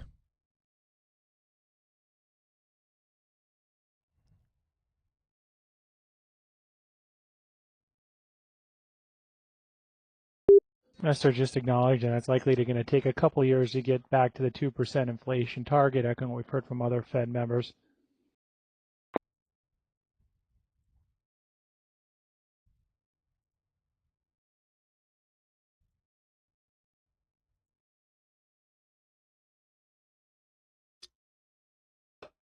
if you wanted to save yourself, you got 435, 436. Master saying that it's okay if it takes a couple years to get back to 2% as long as we know it's on a trajectory to get there. Right? You've got the Fed out of the way. You've got your localized top here. Gives you time to mid-June to hit 450. If, let's say we get done with FOMC and we trade higher, your max gains up here, right? Once you're right around here, right around 550 or so. Anything up here is max gains. Anything above here. Now you're putting a month and a half on the trade. It's a fair bet. 548 for 552. Now, I'm not putting this trade on right now, but this is what we would do. Master saying that we'll also have to calibrate or see what the effects of the balance sheet reduction will be on the economy once they get rates to neutral.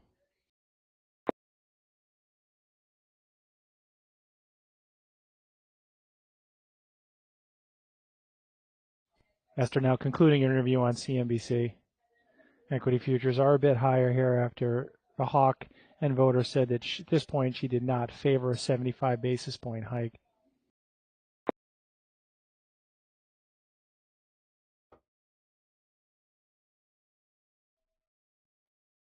And so let's look at this trade. 435, 446 in a month and a half, right? In mid-June.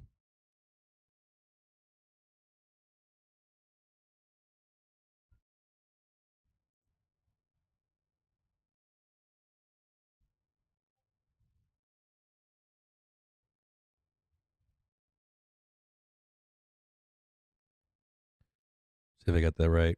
435, 446.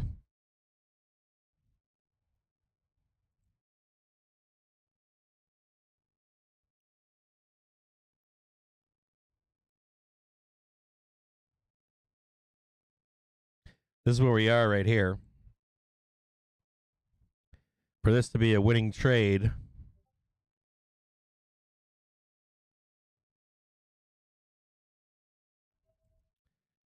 if we're anywhere in here or higher in June,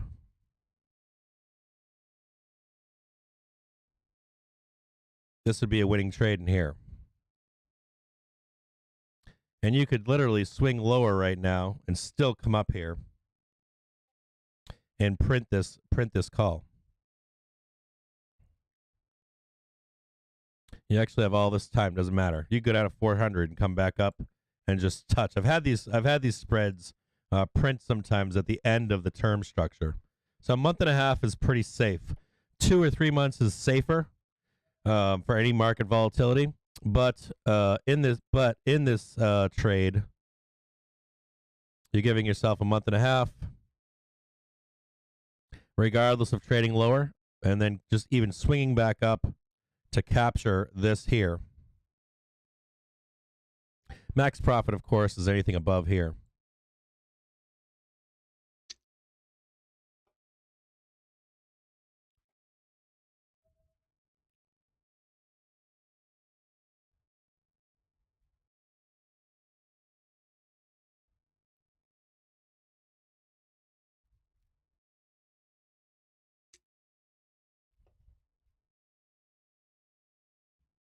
You can see the severity of the move. For already down here, you might as well. You can actually see I'll take this away. A pin strike down below 426.72. So I'm long into the close.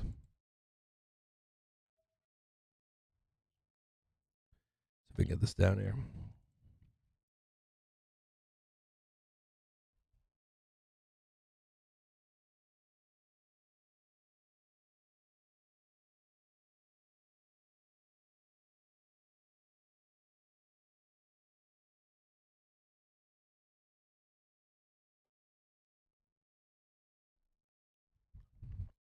I don't think the market's done going down overall, relative to this weekend and next weekend. The market is yet to roll over.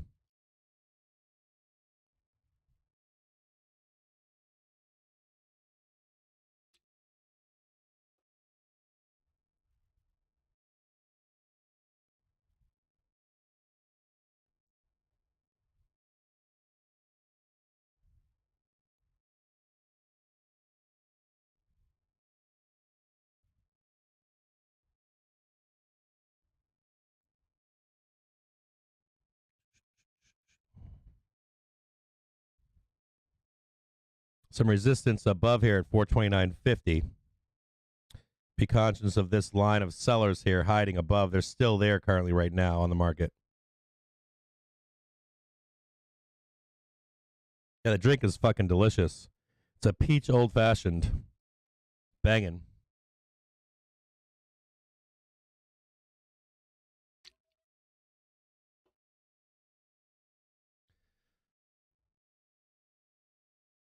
Yeah, it's a 1.5 month out trade from 336 to 446.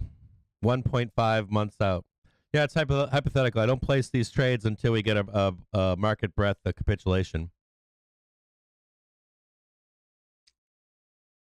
We're not taking this trade until we get a capitulation.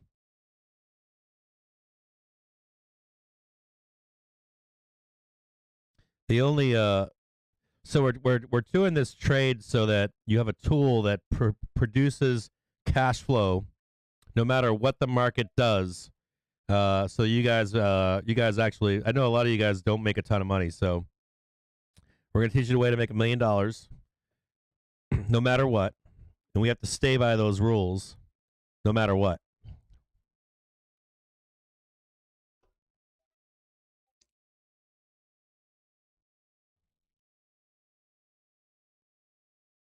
Drinking diet soda. No. We're not taking the 300% return.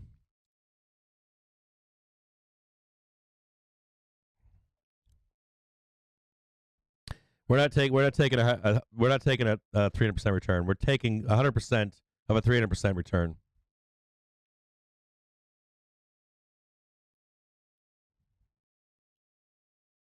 You can't hypothetically, or I can't hypothetically here on this chart today until we have a market liquidation. I'll show you what a market liquidation looks like. When we get there, you'll see the trade will be like the trade will cost $100 and it'll pay $300, let's say, and we'll just take $100 of it.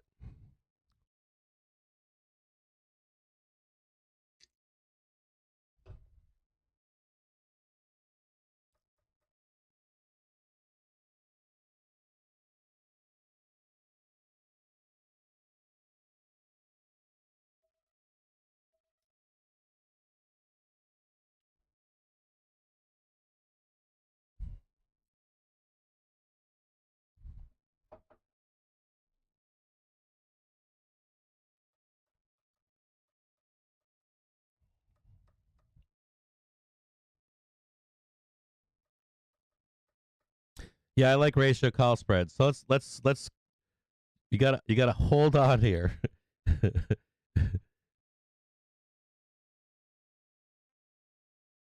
There was a couple things here. Let's start at point A, okay? I ask viewers, I say, do you want to do a ratio? You want to do a putback spread? People go, what's a putback spread?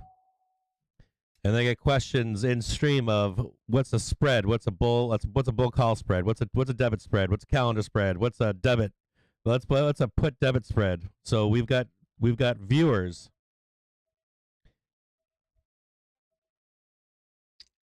and followers. All they do is they buy calls and puts, or they buy just stock.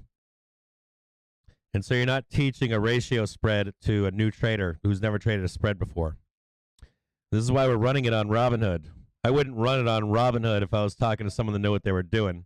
We'd be running it on Tasty. This is for new traders. Or traders that have no fucking clue what they're doing.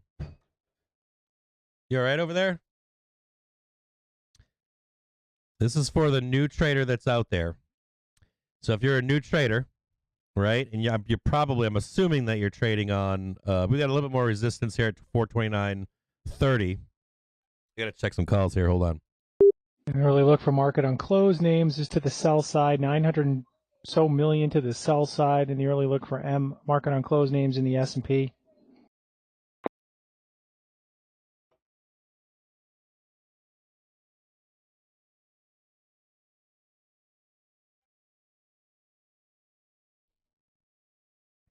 So keep on pushing, baby. Breakthrough. Get up to 433. So we got to start at the beginning here. This trade is for new traders. We're starting it on Robinhood. I don't trade on Robinhood normally, but they do. That's how they can find their way into trading. Consistently, I get DMs from people that are like, I lose all my money. I still work a job. I blew up my account constantly. And I'm not trying to teach them a complicated trade or a better trade. I'm trying to teach them, number one, how to trade spreads. So they're going to start on debit call spreads. I don't like debit call spreads. Sometimes I do. I like them for protection often. I like putback spreads, right? That's a ratio. That's a put ratio spread. That pays you even if it doesn't print, right? Over time, it pays you no matter what. We've talked about those on stream before. We're going to start with basic understanding of spreads. And we're going to start with a basic call spread strategy. Keep going, baby. Keep on driving up there. Blast off into the bell. And when you blow up your account like that, you know the lie is not the lie, but people I get DMs, my DMs, right? My email, my DMs, it's constant. I blew up my account. I blow up my account. I've never been able to grow an account. I've never been able to maintain an account. I've never been able to maintain trades. Or I made 16 great trades and then I blew my account up on whatever trade they took. And I'm tired of that. Here we go. Keep on going. Keep on trucking, baby. So that's their that's their point, right? And so I talked to them about, or talked to you guys about a simple, dumbed down, which is what banks actually do. That's what a collar trade is to an extent. Is this strategy. I know there's people out there out in the world. I've watched ad nauseum arguments against those trades made by banks. Ad nauseum. But those banks are still in business. They make money consistently with this simplified process. So you can cut the leg off. We're going to teach them that at some point. How to cut a leg off.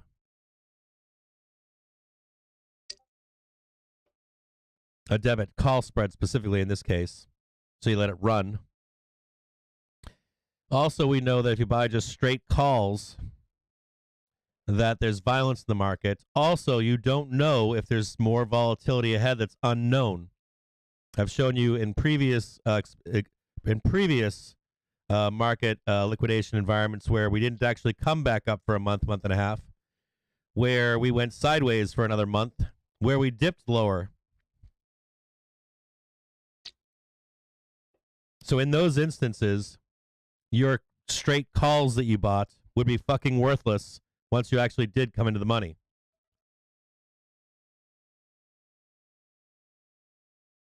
Less than what you bought them for or the same price. So we want to remove as much risk as possible from these trades. We want to consistently win them 9 out of 10, but let's call it 28, 29 out of 30. And then we have to scale into large money. You know, to ask you down here to say, can you put $500,000 in the line that we're going up within the next month and a half? Trust me, it's not an easy trade. I've done it. It's not an easy fucking trade. And then you got people telling you, well, we're fucked. Got people today on the internet telling you you're going to 4,000. Imagine placing a $500,000 bet and you got some retard out there telling you're going to 4,000.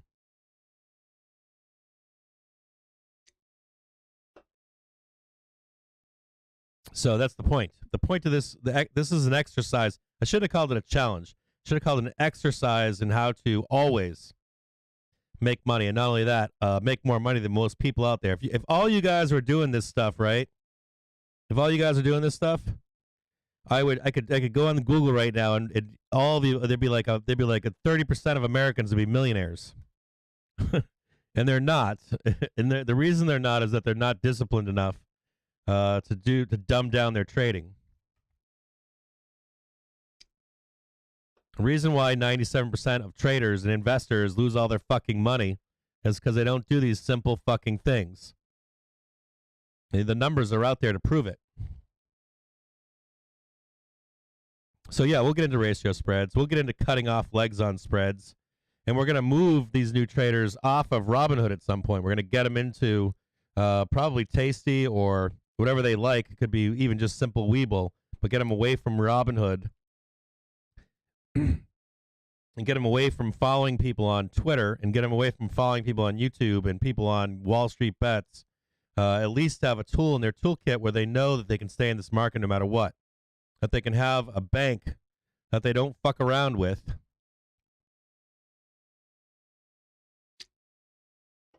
They can grow an account safely, and then they can take some of that money into forays in Tesla, take some of those forays into whatever, you know. And you can teach them debit call spreads. Then you can teach them simple credit spreads. Then you can teach them simple condors and butterflies. We'll be able to go down the road and talk about tickers that trade sideways for periods of time where you can just slap one of these things on and grow your money. Then once they have $1 million bank, we're going to teach them how to just buy the S&P 500 and then sell puts and calls against it once they have enough money. So they can one day not fuck around trading every day. And go off and do whatever the fuck they want to do. So yeah, we could teach a new trader how to do ratio spreads today. But why would you teach a new trader just ratio spreads? I've seen do that. I've seen new traders do. They learn how to do the wheel, and then they kick ass like 10 times and they get fucking wrecked with that one bad trade making 10%. I've heard every fucking story in the book about how to make money in this market. The only consistent way that I've seen how to make money in this market, or that I've ever made consistent, regular, no matter what money, always buying a market liquidation moment. And the price doesn't matter. We can market. I've shown you guys how we can market liquidate even when the market's going straight up to the moon. We can market liquidate. We're going down. So the price doesn't matter. It's just that the market has sold off all of its breadth. And are there other times to take great trades? Fuck yeah, I make money all the time doing that. But it's that one bad trade. It's that 6 or 7 consistent bad trades that catches up to you. It's that one time where you blow your account up. If you don't think that's real, right? I don't know how long you've been fucking in this market. You've either just been buying fucking stock and sitting on it, and it comes back and goes away and comes back. You've got good months and bad months, or good years and bad years, maybe, sure. But if you're trying to make money consistently, this is the only way that I've seen that consistently hits every single fucking time.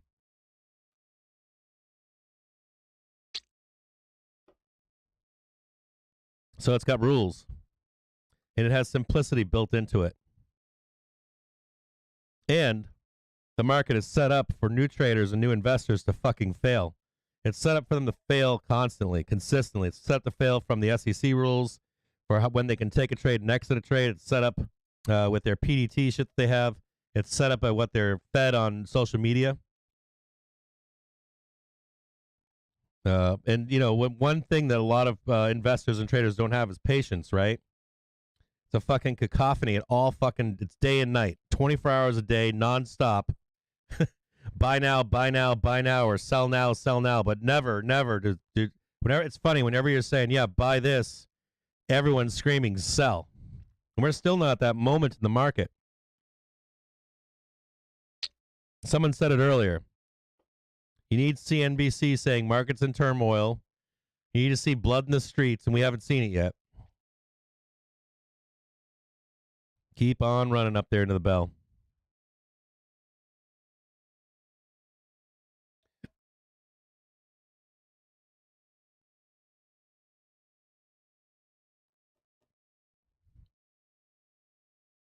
See if there's any more juice to get up to 433.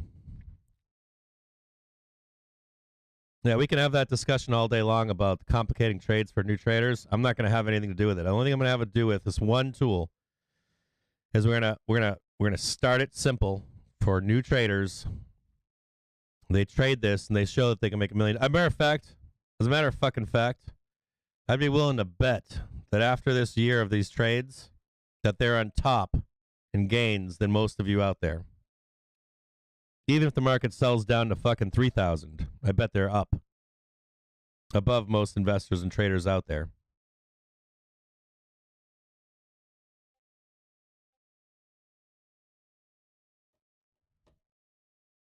The key is patience and discipline and intestinal fortitude when you're in panic.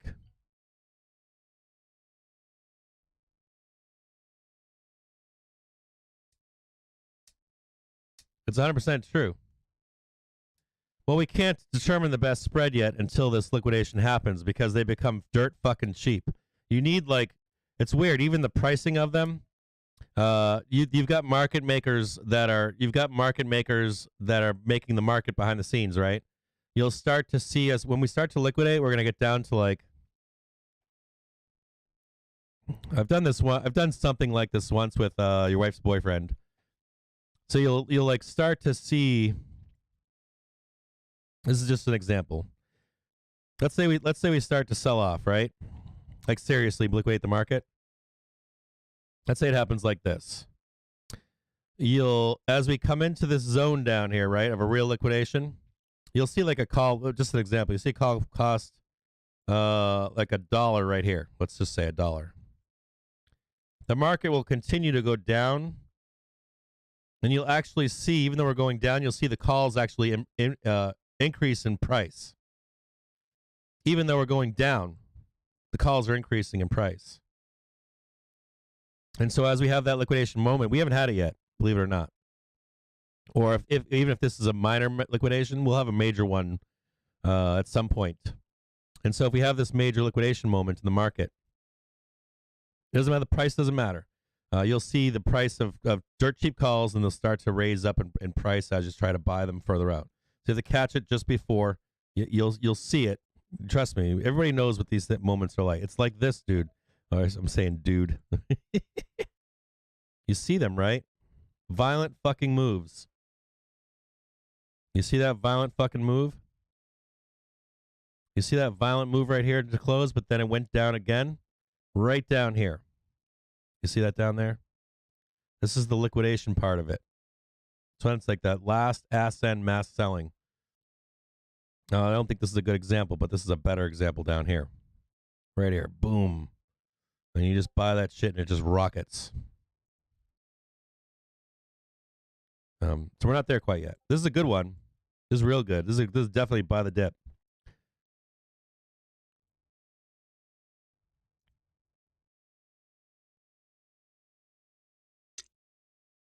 I'll buy this close as well. But is there more risk that we trade down lower? Yes.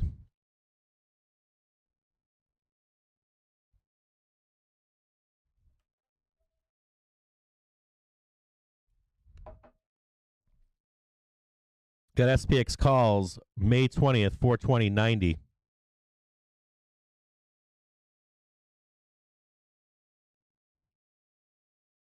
They're buying some Monday calls here. Once we get into the 4 o'clock to 4:15, I'm going to put some more zero dates on for tomorrow. Or for Monday, excuse me.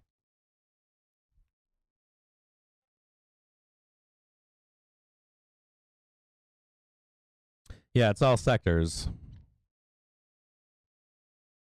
You need full capitulation. There's some requirements to this trade. There's a reason for this too, right? There's a technical reason for this, that they have to buy this. They don't have a fucking choice. They have to. And so you go in with, I wouldn't go in with your whole account, but I would go in with, pretty big. Some of you guys don't have a large enough account to go all in. I mean, or your small accounts, you have to go all in.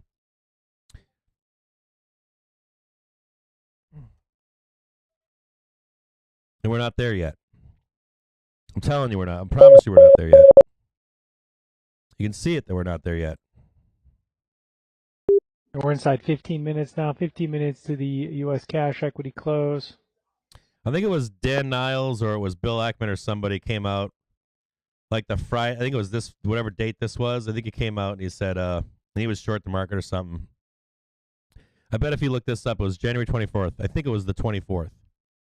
Or it was 23rd. Whatever that was. This day or the day before. Look up Dan Niles. It was Dan Niles or Bill Ackman. And they were like, well, we bought the market. And they said, technically, we had to. Or maybe it was here. Somewhere in here. And I think they said it again down here. And these hedge funds know this. That when you get down to these levels, we're almost there. We're at 363. When we get down here, they have to buy the market. They don't have a fucking choice. And so you're following the banks in that trade. Now, there are better trades to make down here. There are more risky trades. There are ways that you see right here. See this right here? Hold on. You guys think you're all smart, right? If you bought this down here, easily get fucked up in this trade. Easily. Panic. I'm sure there was panic selling in here. I'm sure there was, yeah, we're going up. Oh, my God, we're going down. I'm going to cut my calls loose. Oh, my God, I'm just holding calls, just plain old calls. Oh, fuck, I'm fucked. Stock's rolling back over here in the final 15 minutes of trade, down about 2.33%. So there's that moment. You'll see it when it happens. Still hearing market on closes to the sell side by just shy of $1 billion.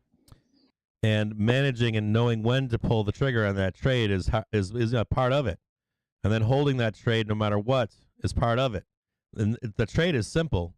The execution, the timing, and the discipline of when and how long to hold it is key. And I have had someone tell me you can't teach that. I had a very smart guy on Twitter say privately, he goes, you can't teach that to people. He's like, why are you bothering? I said, why are you doing? He's like, why are you going to do this for people? He said, you know they can't do it. I said, that's a true story. I'm not going to name names, but you guys know who he is. He's got a large following. He's not a guru or anything, but he has a large following on Twitter, very large. And he said, why are you doing this? He goes, they can't do this. And I said, sure they can. I said, if you do it with them,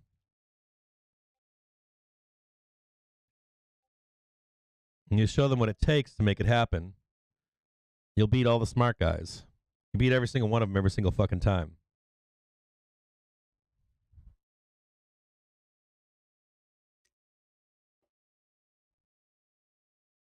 You beat every single rocket scientist.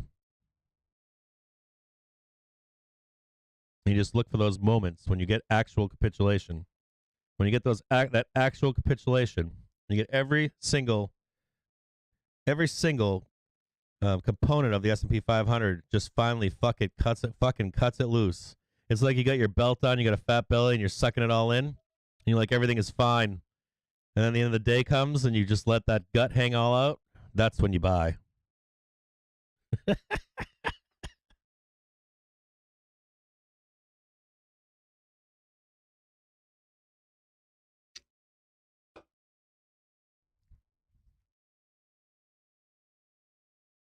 But don't worry. Don't worry. You want to know why? No, for AT&T, reportedly Jeff Meckelfresh has been named Chief Operating Officer. ATT, there have been calls coming in all week. There's a repeat report here on an earlier news story from this afternoon for AT&T, letter T. Oh, it's a repeat story? That means nothing then. That didn't help shit. There was huge calls on ATT this week. Huge.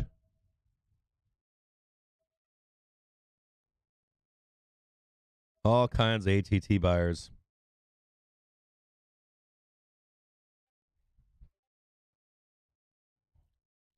Don't worry, though. When we have that moment, right? This is what I'll promise you.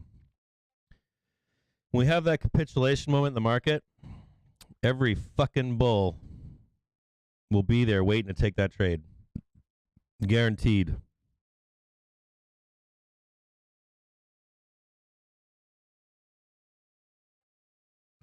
I guess I'm proving my own point today, aren't I? We ain't taking that trade today. Stock futures right back at the lows of the day now, down more than 2.5%. The Dow down more than 900 Hilarious. points. Proving my own point today. Should we take the trade yet today, Cap? Fuck no. It's all right, because when we place these trades, right, I'm going to shut my Twitter off, and I'm going to shut off YouTube. This is my last gift. We're going to make these 10 trades, 9 to 12 trades over the course of a year. Last one, I'm going to shut it down. We're going to meet in Vegas, get a drink. I'm going to ghost social media. It's going to be awesome. I've been thinking about it. We've been talking about it for a couple weeks. I'm like, we're going to do this. And then I'll come back in like 5 years or something, 3 years or something. Check back in, see who's still around. The VIX 2811 up 24% with stocks on the lows here as we head towards the close. We are hearing it's $6 billion to the sell side for the S&P. billion. So big swing to the sell side for market on close, further to the sell side. Keep on stretching it out. Let that fucking gut belt out. Unzip them pants. Put that cardigan sweater on. Let your girlfriend come over and rub your toes. Slide away that frozen meal tray. Here's a big slice of chocolate cake. Here's a tall glass of cold milk. Yeah, it's gonna be an interesting trade. It takes a while for me. It's gonna take a fucking year, but it's gonna be fucking epic. I'm stoked to run this trade. This is probably the culmination of like just the being fucking stoked on this trade, timing the trade. Dude, you guys will wait and see. It's gonna be fucking awesome. You can trade with whatever money you want, but it's gonna be fucking awesome because it's like anything. You build a house, rebuild a car from scratch. If you do anything right that takes time, and patience, and fortitude, all those kind of things, fucking there's nothing like it. It's fucking epic. Nothing fucking like it. And you'll tell people about that the rest of your life. Like, I did this. No one will believe you. Then you pull it out and show them. So there you go. 426.07 with just 6 minutes left into the bell. Let's see if I can grab some more 0-8s after the bell here. There's that 425 down below. There's 426 down here. 425, Easy Street.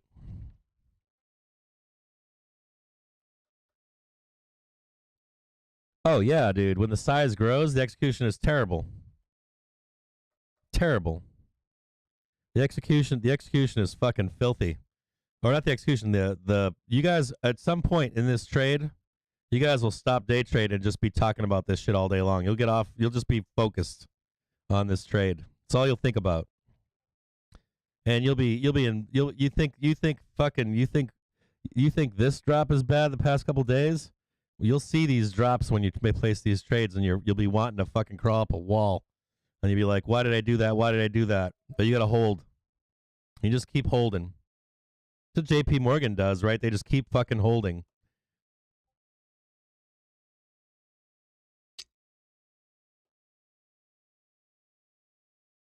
Look at that. Death and destruction into the bell. 426.06. Woo! Fire into the bell. Burn it down, baby. Burn it down.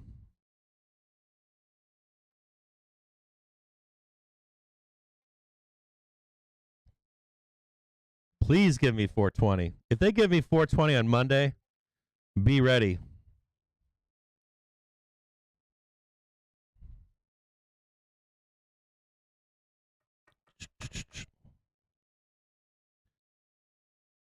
You know what I'll do? If we get 420 on Monday, I'll be fucking a pig in shit.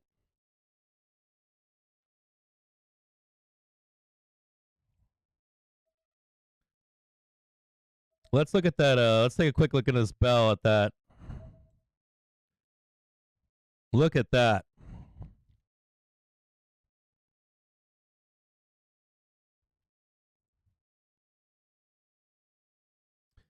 That's that test number 2 you've been talking about for a couple weeks, right? Look at that capitulation. Bam, bam, bam, bam. Oof.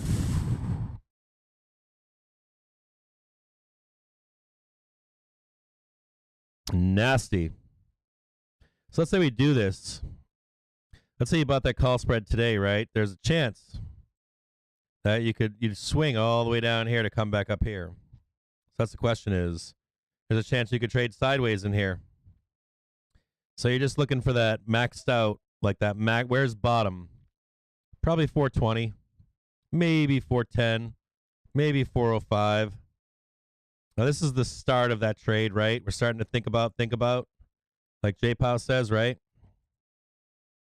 Starting to think about it here. Starting about wanting to place it down here. Maybe it's down here. Maybe it's down here. If we buy it right here and we come down here, are we ever coming back over here? I don't know. So I check out the market liquidation. We're getting fucking mighty close. We're getting mighty fucking close. Look at that beautifulness. We're at 368. Can't get any worse, you say, right? Can't get any worse. It can. It has in the past.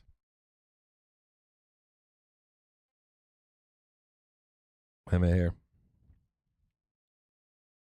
We're only at 368.7. We're actually right here, right up here. We're close. Real fucking close. Real close. Not there yet, though. We're almost there. Right there down here at this buy signal. We're in that buy signal, man. We are right there. I can taste it. Taste it. I can fucking taste it. And we're about 90 seconds, down 90 seconds to the close. And slapping like 426. Closing on the lows of the day. The Dow down about 970 points. I can fucking taste it. This is where I make my money. This is where you own houses. This is where you own a boat. This is where you buy nice things. This is where you retire, right down in here.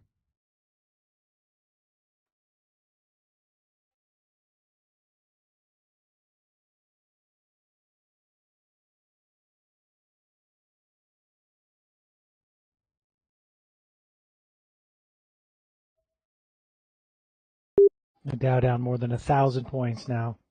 NASDAQ Composite down 343. Here's another note. We're now at a 425.50. We're getting close. Here's another note on this. Has drifted back below 2.9%. The 2-year at 269 after reaching a high of 275 earlier today. We've been talking about this since what? Seeing some modest buying across the U.S. Treasury no shit. curve here late in the day with the sinking equity markets. So right here. Remember we talked about this trade back up here, and I said to you, the VIX trading 28.05 into the close, up about 24% or 5 points on the day. Remember I was talking about this trade back here, and I said to you, I fucking promise you. The U.S. stock markets have come to a close. that The we're Dow going down down, about and we'll get 980 there points. no matter what. And I remember people in stream saying, that ain't happening, Cap. And I say, fucking right, it's going to happen. I don't know when it's going to happen. It's probably the next month to month and a half. And it surely is happening here. Now that we're in the bell, let's talk about this, okay? Now you heard modest buying into the bell here, right? I don't disagree that we go up from here. 425.44 is a nice fucking tag. And we can have a snapback trade here. We can trade sideways. We can have a great day, come back down. And we're close. We're not there yet. So if you're going to place this trade, let's say now to 415, if you wanted to wait to place it till tomorrow, you know you've got FOMC still. Meeting, right? On the 4th. You got some good ERs coming up this week. But let's just look at this week. So your trade has to weather this kind of a move here, right? Into the 4th or 5th. I'm assuming that's somewhere in here. So you could take this trade, make some money. You could make some money. But the reality is that you more than likely have some kind of a zone. So you have to account for that. You have to account for a further dip down to 410, 412, 420. And we'll look for one of these moments of capitulation into probably this Monday. It could happen over the weekend. It could happen next Friday. And this could sell down, believe it or not, even more. Even if there's market buying right now, we could slide down on Monday. We could open up fucking 100 points higher on Monday.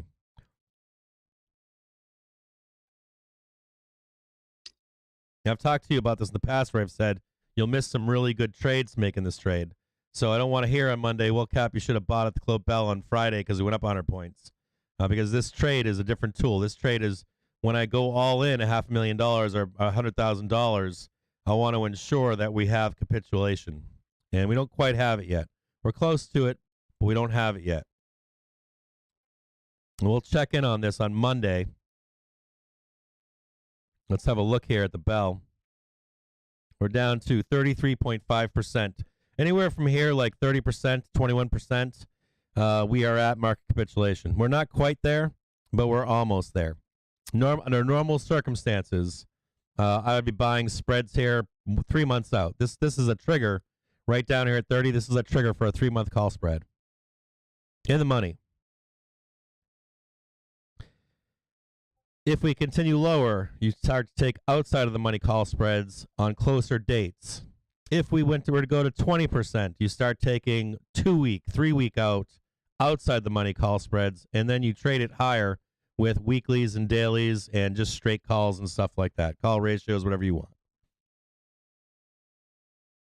So this is the beginning of that trade. If you wanted to take a call spread for 3 months out today in the money, it's probably got an 80% chance of printing. If you hear me up here, you guys remember me up here when we were up here? Remember up here when I said buy call debit spreads? And I said, even if we trade higher? I said, even if we trade higher? I said, eventually we're going to come back down and they'll print if you put enough time on them, right? And even down here, if we trade down here, eventually it's going to come back up. Eventually, even if we go to 400, it's going to bounce back up and print in the money call spreads right here. It's a pretty safe place. You want to be buying on swings, and we're in one, right? You buy here, puts, you buy calls down here, buy calls down here, you buy call or puts up there, and you buy calls down here. So this is a buy zone for calls of some kind that are protective, no matter how deeper we go. No matter if it's down here and then just up here. No matter if it's just here over time, you're going to still buy some call spreads down here.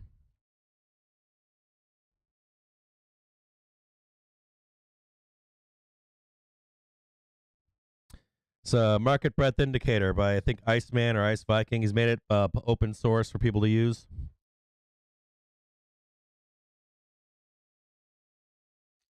I hope this helped. I want to say thank you to everyone out there that's always tuning into this live stream. I want to say thank you to anyone that's ever liked and subscribed to these videos. Anyone that reaches out and talks to me on social media, DMs, emails, supports me on Twitter by saying hello and having open discussions. Everyone that helps out that is a moderator, either in here on YouTube or on Discord. And then for the financial support that we receive, we don't receive much, but the people that do support consistently support. So I want to say thank you to Chris Perry. I want to say thank you to Dino Hippo, Dr. Bloodfist Uppercut, my brother, Talking Monkey, Soul of Success, Thierry Saint Denis. Who else has been recent? Marcos, Lavendi, Andrea, Hanai, Chris Perry, brother, Alden Ribera, Brad Kessner. Who else we got in there? Kevin Roja, Blind Nest Owl, Thomas Fox, MK Lovingood, Dragon PT, Preston AVH. I also want to say thank you to just people that just tune in. If you're out there listening to this broadcast every day, thank you very much. I appreciate you listening to this broadcast. Now down to 425 flat in after hours on the S&P 5 on the SPY, baby. 425.09 now. Holy shit. Thank you to all you guys out there. Miro, Tegan, Chase. Miro, good to see you, brother. Lone Wolf, Vic, Kim, Takeshi, Carl, Ryan, Mario, Hut Hut Hut, Binky, baby. Chetan, Stonks Anonymous, Hut Hut Hut, Winky, baby. If you're out there, thank you. Ali Bobbio, Chase, brother, good to see you. Zach Burton, Binky, baby. Adolfo, Floyd's Garage, Jasmine, Mao, if you're still out there. Hope you're out there. Tom Pacheco, brother, good to see you. Johnny Boy, Bag Holder Bobby, Calzone, Mars Bars, Floyd's Garage, Ozzy, Faison, Abraham, Ryan Morris, Avery Bridge, Jade's Pasture, Benny Mack, good to see you, brother. Who else is out there? Joe Harper's in the house. Good to see you. How you doing, Joe Harper? I didn't even know you were out there. The fucking chat just keeps blowing by. Abraham C., Mellow Yellow, Oliver Quinn, Ergo. Who else is out there? Who else is out there today? Christian, good to see you, my brother, today. BD, good to see you, too. Vic, who else is out there? Michael King, Christopher, David. Good to see all of you.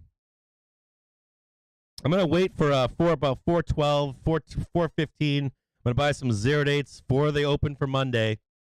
But the large trade that I make a large trade like 10 times a year, and we're coming into it. I used to do this with Tesla. I used to do this on Twitter with Tesla. We're almost there. Almost. Almost there. Almost home. Look at that. Beautiful. Gorgeous. Look at this on a 3 or 6 month. Beautiful moments to buy the market. Gangster buy down here. So print your whole year right here. Gangster place to buy the market. Print your whole year. Print your whole year. Then you say, when do you know how to sell?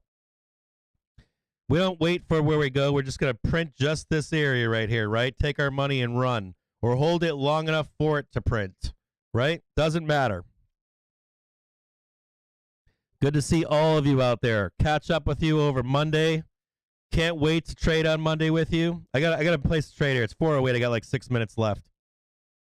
So good luck to you all out there. Have a great weekend. Don't be panic crazy in the market. We're almost there. This is going to be a beautiful thing to buy down here. You're going to make shit tons of money. It's going to be like a fucking money printer for you. Good luck out there. I'll catch you guys on Monday. What are you guys saying in there? What strike on calls for Monday? In the money, OTM, or in the money, zero dates for Monday. Cheers to all of you out there. Avery, every good weekend, brother. S&P commenting on Italy, saying as a consequence of the Russian-Ukraine war, they have revised down their GDP growth projection for 2022 to 3.1% I from bet they have 4%. Some commentary on Italy by S&P. You guys all have a great fucking... They are affirming fuck their Spot rating. Gamma for sure. They can suck a fucking Sovereign dick. rating at BBB.